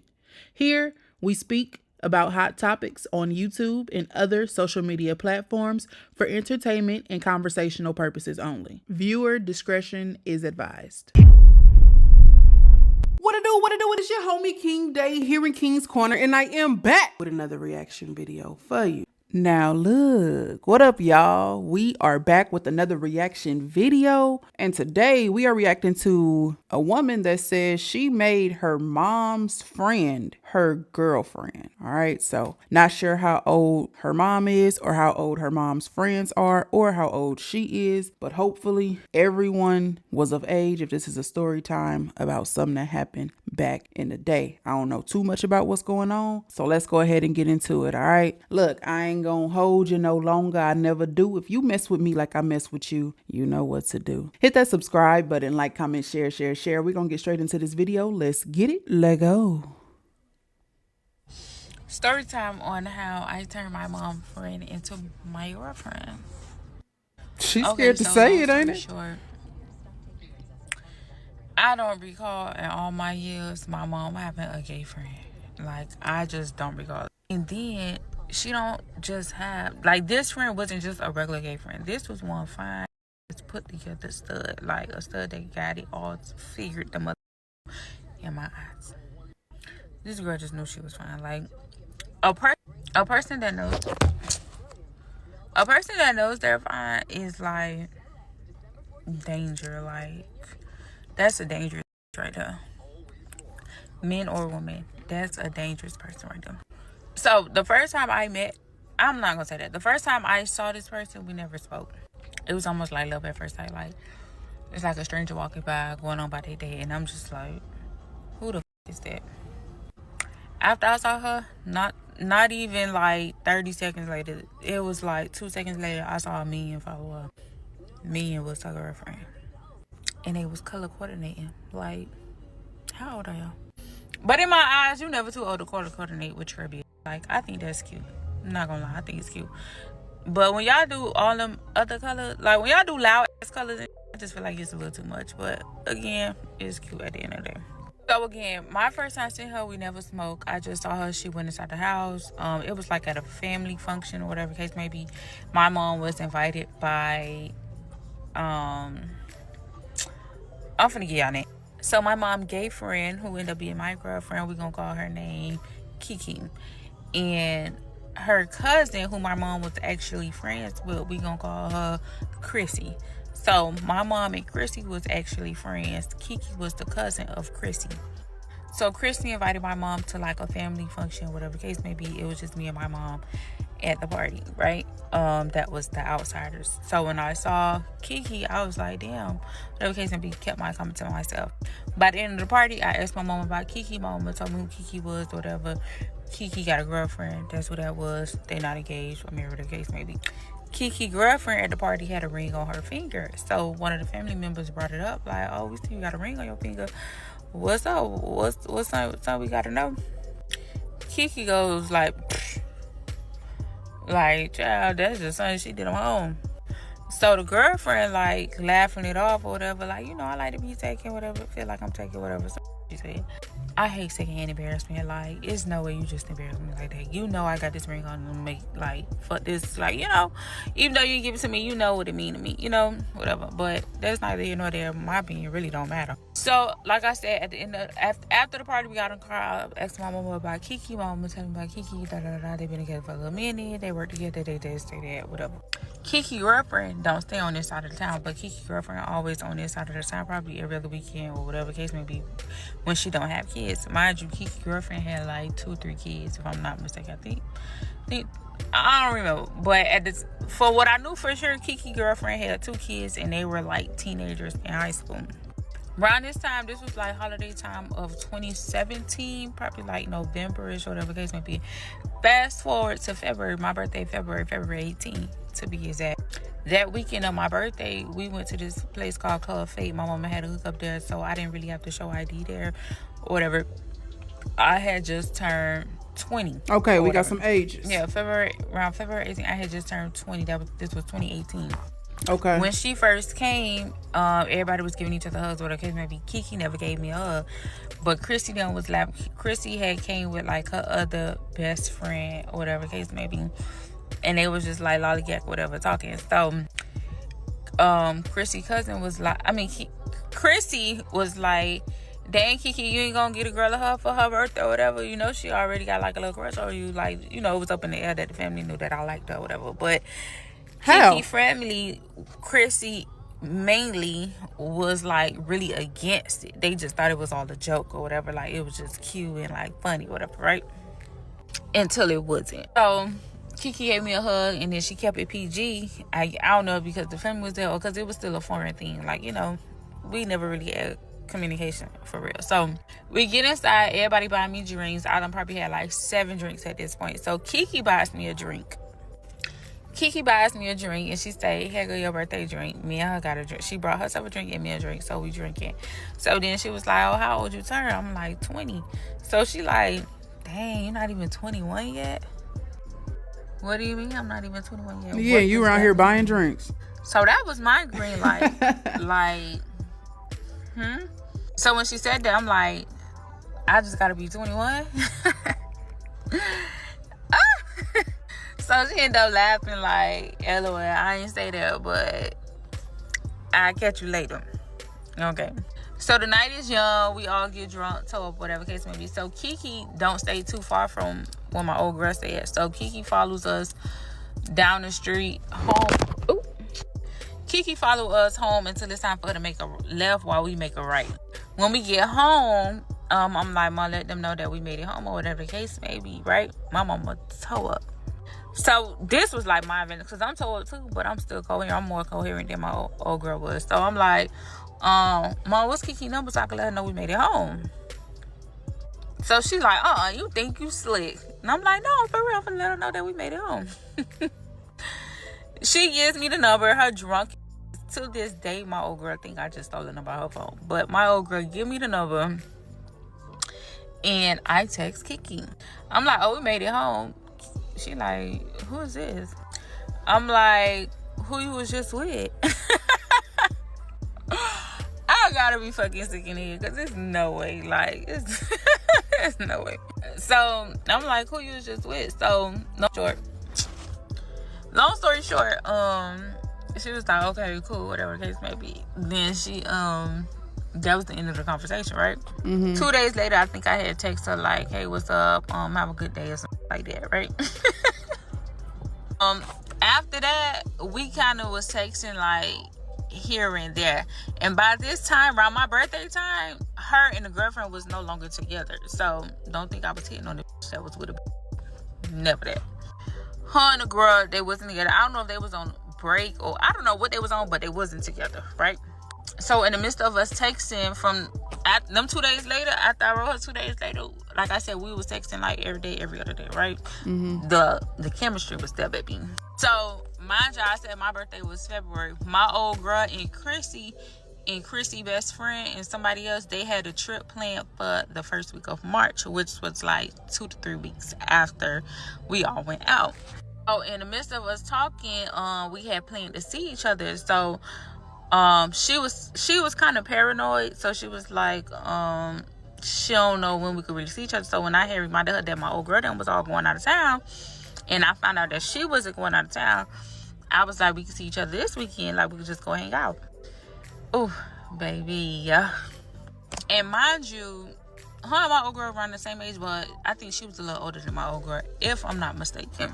And my mama not an oldie goldie, but my old girl, you know, she my old. So her old girl, that's her mama. Like, I don't know where she from, but that's what they call their mothers, their old girl. I was just trying to wrap my head around it. Like, is this another character that I missed something? I missed a description of this character, but her old girl is her mama. All right, got it.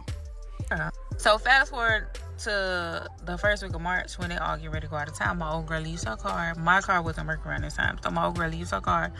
And we decided to meet up at this like lounge spot that be popping on the weekend. Around this time, this spot wasn't as booming as it is now. And it was like a vibe, DJ, everything. Like, it was just not getting off its feet. But it been a while. It been around for a little minute.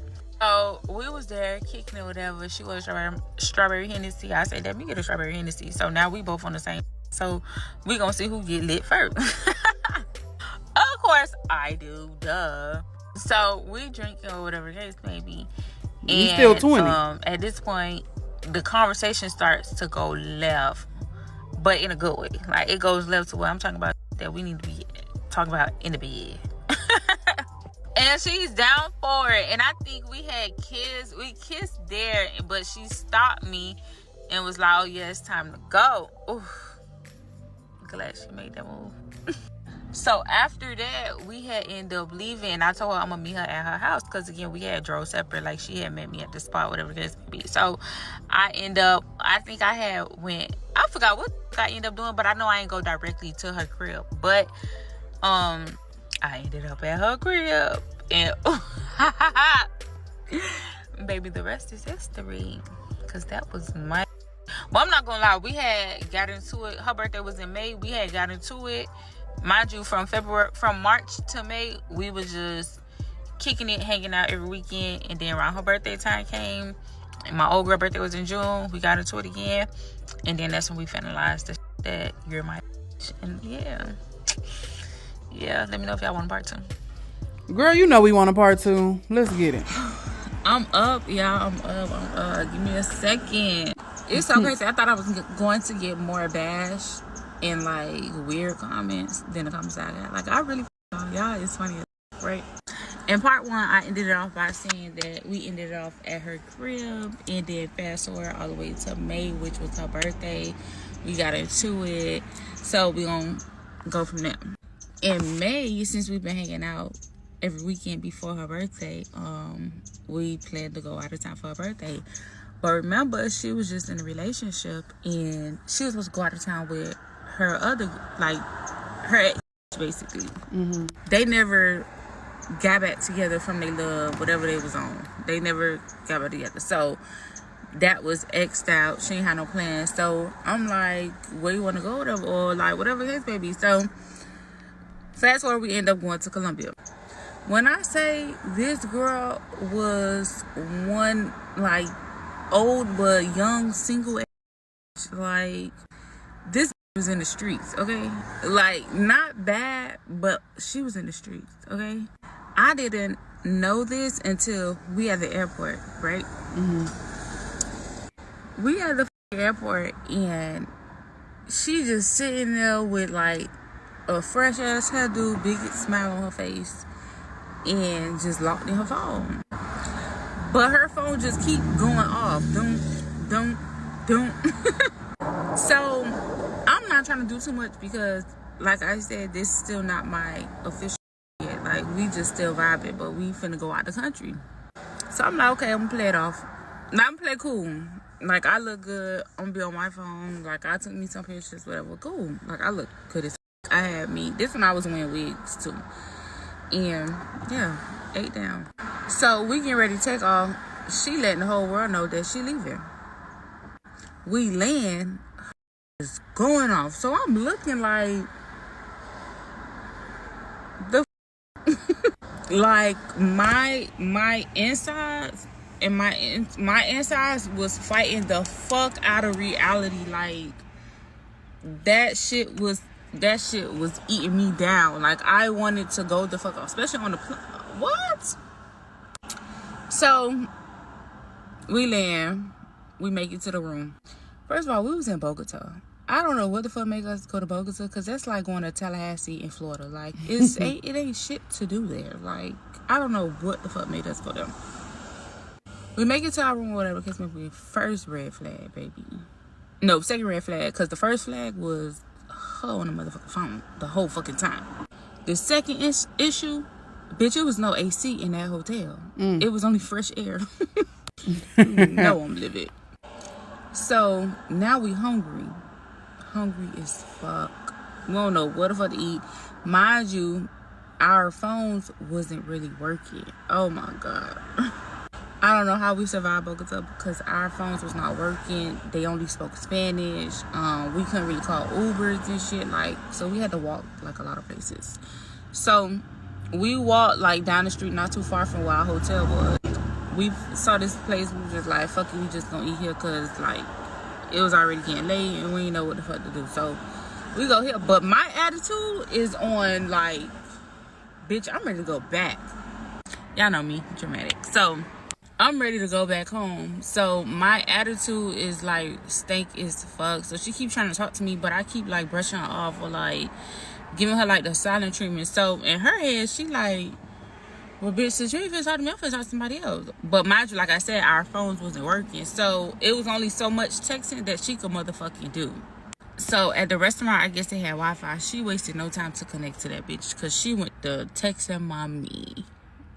Like, she was older, but she was a fucking big ass baby. When we ended up talking about the day, she ended up telling me that she told her mom that she was ready to go. She don't know what's wrong with me. I'm ruining the trip. And was, bitch, because you're ruining the vibes. So the food came. Bitch, I was disgusted. Now I was like, yuck. So we ate, played over food, whatever case maybe. We ended up leaving. She kept trying to talk to me. I'm just like, just want to go lay down. Like, I'm not in the mood, you know? Just don't want to talk.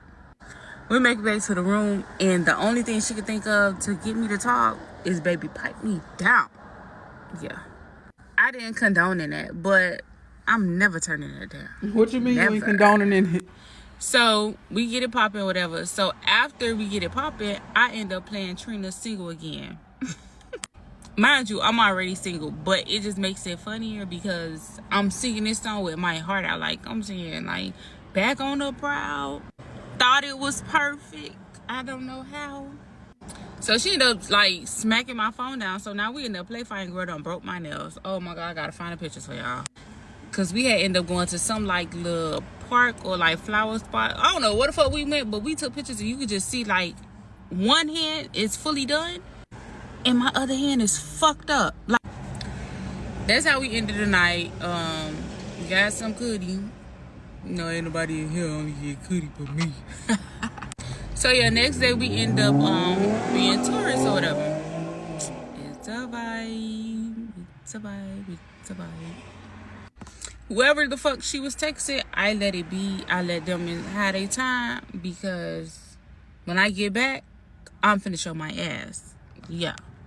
So we go on the rest of the trip. Mind you, the next day we end up going to some spot. Like we was able to Uber there, but once we was done eating, we was not able to call an Uber back. So we had to walk all the way from wherever the fuck we was back to our hotel. And let me just say, it took almost an hour to get back to where we was because we didn't know where the fuck we was.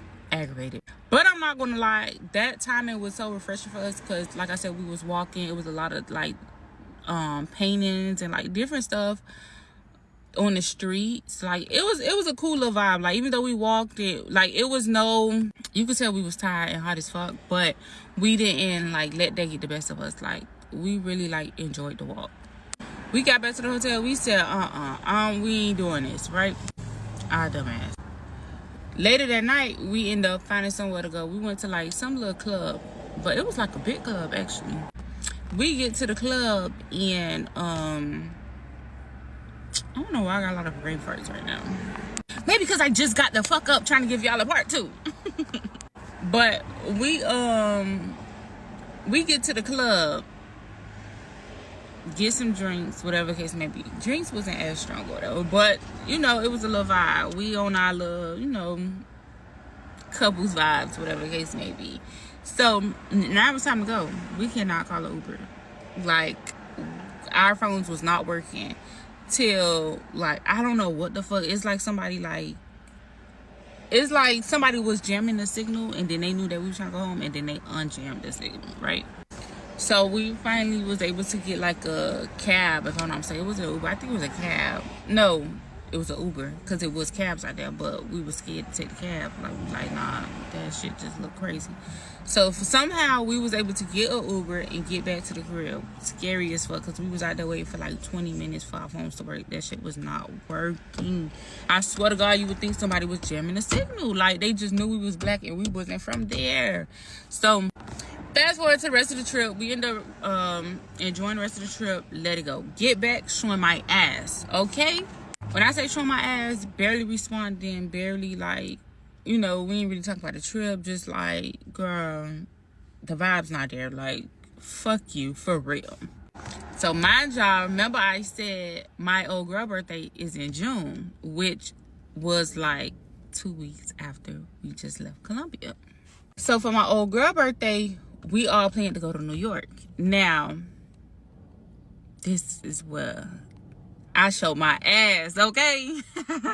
So on this New York trip, it was me, my old girl, my cousin, my auntie, Kiki, Chrissy, and Chrissy's best friend. 7 of us, if I'm not mistaken. It was 7 of us, 2 rooms. Me, my old girl, and Chrissy was in one room. My cousin, auntie, Chrissy and her best friend was in another room. I'm gonna have to give y'all another part because the story done got long and it's getting juicy again. Like, I just don't know. But again, she's still not my girlfriend. That's just still like somebody I'm like fucking with, but not fucking with right now. So yeah, let me know. Call me back.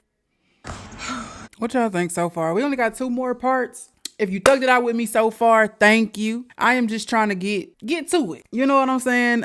Nice background so far. I really want to know how her mom felt about her traveling with this older woman, especially because she's sort of, kind of, you know, her mom's friend Taking a look at the comment section here, she says that they're 18 years apart. So mothers out there, if your child was over the age of 18 and you had a friend, y'all about the same age, you and your child maybe about 18 to 20, years apart, would you allow your friend to date or mess with or whatever your child? Again, if your child is of age, like can make their own decisions, can date whoever they want to date, would you be cool with that? And how would you feel if your child and your friend, because they both know you, are doing these things behind your back? Would you be like, oh, she grown, she could do whatever she want to do? Or would you have a problem with it? Also, I'm thinking, my prediction is that the mom is not really going to be cool with it, but it's just going to be one of those it is what it is situations. But I only feel like that because it's a woman. I think if it was a man that her mom was friends with that got with her daughter, it would be a super big problem, which I don't know if her mama going to be cool with it or not cool with it. But I assume that her mama just going to be kind of like, oh, no, I ain't feeling that. I don't support that. But it is what it is. Y'all let me know what y'all predictions are. Let's see if we right in the end. Let's get to 3. Part 3 on how I made my mom friend my girlfriend. I ended it off by saying we landed in New York, right? Mm-hmm. We get to New York. Nothing happens the first night. We end up just cruising around New York. Well, cruising around our hotel for real, getting some food, going back to the room, chilling or whatnot, right? The next day we have excursions plans. We go on a boat tour to tour the Statue of Liberty. And then we supposed to ride bikes after that. But before we ride bikes, we go get food from some diner where we get dropped off off the boat. While we at the diner, I'm standing outside and Chrissy and her best friend and my old girl, they was inside. So it was me, my cousin, her mom, and Kiki outside the diner. Kiki walks by me and say, damn, you act like you don't know me. Mind you, Kiki cousin does not know about us, nor do her best friend know about us. But yeah, mind you, but what? Kiki don't want her people to like really know about us. Like, of course you don't. Remember, I said Chrissy is very judgmental. She already not. Y'all 20 years apart. Kiki messing with nobody that's young. Out the gate, she not for that.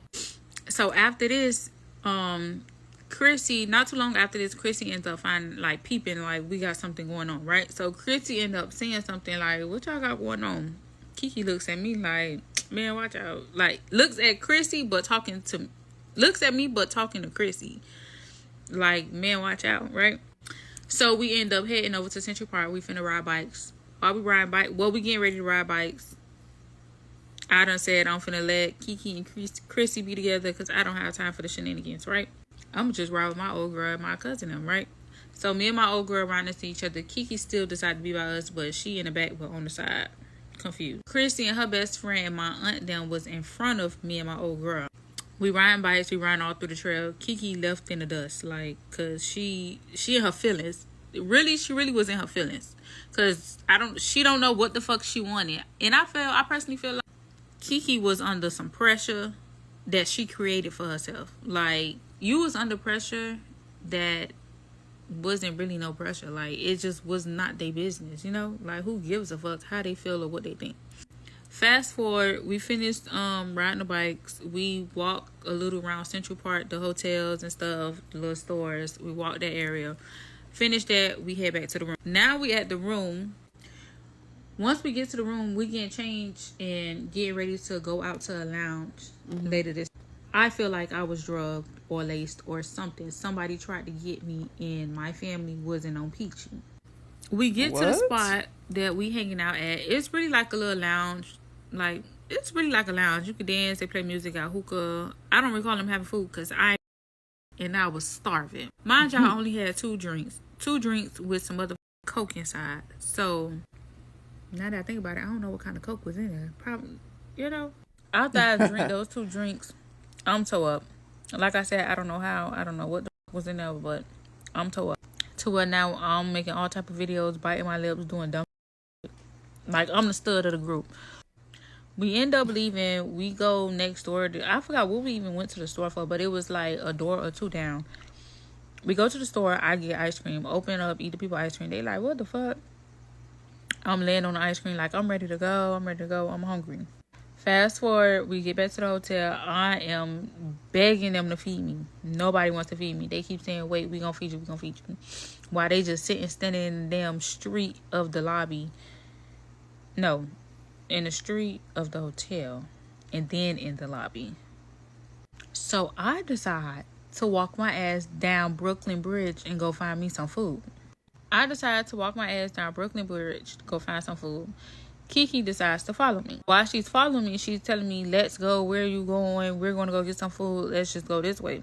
I'm irritated because we've been standing outside for like 10-15 minutes and nobody budged to give me food. Mind you, it's a food truck here. Nobody decided to walk to the food truck and go get me no food. Like, I don't know what the issue was, but nobody fed me. So she's telling me, let's go. So when she finally catch up to me, she started pulling my hand to get me to go back to where the hotel was. While she's doing that, whatchamacallit lady rides by but stops in the middle of the street like, hey, do I need to call the police? It looks very domestic over there. So now she getting irritated like, no, we don't need you to do that. Like, just going on, we good. So the lady like, no, even though you saying it's not that, that's what it's looking like. And I'm getting very disturbed that, and I should call the police. So now she getting frustrated with me like, bro, you see what you got these people doing? They finna call the police on me. You want me to go to jail? I'm gonna lose my job, blah, blah, blah, blah. So now I'm like, ain't nobody finna call the police on you. And if they do, you should have fed me. So why she keep yelling, should have fed me, should have fed me? Like, I understand you drunk, you know, y'all all having a time or whatever, but you grown. You shouldn't even be drinking, right? Ain't she 20? She shouldn't even be drinking. So if she was drugged or whatever the case may be, if somebody put something in her drink or, you know, did whatever, it's not like she is passed out, can't move. She talking about she walking down a bridge, she walking over here, she walking over there, she doing this, she eating ice cream, she functioning. Stop yelling, nobody fed me. You're 20, right? We're grown. If this was a 13-year-old, I completely understand. Baby, feed yourself. I end up walking back with her to the hotel. We get to the hotel. When I get back, Chrissy, best friend, ends up grabbing me like, girl, let's go. We finna go upstairs. I thought I only had one mama on the trip, but okay. I'm drunk, so I'm like, bro, let me go. So she ended up letting me go, but we still walking upstairs. She like, we finna go upstairs. When we get upstairs, we walking upstairs, everybody going upstairs. We get upstairs, I end up grabbing my wallet and walking back out the room. My old girls go, no, let her be, leave her. She want to go out there and be drunk and be stupid, let her be. She'll find her way back. And will. Okay, mom. And will. Mom of the year award goes to you. So while I'm out there finding food, because I'm like, you can't order no food? They don't got no delivery out there or something? Oh, y'all explain to me what's the problem, because I ain't getting it too much. I'm sorry. Which I end up just going down to the food truck, getting food. I ate by the food truck, and then I chilled inside the lobby for a little bit. Then I went upstairs. When I went upstairs, I ended up taking a bath, laying down, whatever the case may be. I don't even know if me and Kiki cuddled when I laid down. Like, it just gave that she was just irritated with me. So yeah, that ends the night. I don't know if we cuddled or not. I don't really think we did. Wake up, it's the next day. We go get brunch at some spot. It's like a old school. It gave oldie goldie, but like soul food, but brunch style. I don't know. It was nasty. Yuck. So after we leave there, we catch the train. It's train day. We ride the train, whatever the case may be. We talking a little bit, but we really not talking. You know, we still on the vibe of like, she feel like I tried to. Cool. Fast forward, we go eat at some spot and that it was like with blah or whatever, but Christy and her best friend ended up going to go see somebody else that she knew in New York, and it was me, my old girl, and Kiki at the restaurant. My aunt and my cousin, I don't know what the fuck they was. I don't know if they was inside or they went walking down, but I know they wasn't right there where we was. So me and Kiki sitting down at the table, we both on our phone, we not saying shit. You got attitude, I got attitude, girl, fuck you. Just petty and dumb. I ended up putting my phone down. I'm like, you mad at me? She was like, no, she not mad. She just disappointed. So I'm like, for what? Yeah, she was like, she disappointed or whatever. Basically, how I handled the situation of me being drunk, and then the fact of me walking off and her having to follow me and get me so nothing happened to me, but cause somebody to want to be nosy and call the cops on her. She was more worried about her job and her reputation than if I ate and how I felt. And that part of me didn't give a fuck about what nothing she was talking about. So we end up like apologizing to each other, like, but you're not thinking about your part in this. She thinking about her future. What's left for her when she get back home. Correct me if I'm wrong. I haven't heard her say that they were official just yet. So it's really not even her responsibility to even get you nothing to eat or even care if you have AIDS. But the fact that she cared enough to try and get you to stay with the group or stay with somebody at least so that don't nothing happen to you. You're drunk, you're alone, you're a female, you don't look big, to make sure you're a little protected. She cared enough to do that. And then you want to create a scene. I don't know. Y'all let me know. What y'all think? She apologized for not feeding me. I apologized for how I acted. Thank you. We still was like bland, and she low-key was over me. And I really didn't give a because I felt like if you can't feed me while I'm drunk, what the fuck can you do for me? Typical. Yeah, she wasn't feeling me. She was over the trip, and so was I, honestly, because it was just like, at this point, we on a trip, and your big ass is sitting here hiding from your cousin and your family. And I'm like, I don't have time for that. Like, now I can't even enjoy myself no more because now I'm looked at as the drunkie of the trip and can't hold her liquor. Now your cousin really got a reason to feel some way about me. Fast forward, trip is over with. We get back to Miami. My mom have karaoke night. I think it was on a Tuesday, if I'm not mistaken. Go to karaoke night. She ended up coming to karaoke night. From the time we got back to Miami, from the time we left New York and we got back to Miami to karaoke, me and her ain't really speak. Like, she probably said good morning or some shit, but we ain't really speak for real. Cool. I don't give a fuck. Again, still not my girlfriend at this point. So See? We just catching vibes. And vibes just keep getting ruined. So yeah, here go karaoke. Chrissy best friend ended up asking if we spoke. I'm like, no. She was like, y'all gonna be good. She's trying to get words of encouragement. Like I said, Chrissy best friend, she wasn't against it, nor was she for it. She didn't give a fuck because it wasn't her relationship, right? Chrissy still wasn't for it though, but Chrissy best friend ended up speaking to Kiki, telling her like, you know, she gonna get better. Y'all still new to whatever y'all got going on, and I may be younger. And, you know, you just got to figure it out if you want to make it work. Basically, that's what she was saying to Kiki. And I overheard it. We end up, like, speaking a little bit there. Still apologizing again, like, for how I acted, not knowing I probably was fucking laced. And she apologized for not feeding me again. And how she, like, reacted about the lady stopping us or whatever the case may be. But this video is the ending of it. And, yeah, she's still not my girlfriend. Yeah. But yeah. All right, last part. Let's get it. Okay, so this is part 4, and I am done with this story after this. So karaoke night was finished. We spoke, but then we kept it pushing, whatever case may be. You could tell she still felt some type of way or whatever. I don't give a fuck. Is either you're gonna be around or you're not. You know, that's kind of how I was feeling. Fast forward towards the following weekend, my cousin and his friend came over. His friend was a gay girl.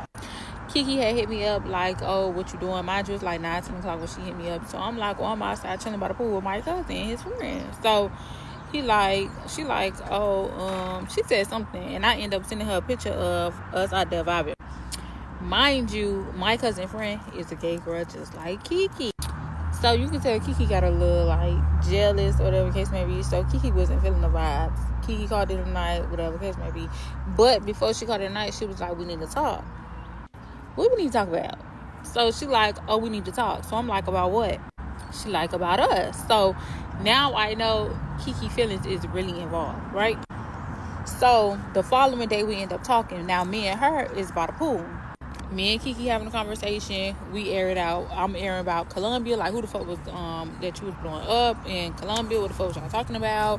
How dare you have me out of town with you, but you entertaining a whole nother bitch? It could have been y'all on this trip. Like, don't fucking play with me. I'm not on that, right? She was like, oh, it was nothing. It was just like somebody she met and they just been kicking it, whatever case may be. So I'm like, kicking it how? Because, bitch, we just kicking it. Like, let me know something. So long story short, it was nothing. She deaded it since, you know, she want to move forward with me. Cool, no problem.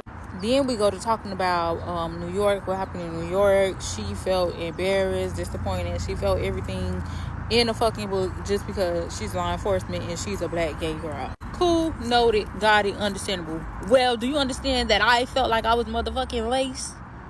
No, y'all you still don't on understand this. that. You didn't, because you wasn't hungry and it wasn't you that was laced. Cool, moving forward. We squashed it, whatever case may be, and now that's yeah. It took y'all 3 times to get over that. It must have been a big blowout. It must have Now been bigger than what she's making it seem. Because, geez, Louise, how many times y'all gonna talk about New York? The girl was damn hungry. Wasn't nobody giving her no attention. Wasn't nobody trying to give her no food. You in law enforcement, and you ain't trying to get caught up when you get back to work. My question is, why are you 40, 38, talking to her anyway? She barely legal. You about 20 years older than her. You going back and forth playing these games. Make it official. I forgot that I'm leaving for college. I forgot that I'm supposed to be leaving for a summer course at FAMU, right? And if I'm not mistaken, I think I was leaving like 3 weeks later, if I'm not mistaken. So we was gonna do long distance for like 2-3 months, right? Well, it was really gonna be longer because I ended up staying up there for a fall. So we did long distance for like a little minute. No, I'm lying. We did long distance for like 3 months. 3 months because I started fall semester, but then I couldn't pay the remaining of fall. So I had to end up leaving. So while I'm up there, I guess this is her first time doing long distance. I don't know. The longest she probably did was motherfucking from Overtown to Liberty City. That's probably the furthest long distance she ever did, from my knowledge. I don't know. So while I'm up there in school, one day she ended up writing me. We late night talking, whatever. Well, we was actually texting because I think I was on the phone with my old girl. But she ended up writing me like,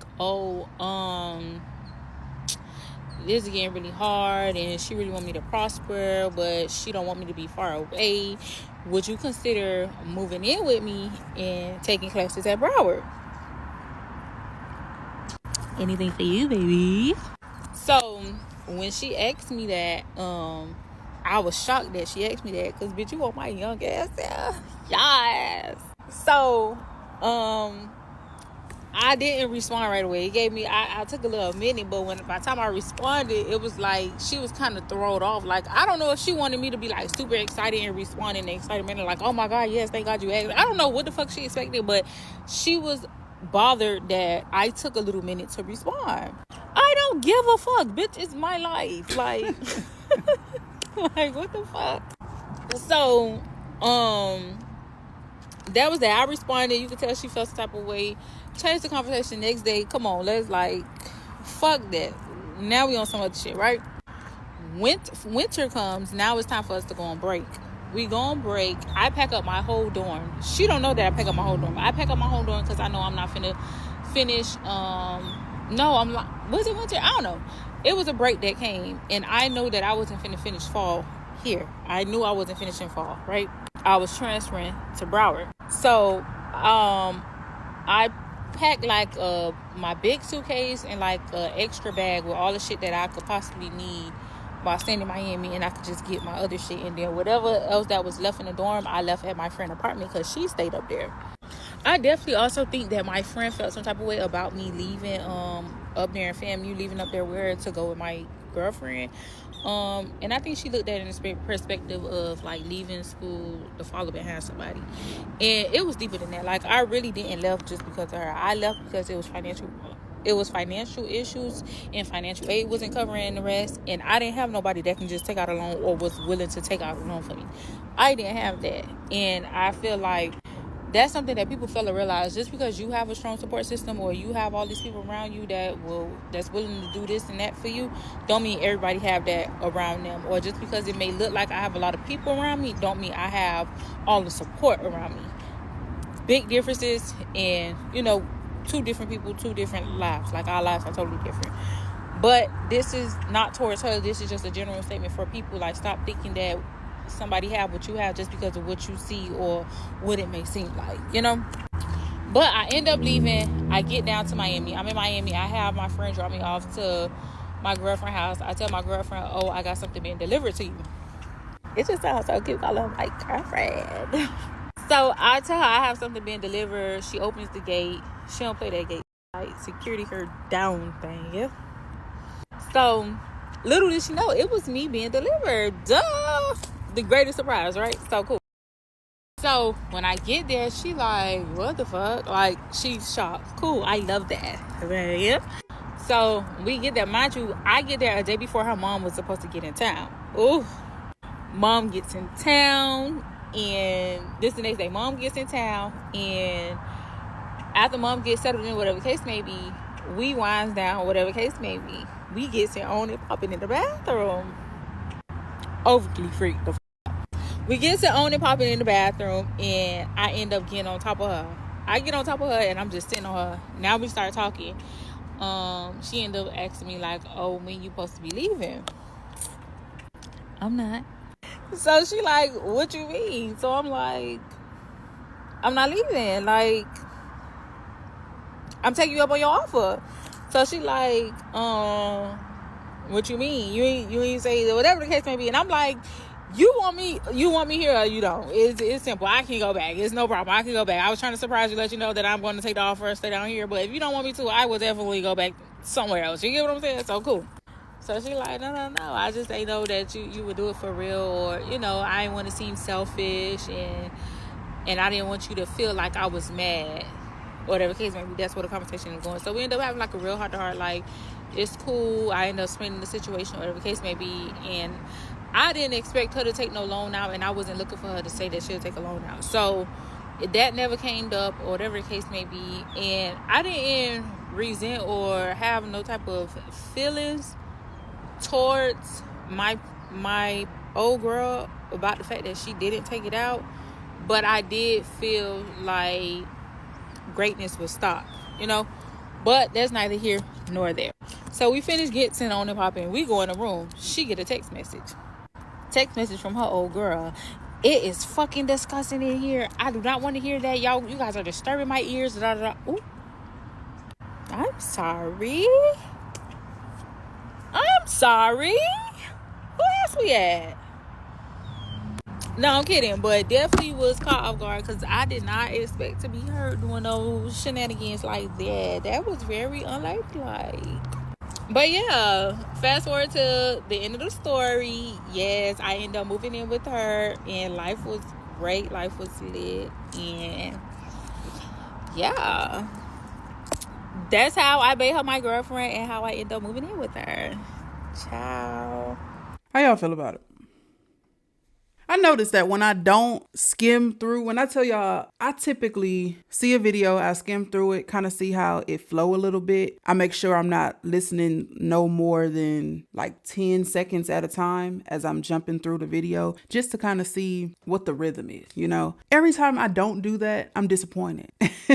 Every single time. The story time was cool. Right? She tells us that she pretty much gets in a relationship with, it wasn't her mom's friend, that was a little clickbait, but she gets with her mom's friend's cousin. What it should have been was how I made a woman twice my age my girlfriend, something like that. But hey, it is what it is. I'm sure her and her mom, well, her girlfriend or ex-girlfriend, I don't even know if they're still together, and her mom, they communicated. I'm sure they were cordial, to say the least, but obviously not as close of friends as her mom and Chrissy. But anyway, it was cool. I thought we were going to get a little bit more into how the mom would feel, being that the mom was in the title. If she was cool with it, if she wasn't cool with it, if she cut her off. Do y'all think that the mom didn't take out loans for college because of this situation? Like, it leaves a lot of questions. But I guess that's always good for her to probably follow up with like a update, or to answer all of those unanswered questions. But I mean, it is what it is. How y'all feel about age gaps? That's what I want to know. Comment down below how y'all feel about age gaps. I feel like once you're a particular age, the age gap thing doesn't matter. Let me give you an example. You 30 and your man 45. Okay. You 40 and your woman 49 or 52. When you get to a certain age, the age gap thing really does not matter. But I feel like somebody like fresh out of high school, and fresh in my opinion is up to 3 years. So that's up into 21. Fresh out of high school, she already drinking at 20.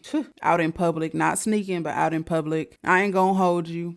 My mama let me have a drink at 20. Okay. Now, she let me have that one. We was at a party. She let me have that one. And because I got that one, I snuck and got others. But she allowed me to have just one, right? She was like, you're going to go to school anyway. I know you're going to be drinking at school anyway. I've always been a curious child.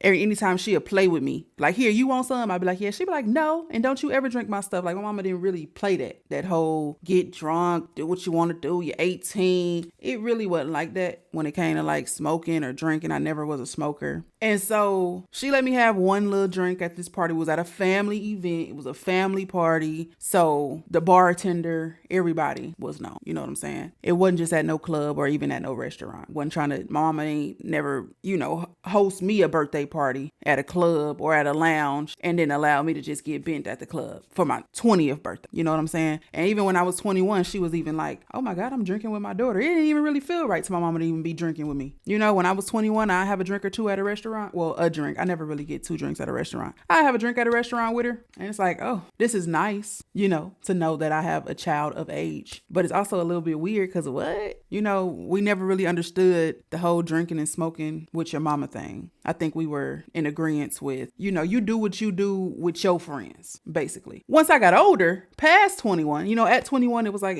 But further on down the line, like mid-20s, it wasn't that big of a deal. It wasn't awkward, but I was grown, paying my own bills, supporting myself. I was grown, right? At 20, the girl we just reacted to, she was pretty much doing whatever it is that she wanted to do. And so maybe that sparked a little thought in her girlfriend's mind, like, oh, she kind of mature for her age. But it's like, is she really? You graduate high school at 18, you're 21 3 years later. I feel like you still got a lot of learning and growing to do. And to be in a relationship with someone double your age, someone your mother's age, I just feel like that's grooming. Ain't no ifs and ands and buts about it. I just feel like it's grooming. Yes, you're of age. And I guess that's the only thing that makes it like whoop-de-doo is the fact that you are 20. You're not 16. So the fact that you are 20, you made this decision. Seems like she liked her just as much as the girlfriend liked her back. But I don't know. It was a little inappropriate on the girlfriend's end. She should have been like, you my little niece. You know what I'm saying? But I don't know. I feel like age gaps that are further than 10 years anyway, I don't know. It kind of red flaggish to me. Y'all let me know what y'all think down in the comment section. What age gap do y'all think is appropriate? As I said, first it started with the age to even make the age gap appropriate. I feel like with the age gap, with somebody 10 years, 12 years older than you, something like that, I want to say like 28 to 30 is when I get to saying, okay, maybe. Yeah, I don't really even know. Definitely, once you hit them 40s, that age gap don't matter. You can be 40 and your man or woman could be 60, and I won't really see anything wrong with that. Once you hit 40, age gap, it ain't no age gap as long as the age gap is 40 plus. You can't be 40 getting with a 20-year-old. No, you got to be 40, 60-year-old, 55-year-old. I don't see nothing wrong with it. But y'all let me know what y'all think, all right? Look, we are on the road to 30K subscribers. I do have a goal to reach 30,000 subscribers by November 30th, which is my 30th birthday. So if you have not already, I will not hold it against you, all right? I know you probably forgot. It might have slipped your mind. You probably watched me on your TV and you just forgot to hit subscribe. Remember, you can subscribe directly from your television or from your mobile device. So do not forget to subscribe to me today. All right. Look, if you like videos from me and you want to see more is to come. Once again, don't forget to like, comment, subscribe, share, because right now, King Day is out. Peace. The motherfucking building. Run it up, was up. JBRISKO, not know when was up. Run that shit, we had all the show. Say that shit for your camera.